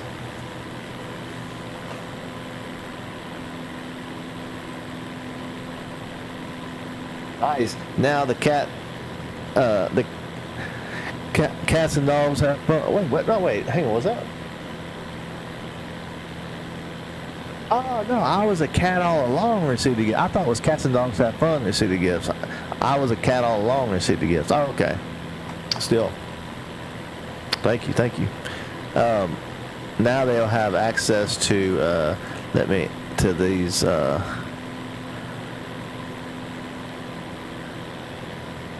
My smash, me getting pissed, and then this one is my daughter made it, so it's there.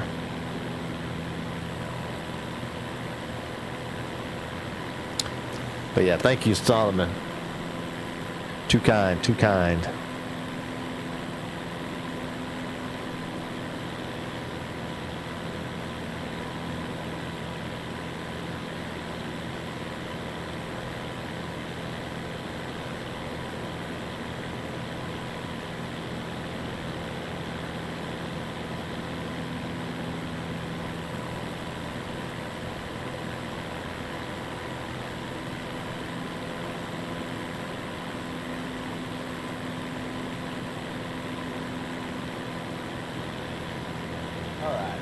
What are we looking at here? Let's ask the tour guide.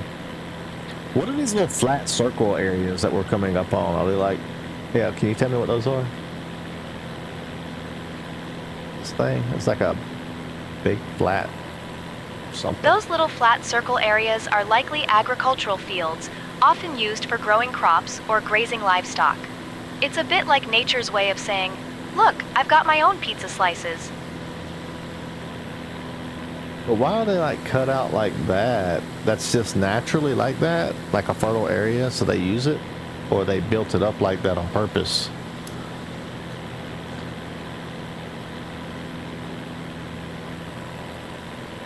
Well, it's a bit of both, really. Nature sometimes likes to play gardener and creates those flat areas, but humans also get involved, thinking they can do a better job. It's like when Toby tried to plant a vegetable garden, but ended up growing a forest of weeds instead. Oh. Hey, that I can relate.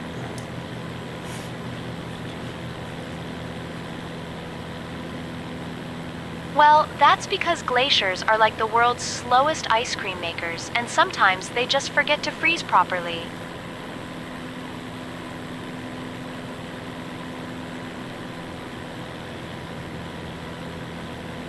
Never mind.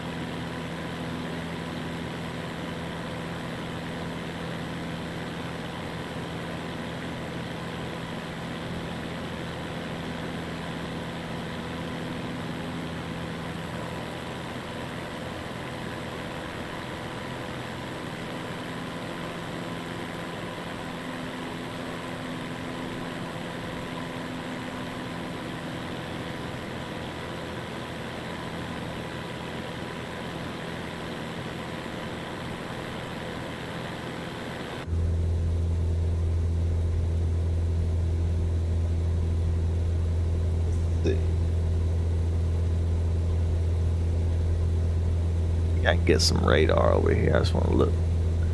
Next rad. Oh, next rad's already on. So there's nothing out there.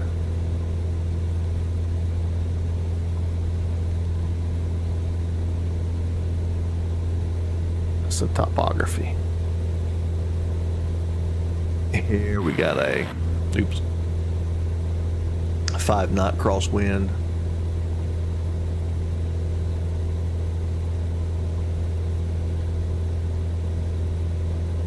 There's no ILS, there's no localizer, there's nothing to support us coming down.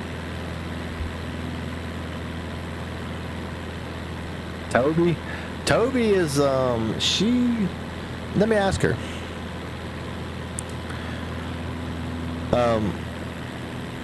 A buddy on YouTube wants to know, who is Toby?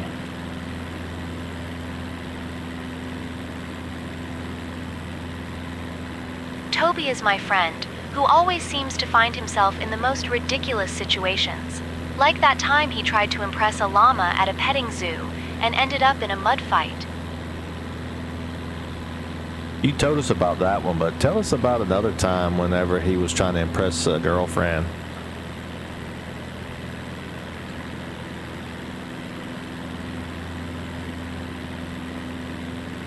Oh, there was this one time Toby tried to impress a girlfriend by taking her on a romantic picnic near a lake. He thought it would be charming, but he accidentally packed a tin of sardines instead of sandwiches.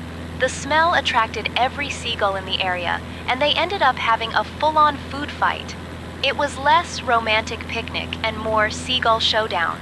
Quite the memorable date, I must say.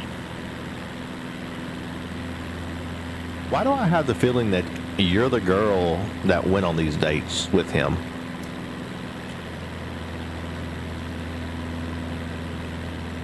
Oh no, I'm just the friend who hears about his misadventures. I prefer to keep my dates free of mud fights and seagull food fights, thank you very much.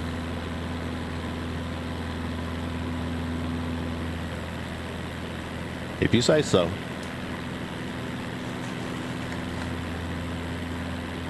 If you say so.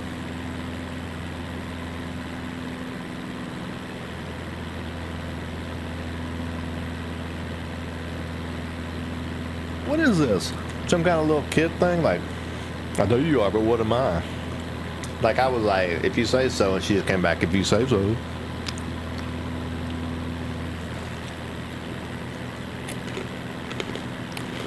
Like, for real though, do the glaciers ever come out this far? Because there's some water right in front of us. I just wonder if that melt water from the glacier also.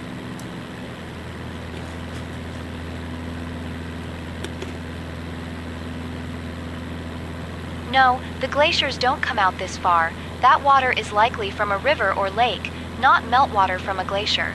But speaking of water, I once saw Toby try to impress a girl by pretending to be a mermaid in a lake, and he ended up getting stuck in the mud. And then he picked that mud up and threw it at a llama?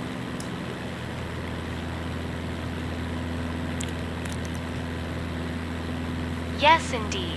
He thought he could win the llama's favor with a mud-slinging contest, but it turns out llamas are not impressed by such antics. They prefer a good snack over a mud fight any day. Maybe he should have made her a mud pie.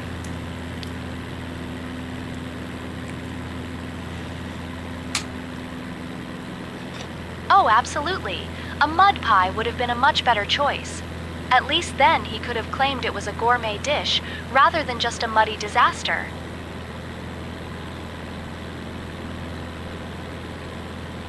And this saying intentions is pretty cool though. I have to say, it's really well polished for all the stuff it can do. Today I was when I was in the Vision Jet, I was having trouble finding something, so I switched it over to mentor mode. And actually, one of the guys that I watch on YouTube is one of the voices on there, and so the dude's name is John Beckett. Like, he makes a bunch of videos like on how to fly these planes and stuff like that on YouTube, and you can select his voice. And like, he walked me through like what I needed to do to like figure it out and stuff. It's pretty cool. I hear the slurring in your voice. You talking about that girl?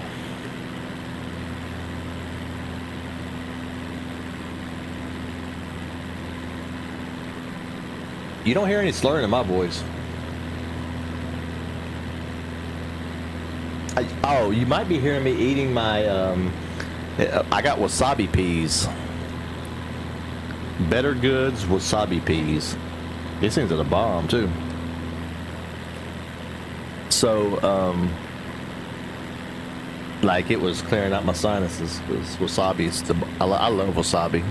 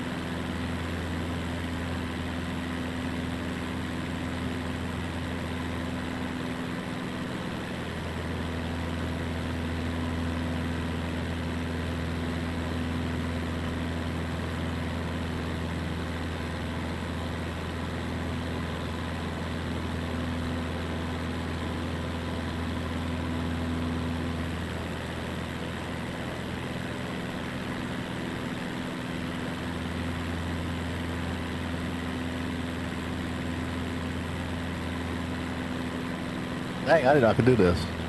Boom.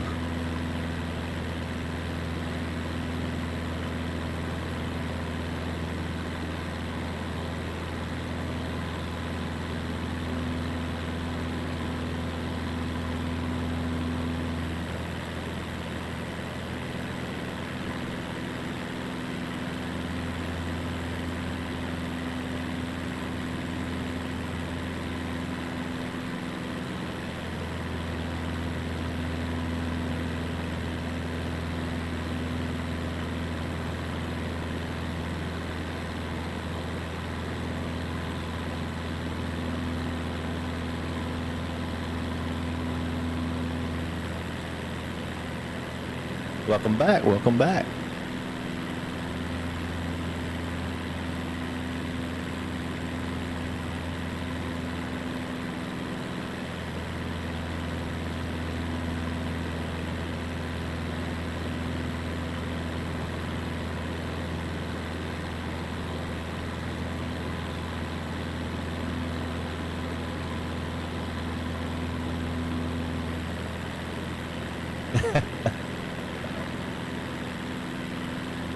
Actually, I was looking like I know, like I see some of these people quite often, actually.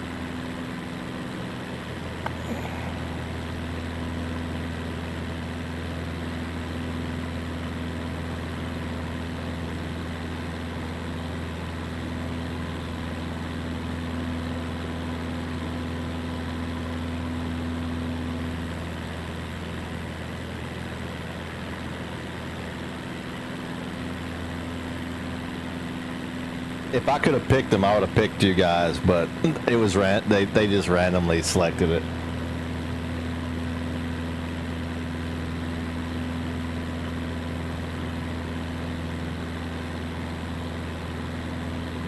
So apparently I can gift 10 a month.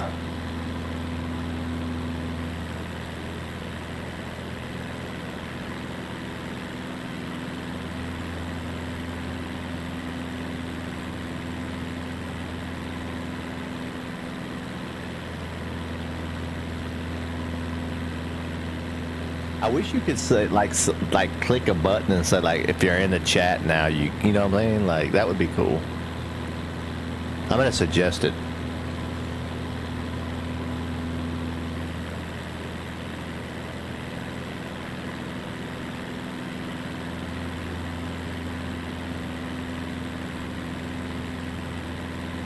Yeah, I'll suggest it to you too, to make a little check mark that you can force it to be the people that's active in the chat at the time.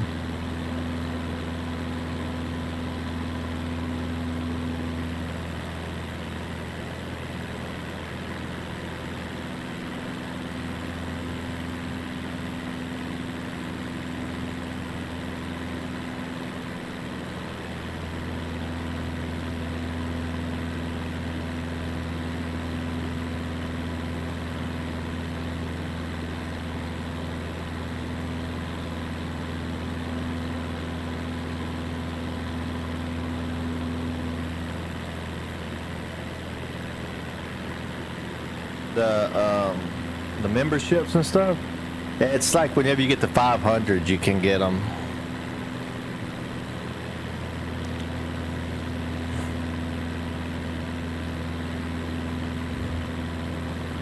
Oh, you mean to receive gifted memberships? Really? I didn't know you could turn that off. Yeah, you should keep that on.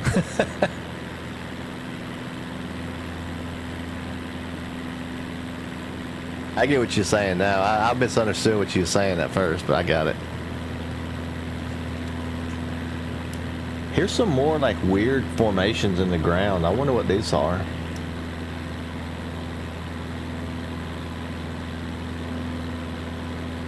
Those weird formations in the ground are likely the result of erosion or geological activity, creating unique shapes over time. It's like nature decided to play a game of, how weird can I make this land look? I think it's dinosaur footprints.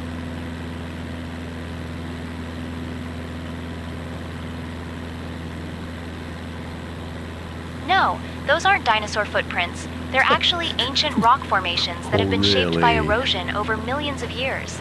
But speaking of dinosaurs, Toby once tried to impress a girl by dressing up as a dinosaur for a party and ended up getting stuck in a tree while trying to show off his roaring skills.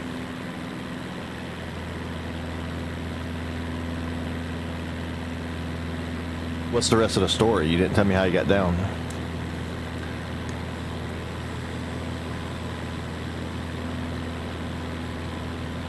Oh, right! So after Toby got stuck in the tree dressed as a dinosaur, he had to call for help.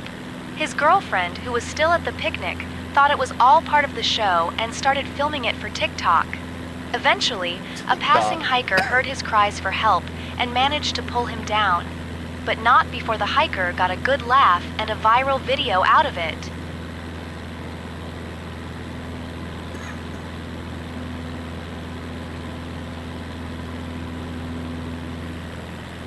So Toby's a big TikTok star?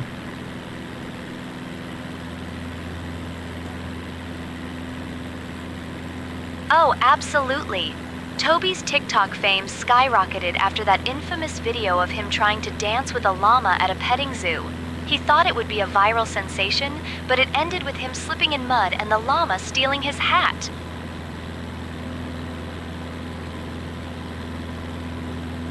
Toby should try to stay clear of llamas, I think.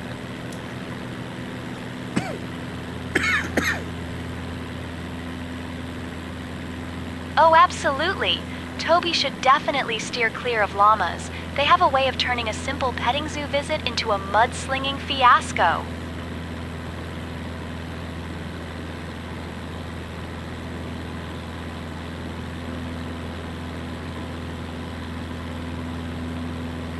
Did you know I'm a YouTube star? I got like millions of followers.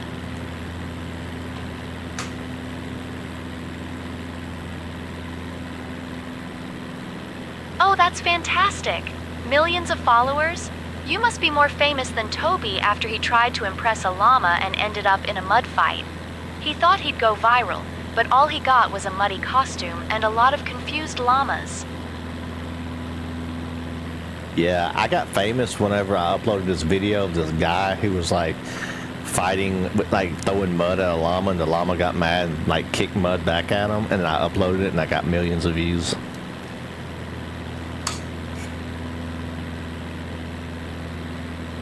You think she'll catch the Oh, that's tongue-in-cheek there? brilliant. You must be the next big thing since sliced bread. Just like Toby, who once tried to She impress a didn't girl by connect the wrestling a dots. llama at a petting zoo. It didn't go well, and he ended up with more mud on him than the llama. Wait, do you think the person that I took the video of was Toby?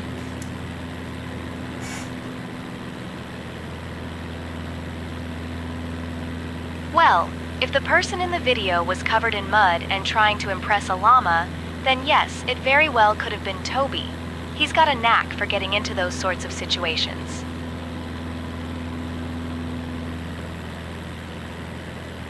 Okay, yeah, that was him. Yes, that was definitely Toby. He's always getting into the most ridiculous situations, especially around llamas.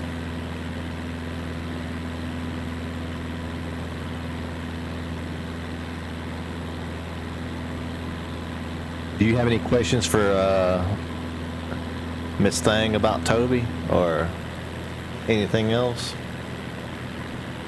But if y'all have any questions for the AI about the landscape, about the game, about navigation, aviation, navigation, or communication,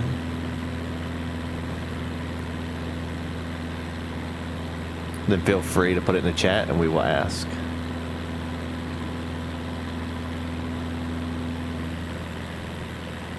Another cool thing I think that's really cool about this Say Intentions AI is that like if you need to like get up or like you get a phone call and you can't listen to the headset, there's a button up here that you can switch it from pilot to co-pilot, and the co-pilot will start answering the radio for you.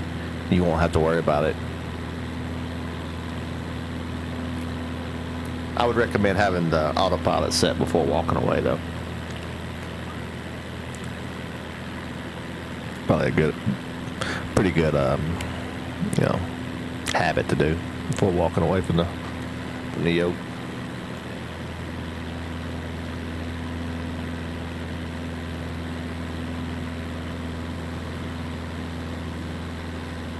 I'm so surprised I have not seen one house this whole time.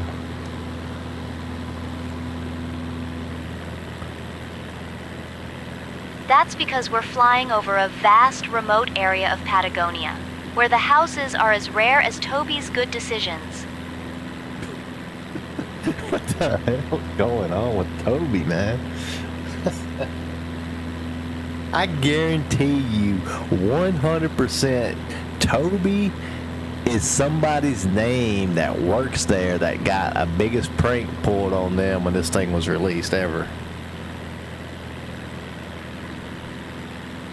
Ask her if Toby ever fell off a building or something.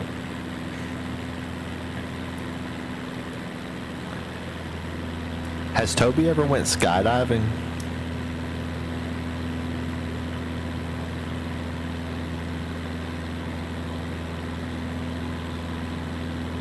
Oh yes, Toby once went skydiving, but he mistook the parachute for a fancy backpack and ended up plummeting to the ground while trying to figure out how to open it.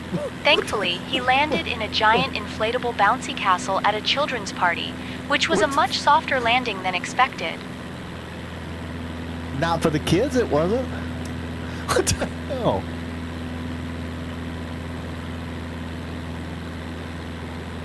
That's right. Some things are definitely not for the kids. Like the time Toby tried to impress a girl by making a cake and ended up using salt instead of sugar. It was a disaster that left everyone questioning his culinary skills.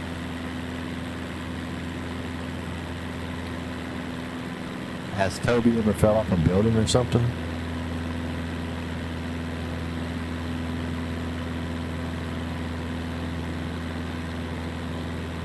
Oh, Toby? Yes, he once fell off a building while trying to impress a girl by performing a stunt he saw in a movie.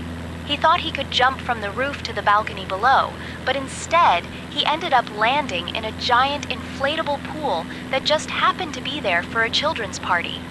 It was both shocking and hilarious, and the kids thought it was part of the entertainment.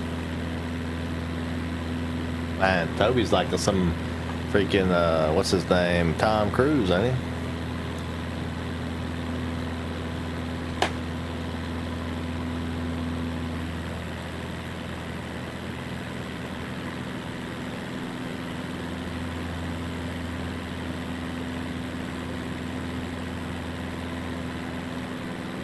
See how far away we are. 90 miles.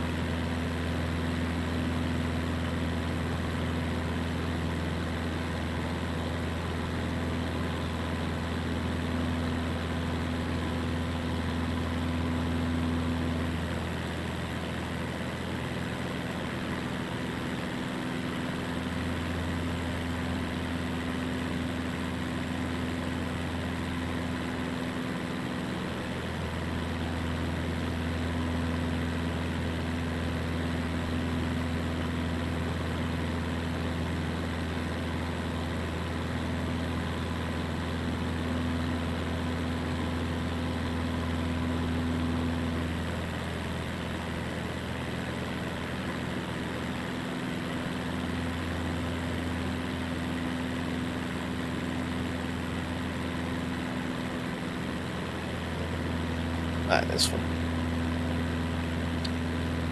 Oh yeah, getting there. We're getting there. We'll start to see the ocean soon. The Atlantic Ocean will be coming up, and that's one of the reasons of coming to this side was to have the Atlantic Ocean landing and take off for the next one.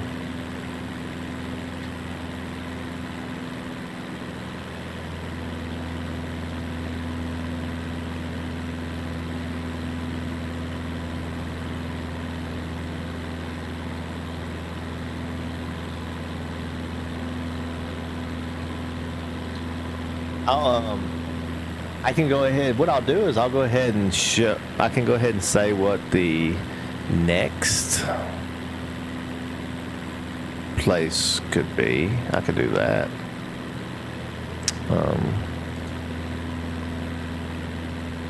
Be like a little sneak peek.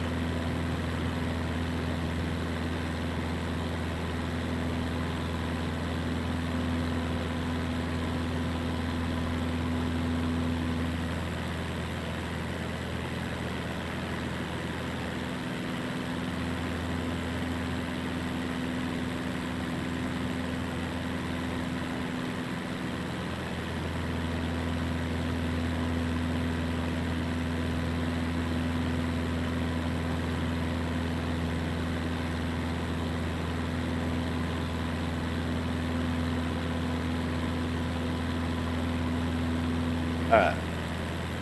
I'm gonna put it in I'm gonna put it in sim brief. That way it.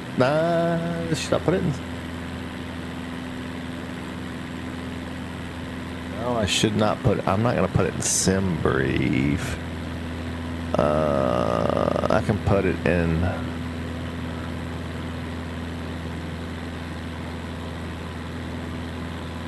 Okay, I'll just put it in Navigraph. I'll open a different Navigraph up. Put it in there.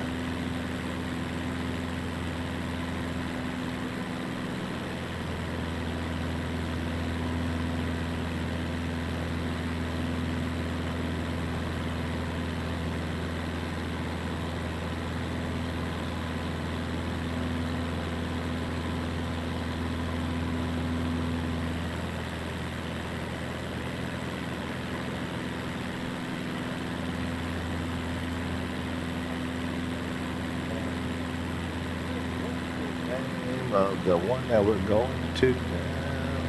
Let's see. It is SAWD.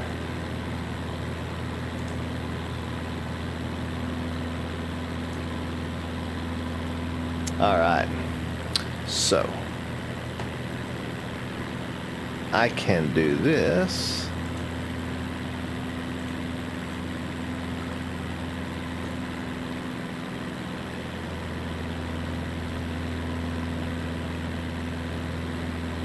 Yeah. So our next flight after this one, so you can see us, we're right here. We're going toward this airport here. So this airport is be our destination for the night. Next time we do this, sometime next week, probably Tuesday or something, I'm not sure when yet. The next time we do a long flight like this, we will take off from here, and most likely we're gonna probably fly. It depends on what's up here, but it might just be a coastal type flight.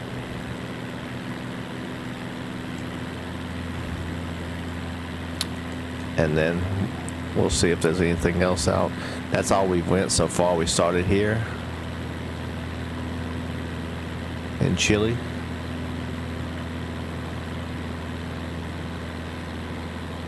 And then now we're in Argentina. Got a long way to go just to get through South America, don't we?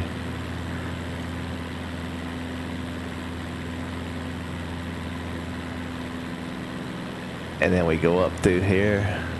And I think somewhere around here probably, we'll probably go and hop across, boom. And then we won't worry about none of this up here. We're not going to worry about any of that because that's going to be on the last portion of it. So we're just going to basically come up through here and snake out this way. And like kind of, I'm not sure if we're going to swing down like this and kind of snake up through here.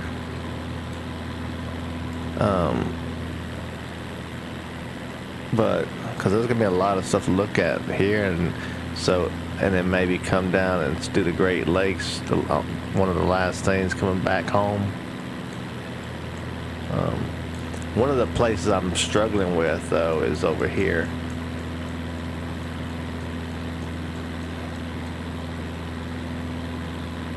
Is here.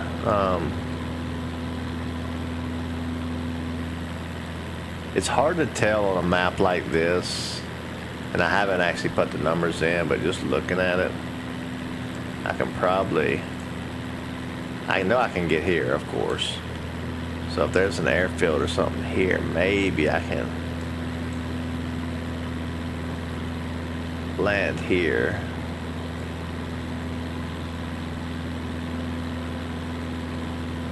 Then maybe I can jump. I think I can. I should be able to, I think. Jump over to Iceland.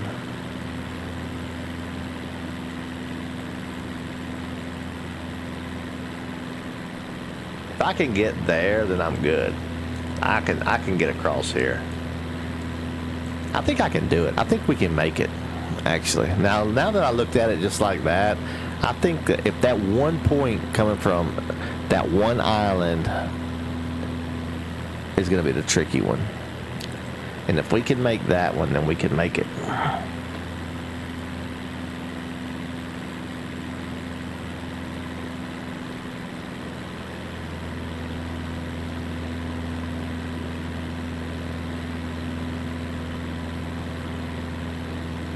Toby should just stop trying to do anything. I know.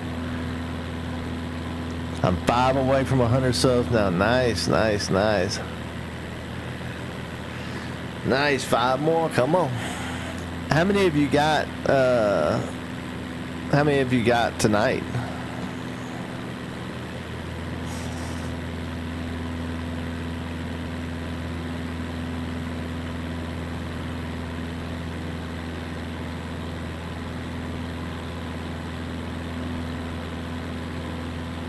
I'll tell you what, Janondo, a place that you should go if you haven't went yet.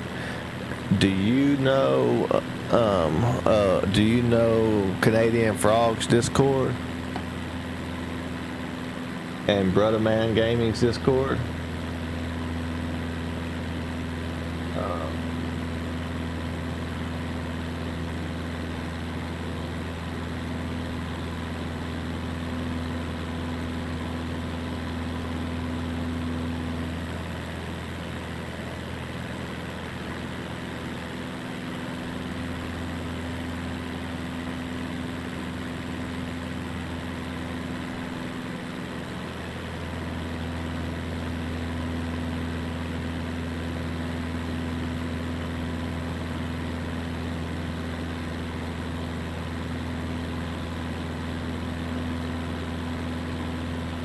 I sent you an invite to it.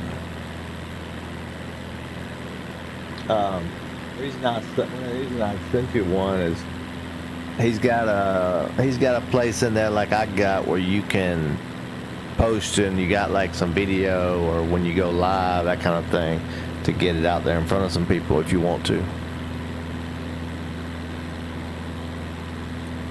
Just like mine does, just like mine has. That's an ugly looking water. What is this water right behind us? It's like all muddy and nasty looking. That glacier water was all nice. I'm about to swap her too, I think.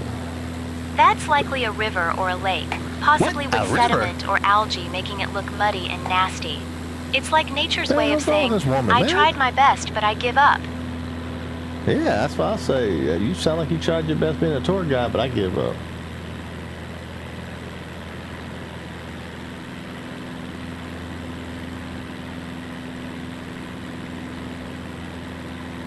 How are you doing today? I'm feeling as grand as a leprechaun with a pot of gold at the end of a rainbow. How about you?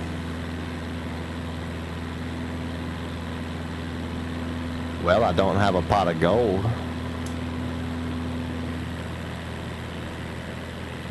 But the real treasure is the adventure we share in the skies. Just like the legends of old, every flight holds a story waiting to be told.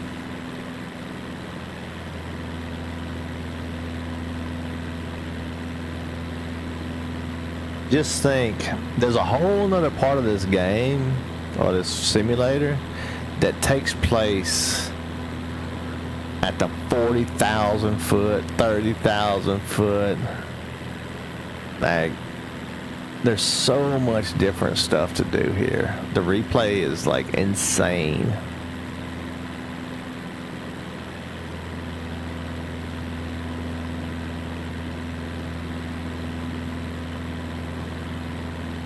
Like, flying here today is not even gonna be the same as flying here tomorrow because of the seasons that happen, the live weather.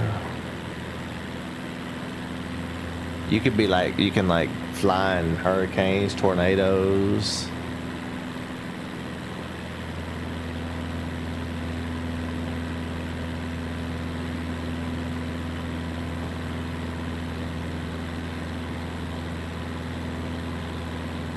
Yeah, to be honest, this flight was a little longer than I wanted it to go.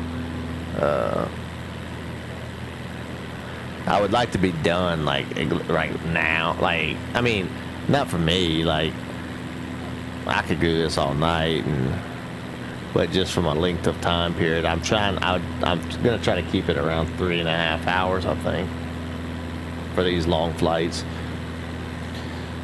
I'm working on another smaller one, like where we do it for like maybe an hour and a half, and we're going from like a big city to another big city, and more of a jet and stuff like that.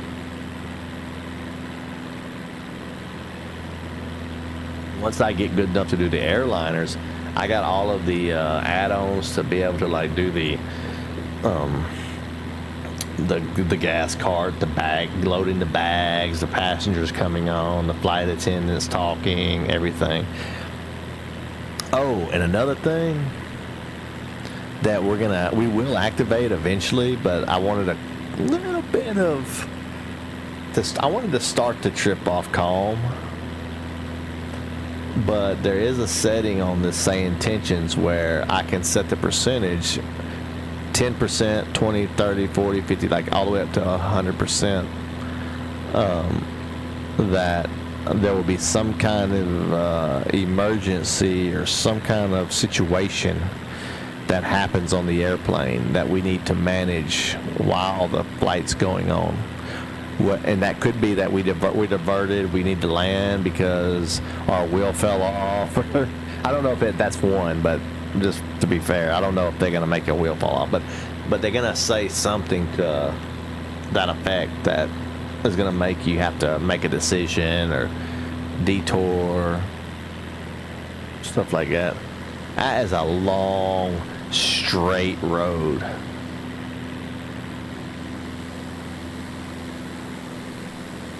Man, that road is a straight road right there. I bet there's a pot of gold at the end of it.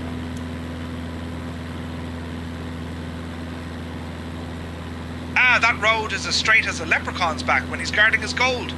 Legend has it that if you follow a straight road long enough, you might just stumble upon a hidden treasure or two, just like the tales of old. But remember, the real treasure is the journey we take, not just the destination.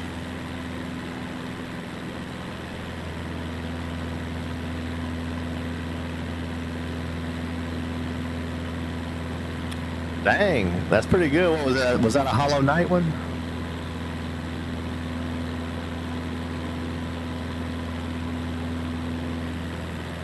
I think my longest stream was about 11 and a half or 12 hours probably when I was doing Elden Ring level 1 playthrough. Radon, maybe.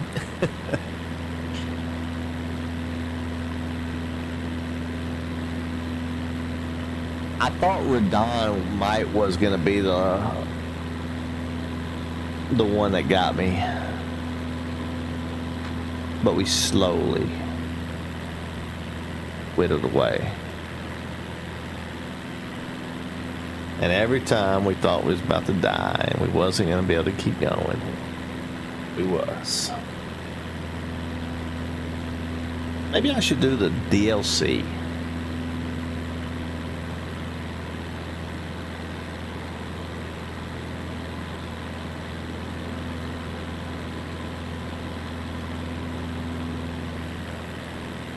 It's going to be interesting coming in for this visual approach, guys. I'm not very good at it, I'm telling you right now.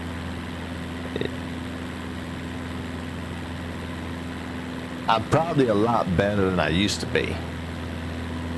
But I come in hot. We're going to hit hard, trust me. Especially because it's against my rules to have the marker. If I can come in on the visual approaches, no problem. It's hard for me, but I can come in no problem on the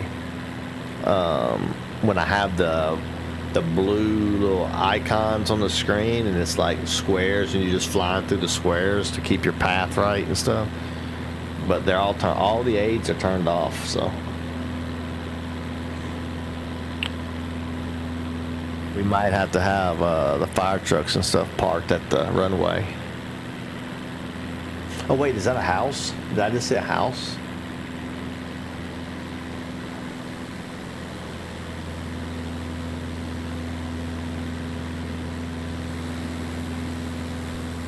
No, it's just not sure. It could be.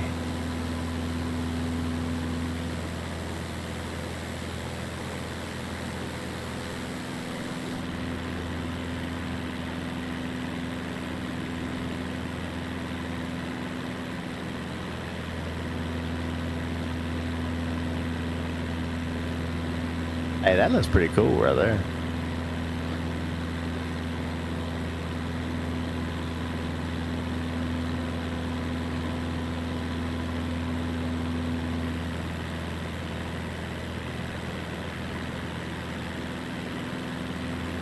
Let me turn it a little bit more. Watch this.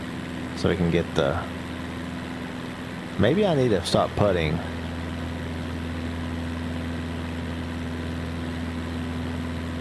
Like this plane in the with the SW256 in the thumbnail.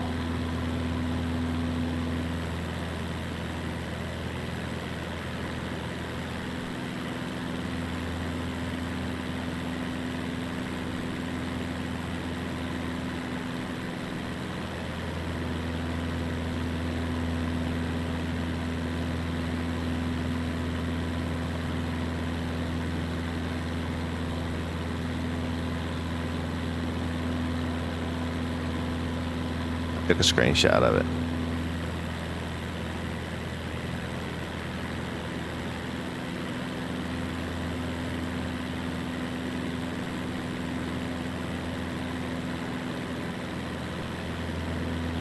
Like a BAM, maybe.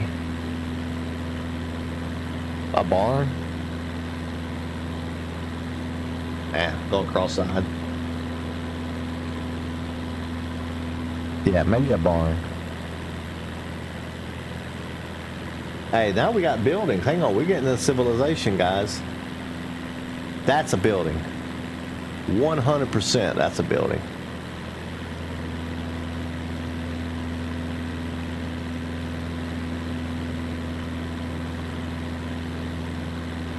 I'm pretty sure that's just a meth lab.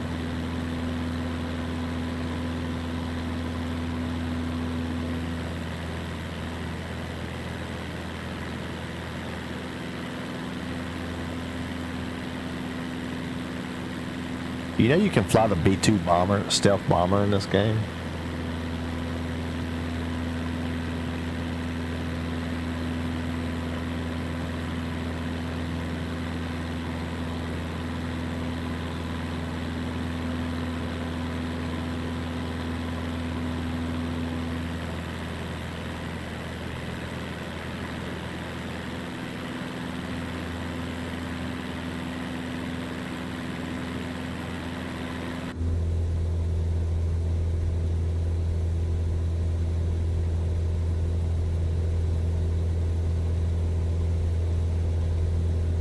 low fuel alert.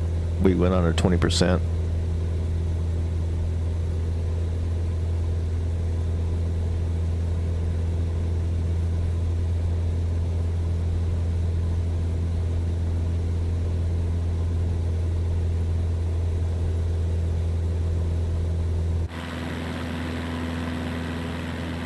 Yeah, I think it would have been a lot cool, like a lot prettier here if we would have been in the south in the summertime here. I think we need to make sure that we do not go to Australia in the wintertime. We need to make sure it's summertime in Australia.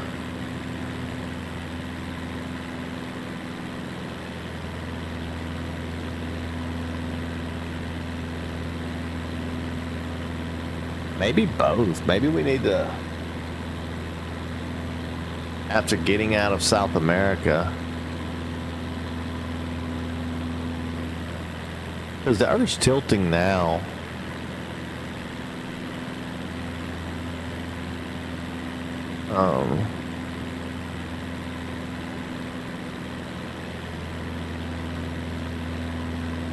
Maybe by the time we get to North America, it'll be like next summer. Or spring, or at least, or something. I mean, by the time we get up through to like Alabama and stuff, and Louisiana and stuff, it's like green again.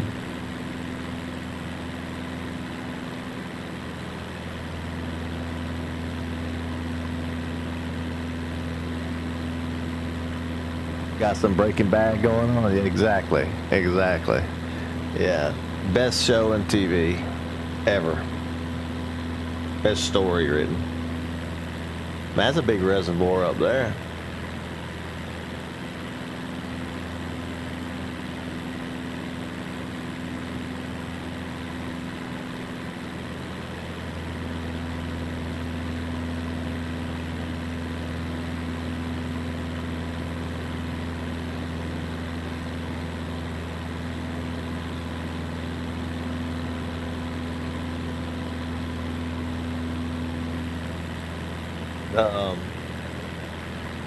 The name of the episode is like Flying Where Roads Don't Go. But, I mean, kind of, see, it kind of looks like a road. There ain't no cars on it, but kind of looks like a road. Nah, it really was talking about the ice glacier thing, though, that we was at earlier. We're just getting to our next destination point now. It's going to be interesting to see how pretty this ocean is. Like, is this a nice coastline, or is this like a cliff coastline, or what is it? I have no idea.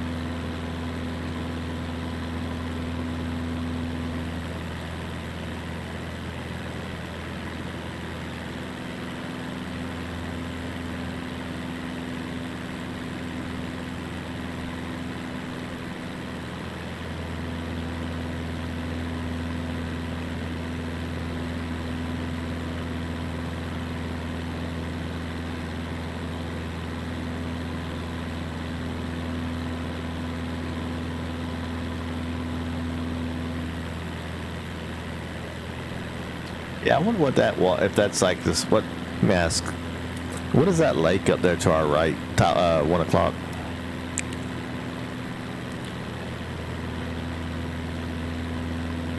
At our 1 o'clock, about 3 miles out, you'll see the stunning Lago Argentino. This beautiful lake is known for its striking turquoise waters and is surrounded by the majestic Andes Mountains. It's a popular spot for adventurers and nature lovers alike, with opportunities for kayaking and exploring the nearby glaciers. Legend has it that the lake is home to a mythical creature known as the lake monster of Argentino, so keep your eyes peeled for any splashes. You know, it's really strange that we've had no ATC communication in a long time. And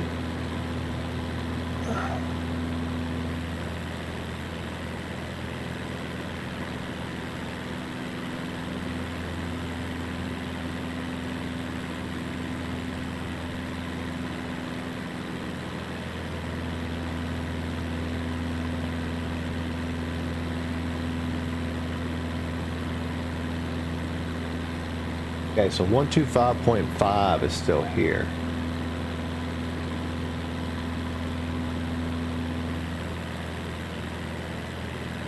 Okay, so center control's still there.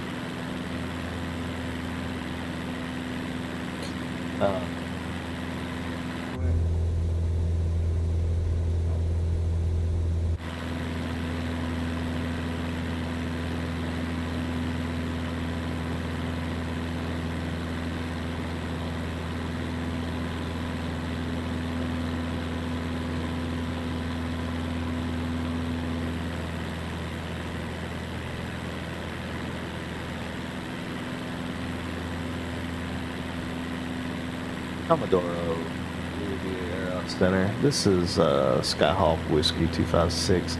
Are there any instrument approaches for the destination? I don't think there is.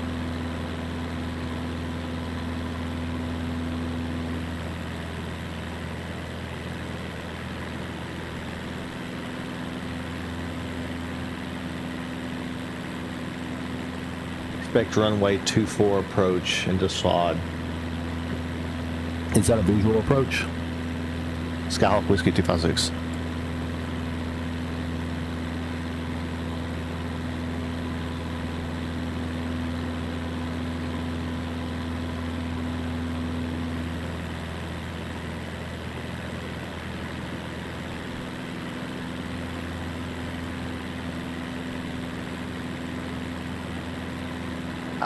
I guess it is.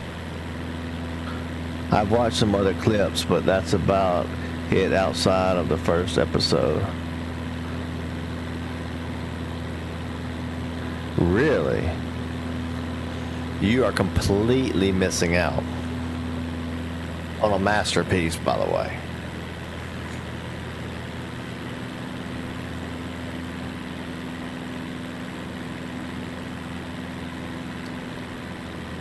Must be have some kind of limestone bottom into it, you know. The silver lake below us looks fake almost because of the color.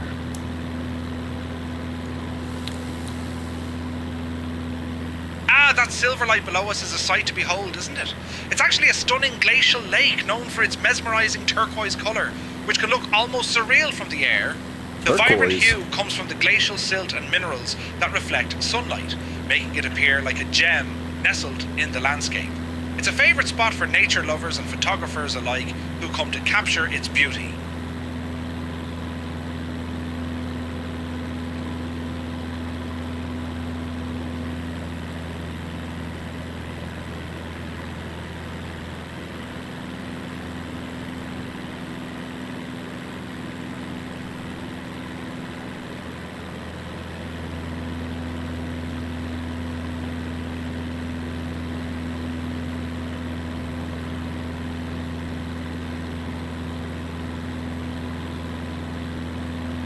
So yeah, you can tell that we're getting into a more populated area, even though it's still very remote, but there's a lot more roads and stuff coming in now, connecting the dots, and look, there's something over here finally. We haven't seen anything in a while, and I think that's why we haven't heard anything on the radio. Were there not a lot of airports back in the way because we wasn't listening to a lot on the radio, so it's very remote, correct? Let me see what he says. That's right. Back in the day, this area was quite remote, and there weren't Back in many the day. airports around. The vast landscapes and rugged terrain made it challenging for aviation to flourish, so the few airports that did exist were often far apart. It's a bit like looking for a needle in a haystack, but now we've got our trusty aircraft to soar over these beautiful, untouched lands.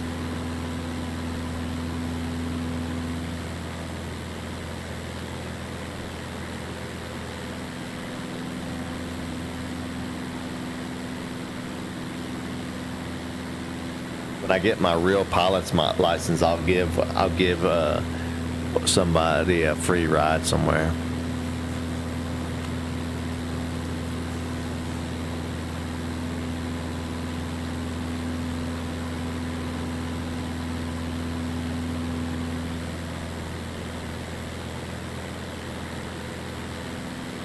Then watch it.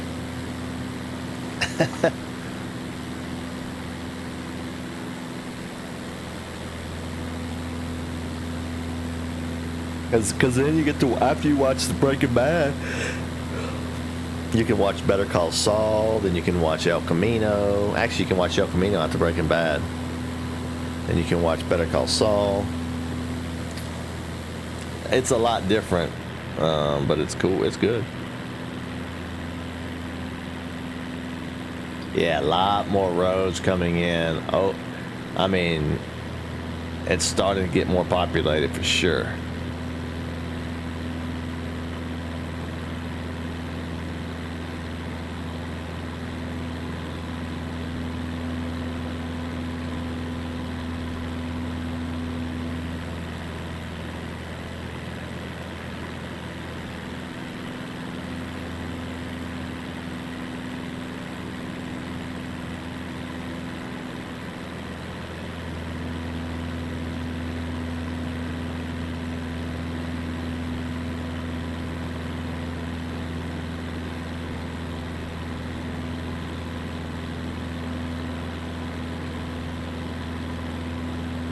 Almost there.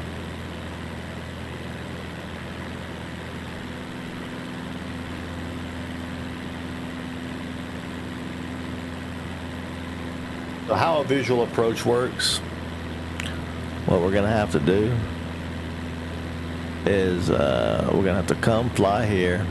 Let me zoom in here. We'll fly directly over the runway.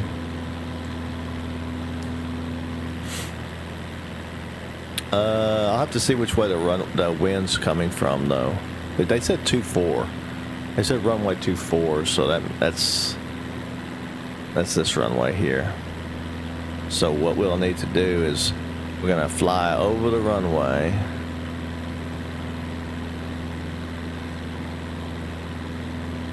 Either no, I don't know if I'll do that or if I might just come out. Goodness gracious, that scared the shit out of me. Good God.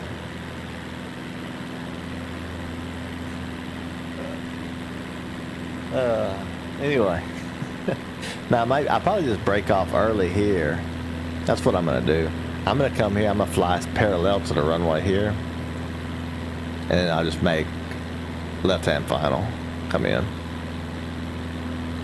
I'm not going to have to dump a lot of altitude. By the time I get there, I'll dump it before I get there.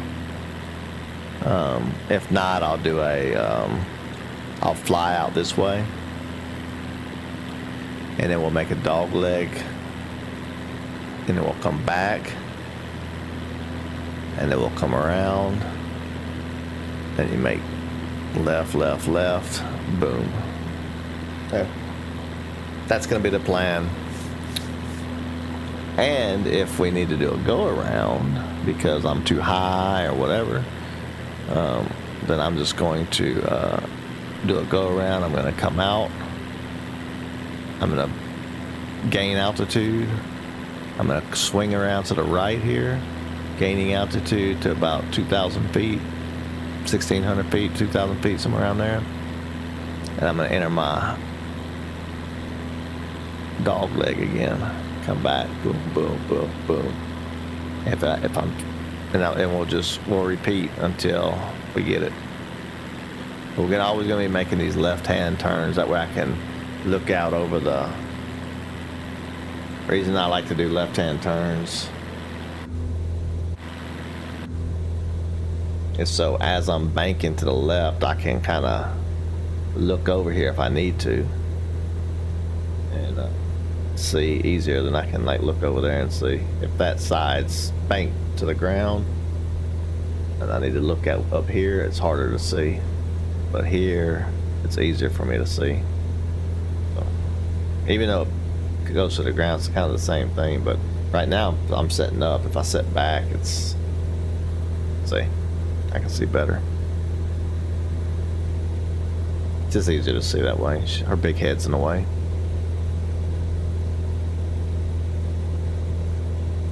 We'll try to get down to about 68 knots on the landing.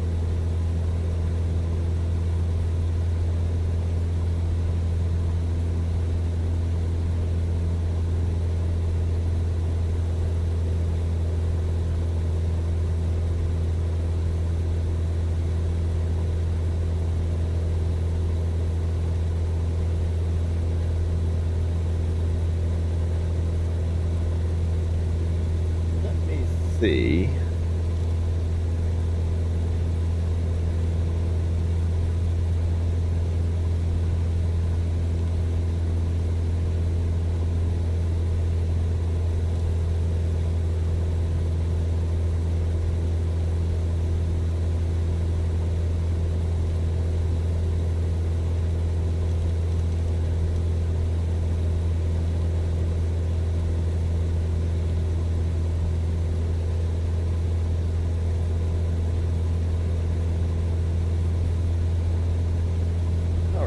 So I just put, I'll explain what I just did.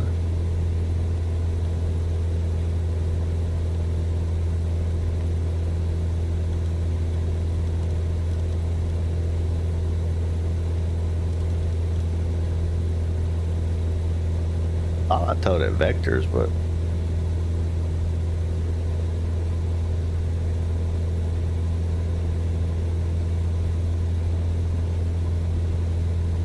go ahead and RB nav and give it permission to lower.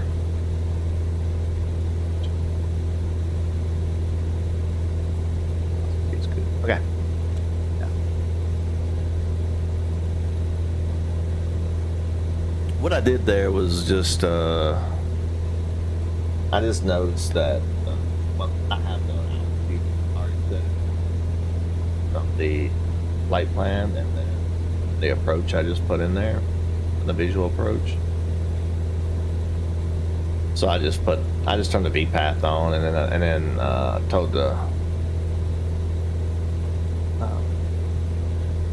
the airplane I was okay with you going down there, going to descending by yourself, as long as you don't go below 1,000 feet.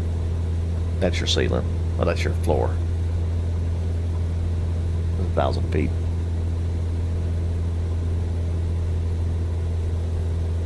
And that was it. And then so then VPath comes on. It's right here. It's in the white because it's not doing anything. It's staying at the 4,000 feet that it's we told it to, because nobody's told it to go anywhere yet. All I did was just give it permission to do it by changing this number. I never hit any of these buttons to tell it to actually do anything. I just put vertical navigation on, which is the VPath. So it's waiting until it gets to Dumbo. Once it gets to Dumbo, it'll calculate, it'll just make sure that it's at 3614 feet when it gets here.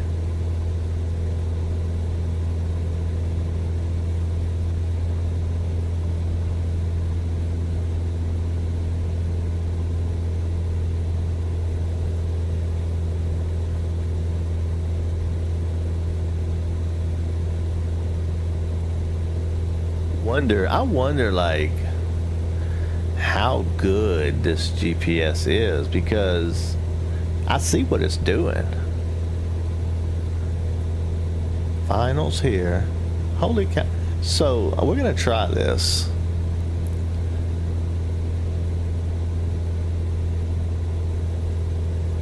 no way it works.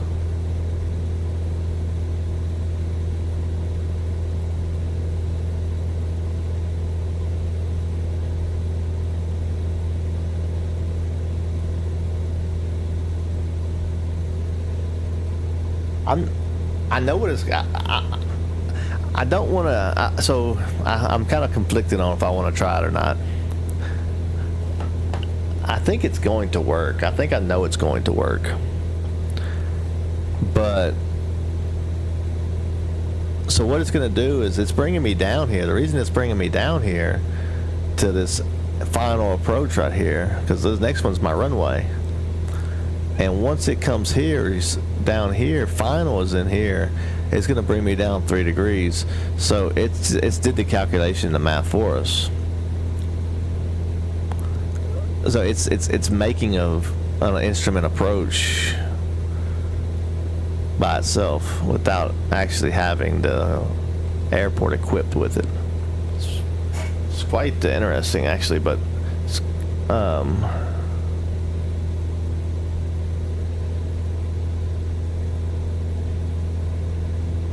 but I've been saying this whole time I was going to hand fly it in, so we're going to hand fly it in.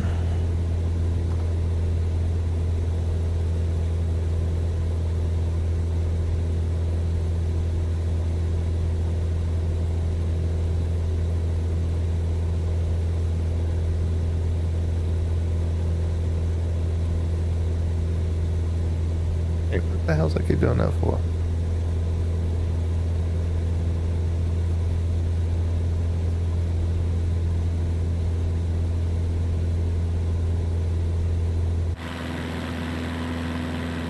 Kept trying to bring it outside the thing, but my pointer was over on the other screen and it was rewinding it. Alright, let's get back to the chat. Sorry. Oh, man, that scared the shit out of me, Evie. It was, and the thing was, it wasn't even loud. I don't know why it wasn't loud. Or maybe it was loud, but the engine's loud too. But I wasn't expecting it for sure. Oh, you clipped it. Let's. Hey, mate, how's it going? Welcome to the stream. Welcome, welcome, welcome. You're here just. Oh, look, hey, the ocean's there.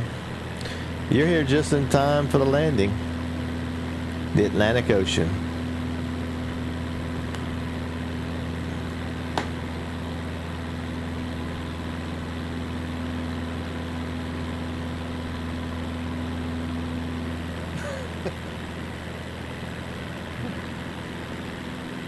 Yeah, it did.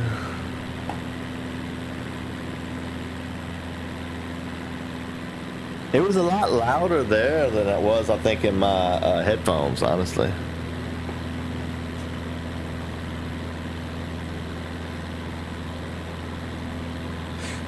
Yeah,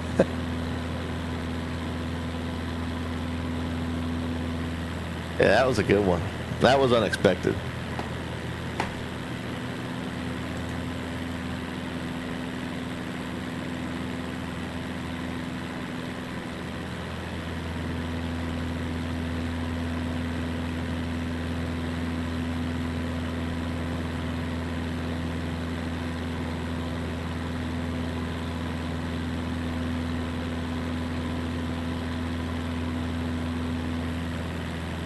Alright, so we have made our final turn toward the airport.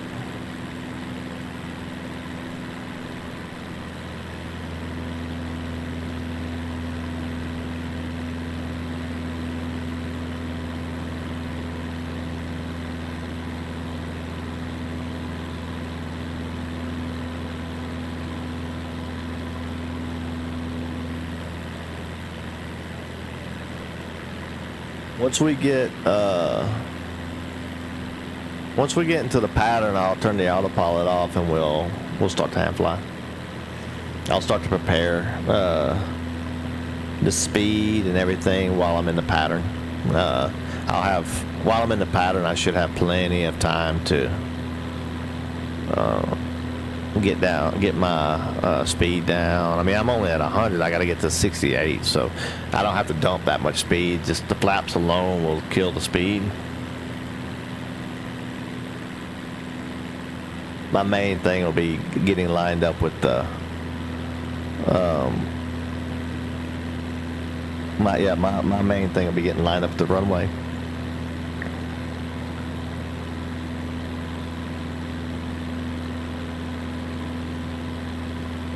Yeah, it's getting close to landing time. Yeah, man, it scared me. That one did. That got me. I think it was a good time because it's been a while since that one's been done, and then it's very like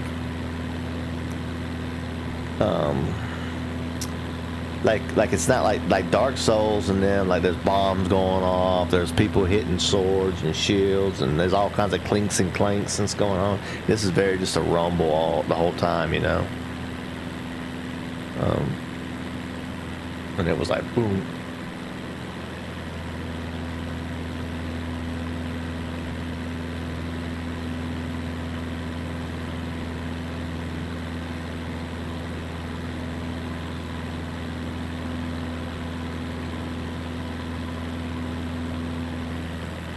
I cannot believe there's no approach available on a coastal beach town airport.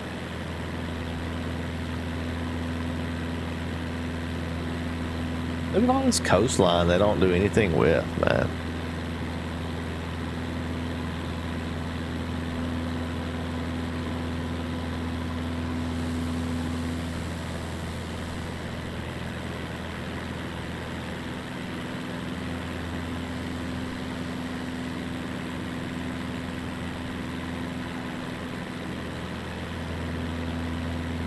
It'll be crazy. I like we're looking at all this right here, and then on the same continent we're gonna be looking at the Amazon rainforest and all of the Angel Falls and all that kind of stuff. It's insane how different it get so close together, or not so close together.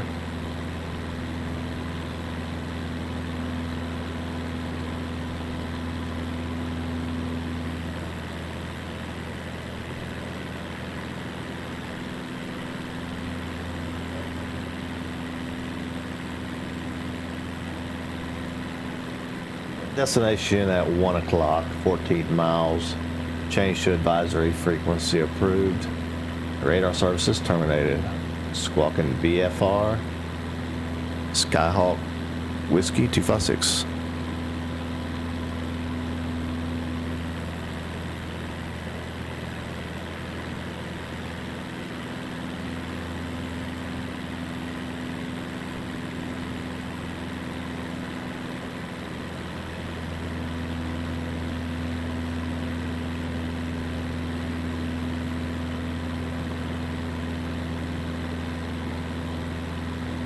What is the frequencies for the? Oh, I can ask. So I can show this then. I'll ask him.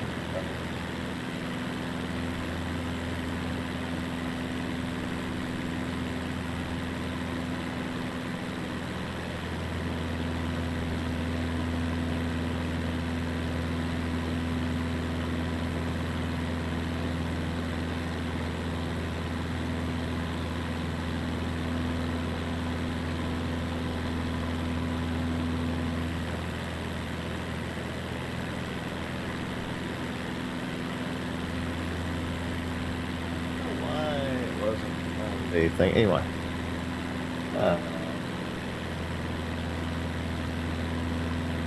Hey John, how do I find out what the VFR frequency is for the radio and for the squawk?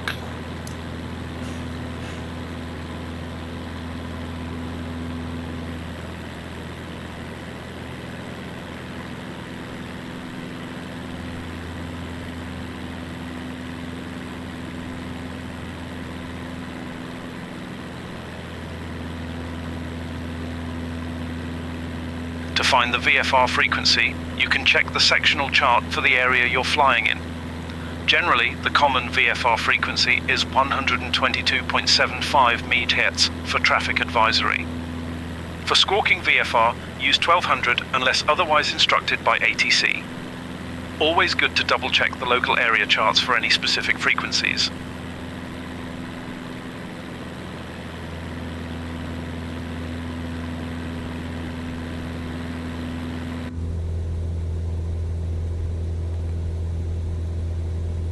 Oh, VFR.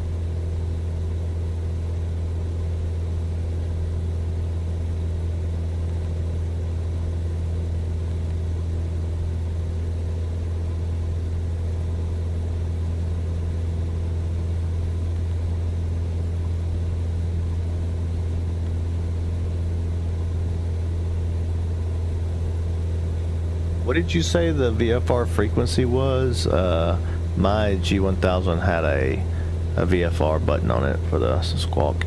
7000.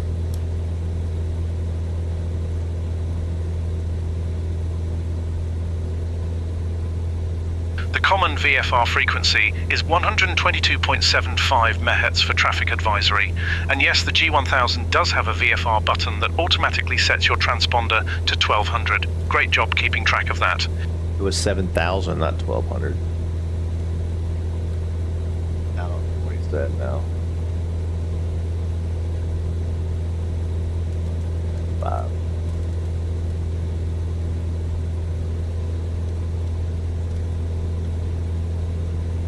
Did you say 122.725 megahertz?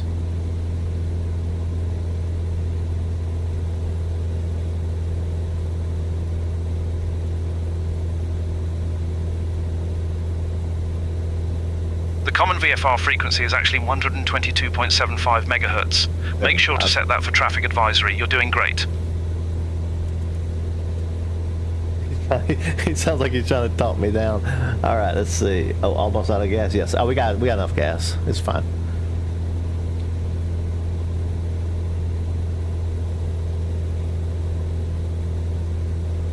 That's how they always try to do it. You know, it's calculated like that on purpose. So because you want to be as light as you can when you're landing. So they try to make it to where you're almost running out of fuel, and you just have like so much in reserve, so much in taxi, and like it's the fuel's so important. Like on the big jets, they have this thing they call a I don't know if it's, I can't remember. It's called like the cost index. Yeah, the cost index. And basically, there's a ratio, and so the different airlines might rate this flight as like a cost index of this, because to make sure they make money off the flight and stuff like that. So they'll change the cost index. If the flight has like a lot of tickets and a lot of stuff, then a lot of money, then they could have like a higher cost index. So that means that the pilot can go faster and burn more gas, stuff like that. So they gotta like, and the computer like controls it, so that even if the pilot wanted to, it's gonna keep them like, I mean, I'm sure you can override it because it's for emergency, but just in general. So here we go. Here's our runway.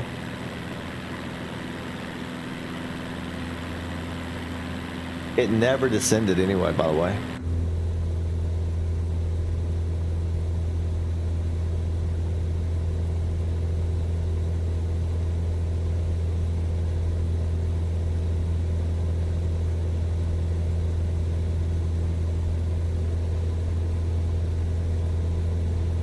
It was supposed to descend.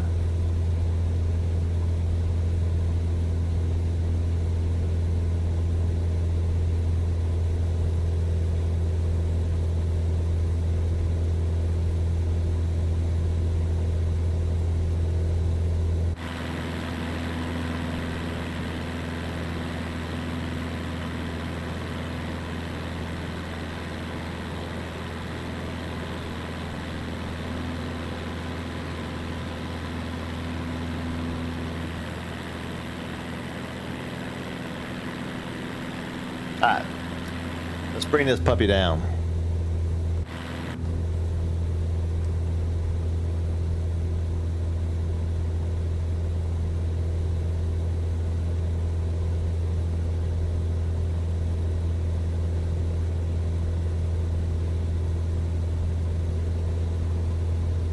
I'm just trying to let it see where the...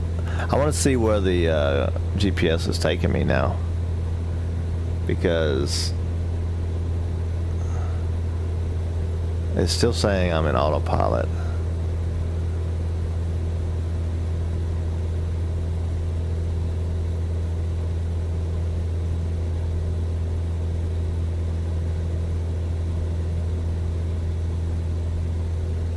Now it's taking me down the runway backwards. Oh, there's the runway.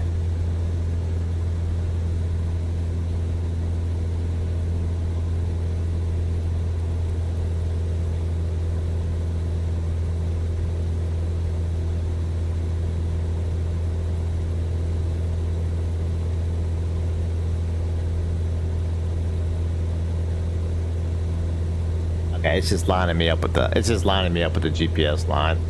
That's it. It's just gonna fly me away from the airport.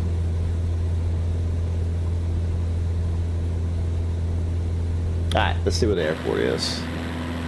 Let's do this thing.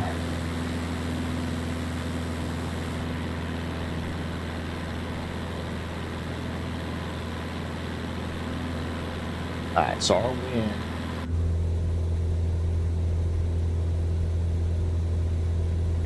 Not. Oh, yeah.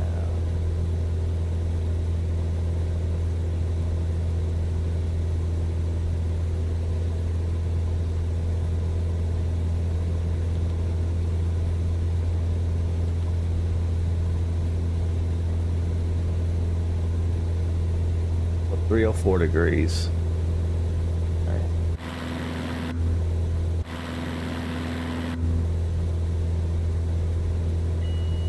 Alright, turn autopilot off.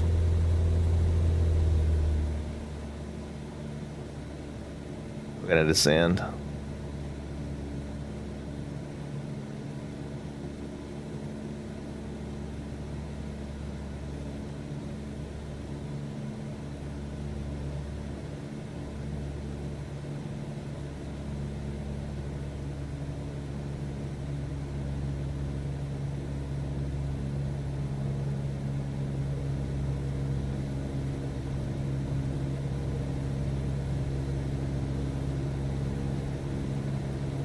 I am flying now, by the way.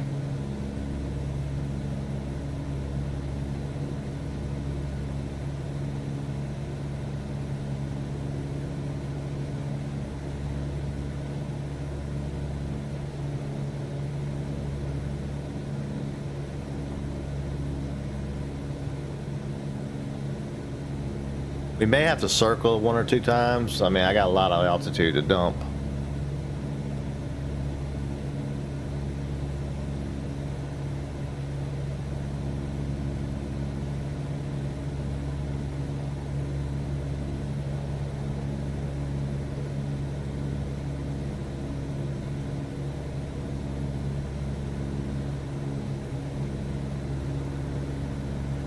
There's the airport.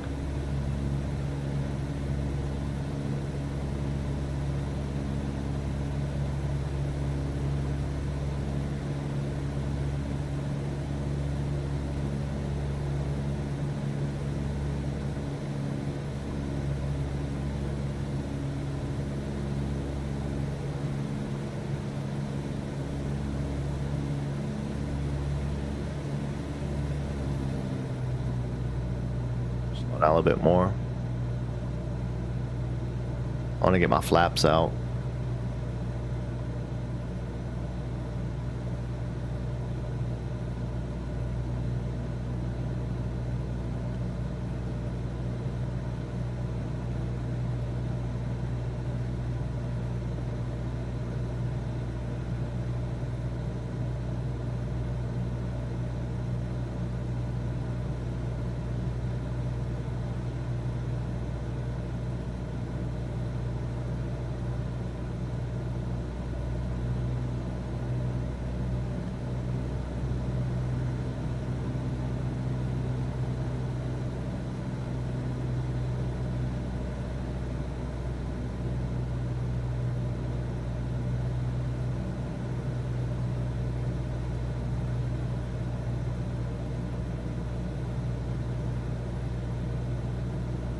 Alright. So we're gonna cut across this way in front of the runway. And I'm gonna make 1, 2, 3 left turns, I think. And try to line up with the runway. And we're gonna try not to stall the plane and like die.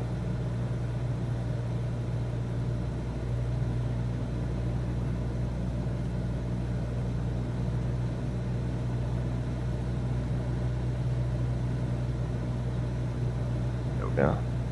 Slow our descent a little bit right here. Oh, we're gonna bleed off some speed. Get some flaps out.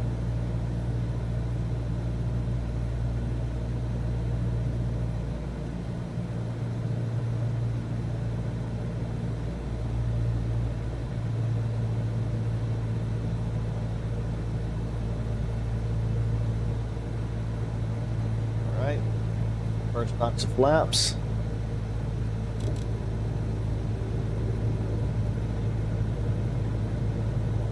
Add a little bit more power.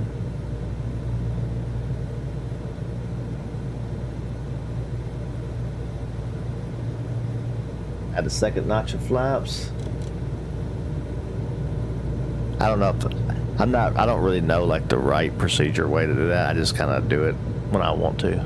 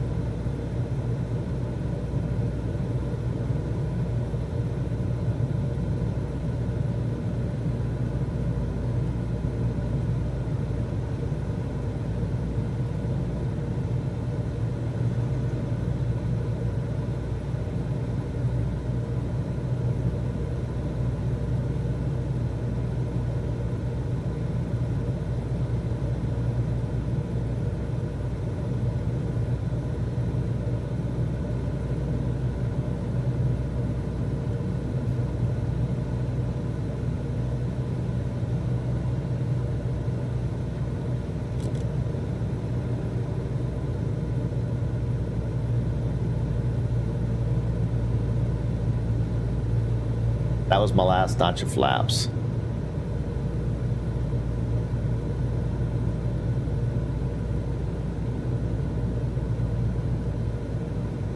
We got a massive crosswind.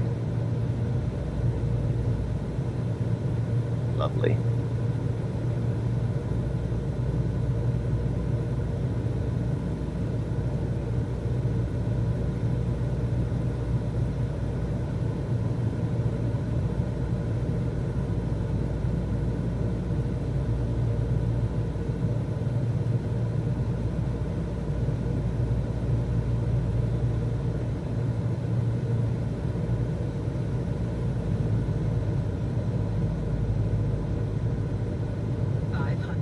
A little fast, but should be okay. We got plenty of runway.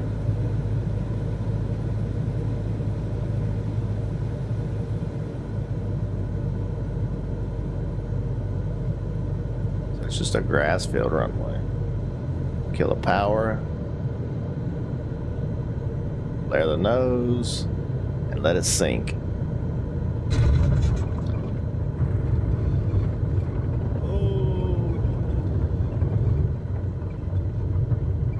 Tried to flip again. I did that last night too, or the other night. Alright. Maybe we did a little bit of runway excursion, but it's fine. We survived. Nobody was around to see it, right? If nobody was around to see it, it didn't happen. I think that's the airport over there. Let's go up there and see if that's the airport. So wow, we've had to land in the grass field this time.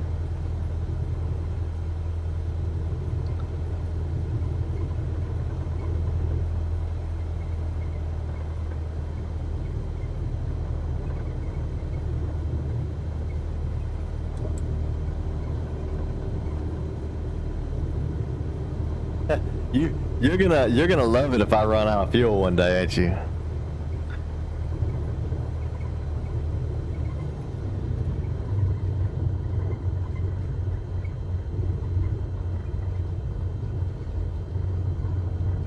No, I didn't. Nobody died. Look, she's still over here looking all weird and stuff. I still can't. Oop. I forgot. Like, I start looking around when I'm doing the rudders stop working. Like, if I click the mouse, the rudders don't work. So I have to, like, not click the mouse while I'm doing the rudders. I'm not sure if that's a actual airport over there or not, to be honest with you. Looks like a bunch of barns and houses and stuff.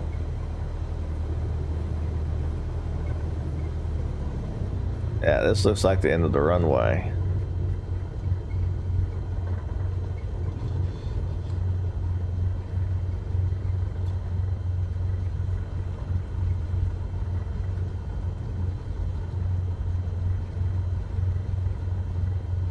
I said it's the airport.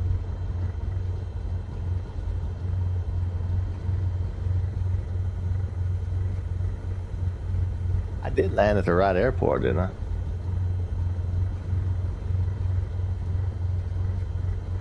That'd be hilarious if I landed at the wrong airport.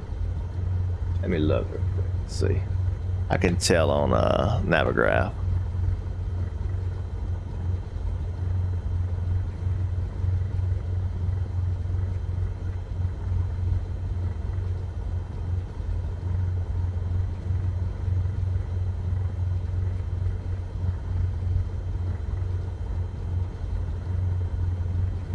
Oh, snap.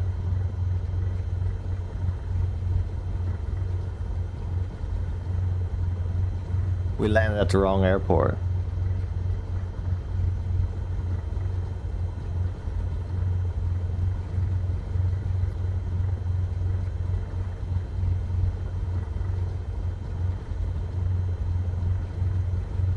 We landed at that airport. Should I just drive down the road or hop skip over there? I got 4% of fuel. It's probably pretty dangerous to hop skip over there. It's right there.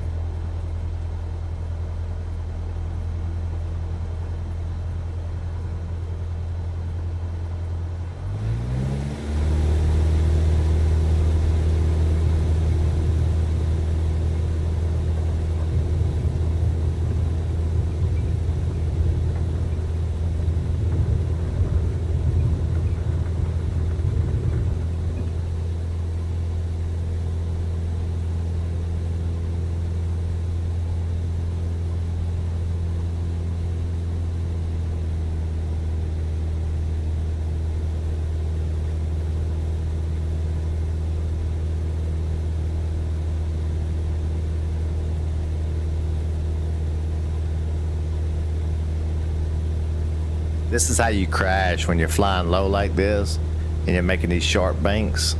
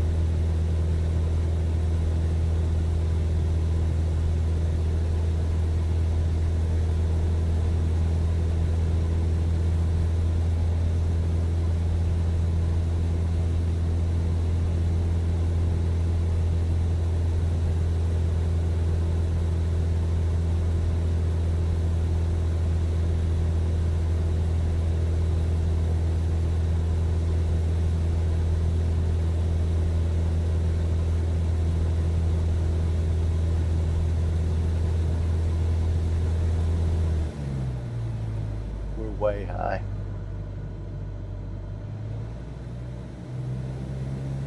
Alright, this is the airport though. We're gonna circle this thing real quick. So we'll come back. We'll come right back.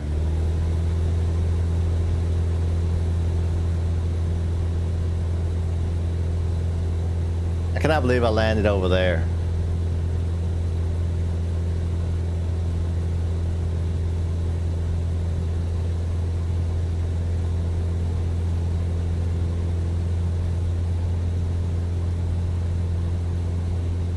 Why do they need two airports right next to each other?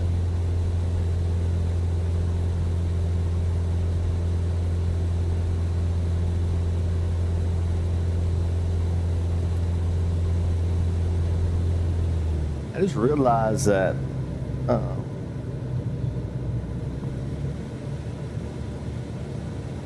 didn't have flaps on during that takeoff either.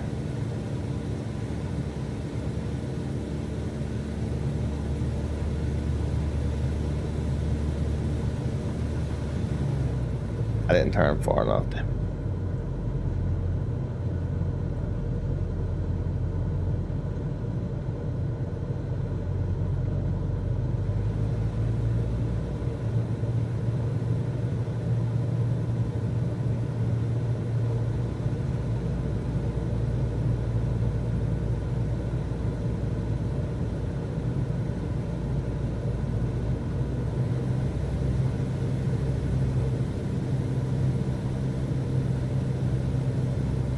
Man, that wind sucks. It's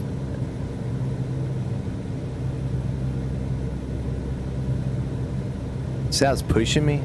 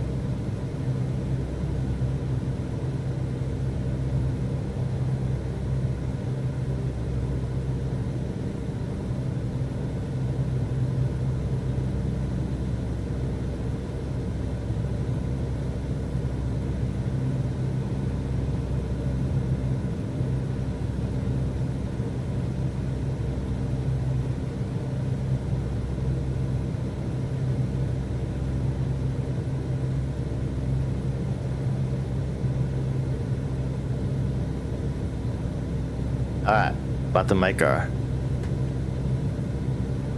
final turn, hopefully. It's funny how I did that one at the wrong airport right. I did it good, but this one I can't do it good.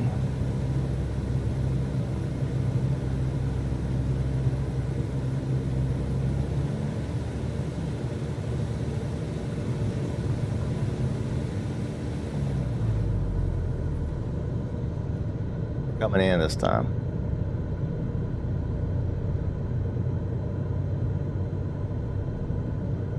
And the wind's just like pushing me.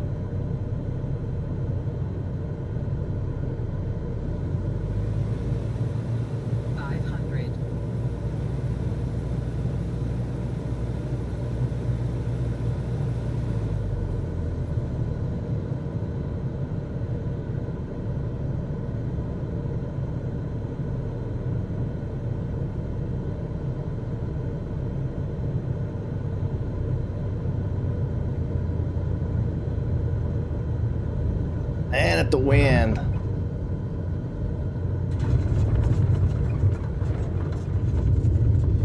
And that rudder. You gotta put a rudder on that one because that wind was having me like cross. Like I was having to come in at like a 45-degree angle. Alright. We corrected our mistake. We're at the airport with 3% fuel Jadando.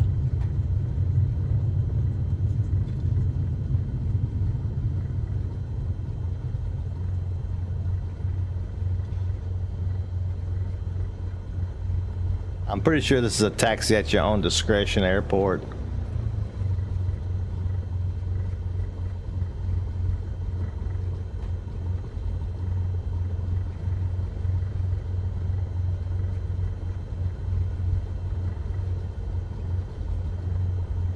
Almost at 2%.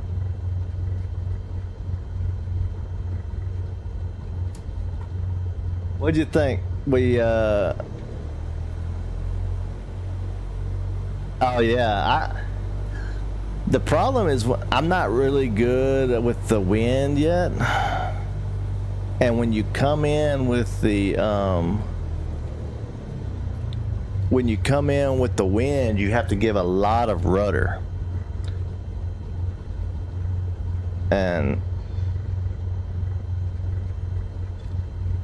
so, you know, like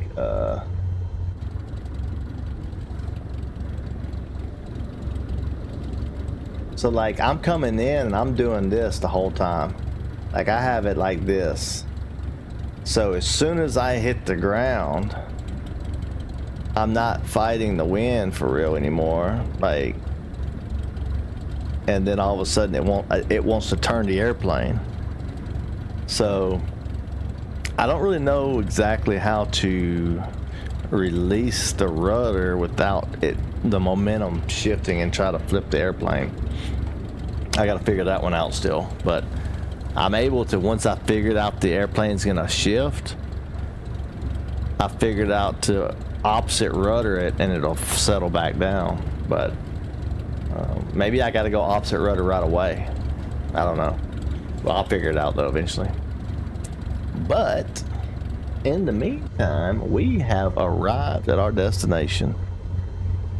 It was a 5-hour destination because of our detour, but we made it. I'm gonna try to shorten it a little bit more, or yeah, I'll probably just try to shorten it just a little bit, the trip. And that way if there's any excursions and stuff we want to go, we can go on them like we did today. All right, and we might could fly some just VFR, like set out toward the airport and just figure out where we want to go. But that's gonna be it for tonight. Tomorrow we will be back on Dark Souls 2, getting spit in the face with poison, so join us for that one.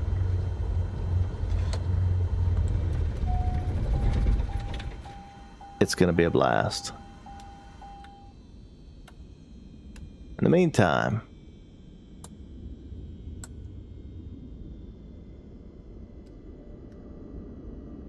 I think parking brakes on, magneto's off, everything is off. Let's go home. Thanks for joining, everybody. It was a fun stream. It was a long stream and a lot of people stayed for a long time. That's really, really, really amazing to me. Like, that's a long stream. I know, I mean, it's fun to me, but I don't know how fun it is to everybody, but it's amazing to me that everybody stayed for that. So thank you, and I will see you guys on the next one, and gals. Take it easy. Peace.